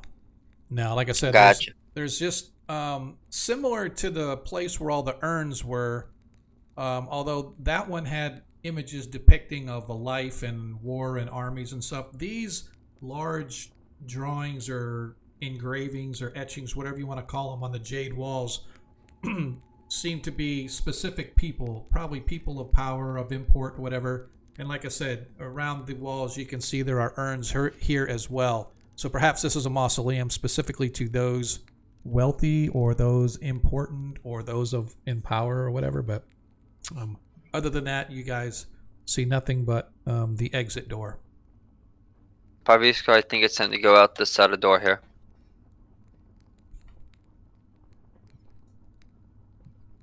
All right.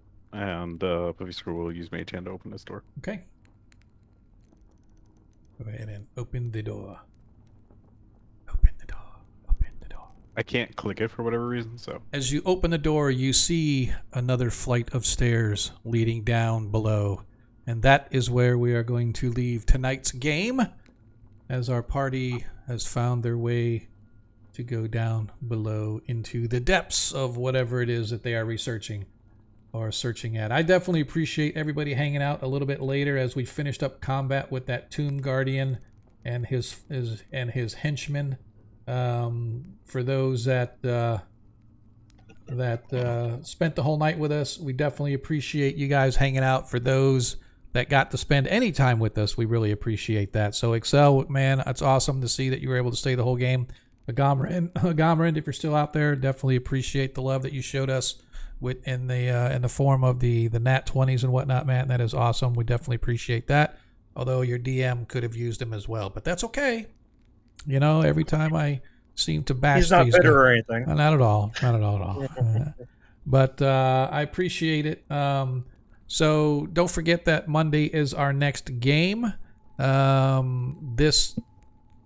next game for this group will be in 2 weeks, so whatever date that ends up being. I do plan to play Monday. I apologize for those that were here this previous Monday and we ended up having to bail. I have been working Friday, Saturday, Sunday, and Monday from like 8 in the morning till 9, 10, 11, 12, 1 o'clock in the morning sometimes, trying to get a project out the door, which we did finally get.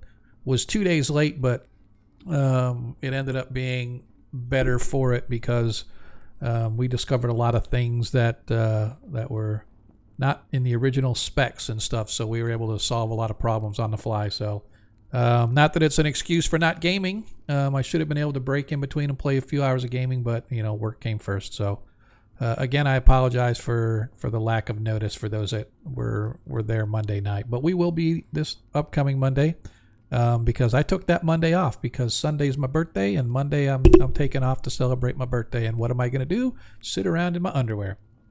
That's what I plan to do. So I hope that gave you a good visual. I am players. I appreciate the game tonight, man. What I'm going to do, I'm going to go ahead and shift over to the after party for those that want to hang out with us. We won't be here very long, maybe 5-10 minutes, just kind of talk about what's going on in our world.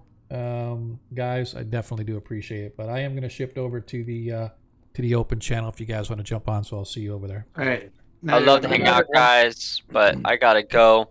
Thanks for watching, guys. Y'all have a good night. Hey, Jacob, really quick, just so you know, our house is open for Thanksgiving. If you're not going anywhere or doing anything, Adam, you know it's open as well. So I don't know what you guys got going on with family, but you know where we live. So awesome. Thank you. Yep. So all right, I'm jumping to the open channel. Talk to you later. All right. Let's see who bounces over with me. Not for sure who, but again, man, I really do appreciate all of y'all hanging out with us tonight. It was a pretty fun game. Party, a lot of combat, man. A lot of combat. So, no, this coming Monday, we are gaming. Let's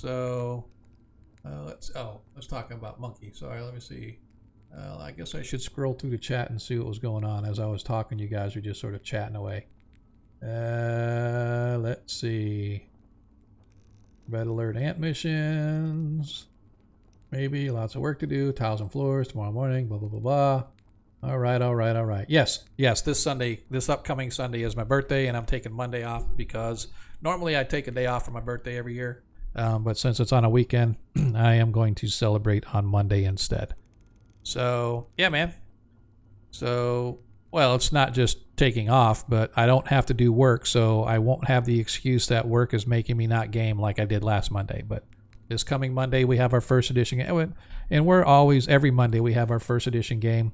It's just, here recently, it's been like a crapshoot. A couple times I've had to cancel, and I really hate it because my players deserve to play. They signed up to play, and so I want to play.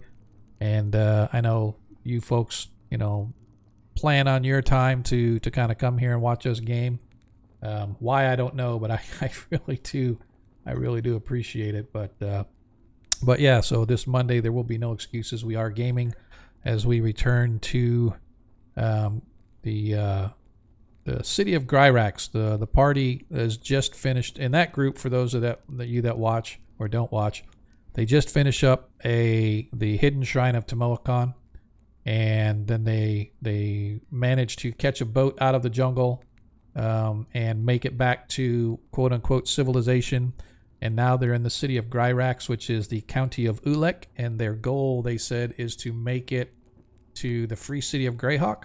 So we'll see how that goes. I actually have a map of Kreistrich that I made, and so I'm able to use that. And thanks to Cannibal, those that know Troy, he actually is helping me get a professionally made map of the town of Kreistrich. So I've got it all fleshed out and stuff. So the party will be able to do some stuff there, and then eventually like I said, they plan to make it to the free city of Greyhawk. So we'll see how things go for them.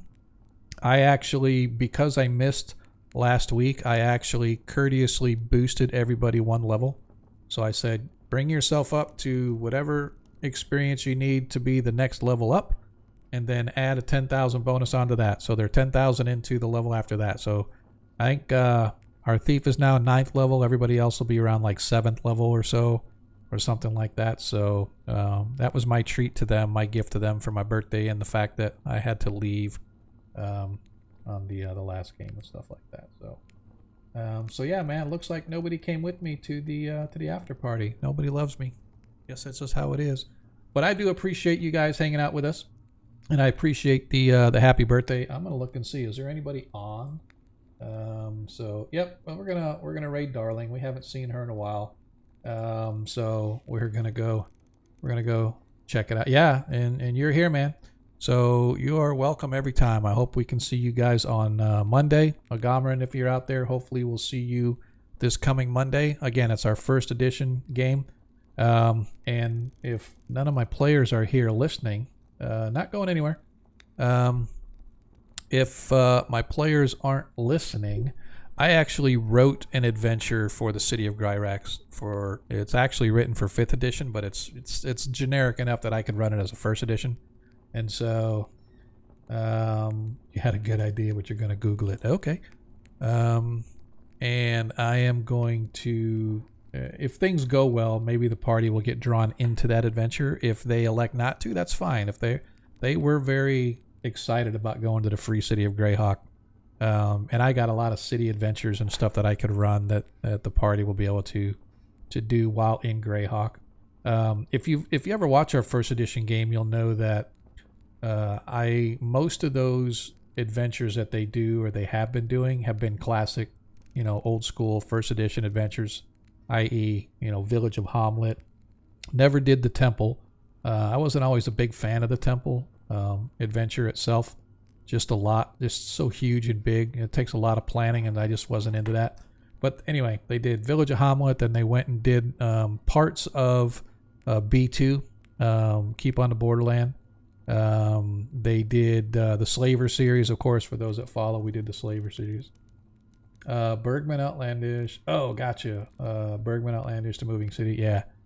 So they, like I said, they did the whole Slaver series, and then they just did the Hidden Shrine of Tamokan.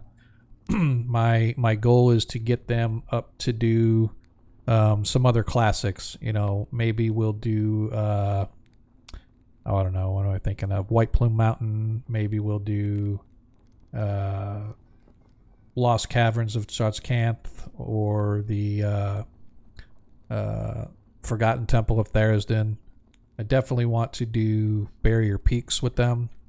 So yeah, there's a lot of upcoming adventures and stuff that I want to run these guys on. So, but like I said, they want to go to Greyhawk, so we'll just kind of see what happens there. Now that we got Planescape stuff out, who knows? Maybe we'll do a little astral plane hopping or something like that. So, all right, cool, man. I will have to check that out. We'll have to check that out. So, see how it goes. Oh, sweet. Yeah, I dig Troll Lord Games, man. I'll have to go check them out. I appreciate that. So, but anyway, I don't want to keep anybody here too long. Like I said, I want to bounce over before Creep gets off. At least give her a few folks. Yeah, Spelljammer. Yep. But I really, really do appreciate you guys hanging out with us. So let me go set up our raid. At least we can get a few folks over there to Darling if she's still there. Looks like Darling may be off already. Looks like she is. Looks like, yep, she got off. She went offline. Son of a gun. So let's do this. Let's go over to Hero Zone. Oh yeah, Forgotten Realms is okay. They had a lot more content than Greyhawk. But that's one of the things that I loved about Greyhawk, and I still love about Greyhawk, is that although it details certain things, it leaves it wide open for you. It's not like, oh, this is exactly how it has to be, and so, or I guess that's in my view, that's what I felt Forgotten Realms got to be. It was just like so high powered, high magic. All the the rangers and the wizards and stuff are the driving force behind, and they're making you do this. I don't know. I just felt that Greyhawk was a little more open, but anyway, yeah. I mean, I love the books. Don't get me wrong, man. I love all the books and stuff. But anyway, let's try to set up a raid for. Who do I do? Excuse me. Let's do Moonlight Minis, man. We're gonna do those guys. I think I've been following them for a little bit. Haven't been over there a while, so let's see if we can't get them a few over there. When you get over there, make sure you jump up and down, spread the love, tell them hi, give them a follow, give them a like, whatever it is that we do over there. If you want to subscribe, absolutely fine. But I appreciate everybody that's been hanging out with us. I know that some of our games have been a little bit sporadic, but for the most part, we're getting ourselves on track. Oh yeah, there we are. For the most part, our games have been on track, and we've had a good time. So until then, we will see you guys Monday night. And just remember, in a world you can be anything you want. All we ask is that you be kind, man. See you guys next time.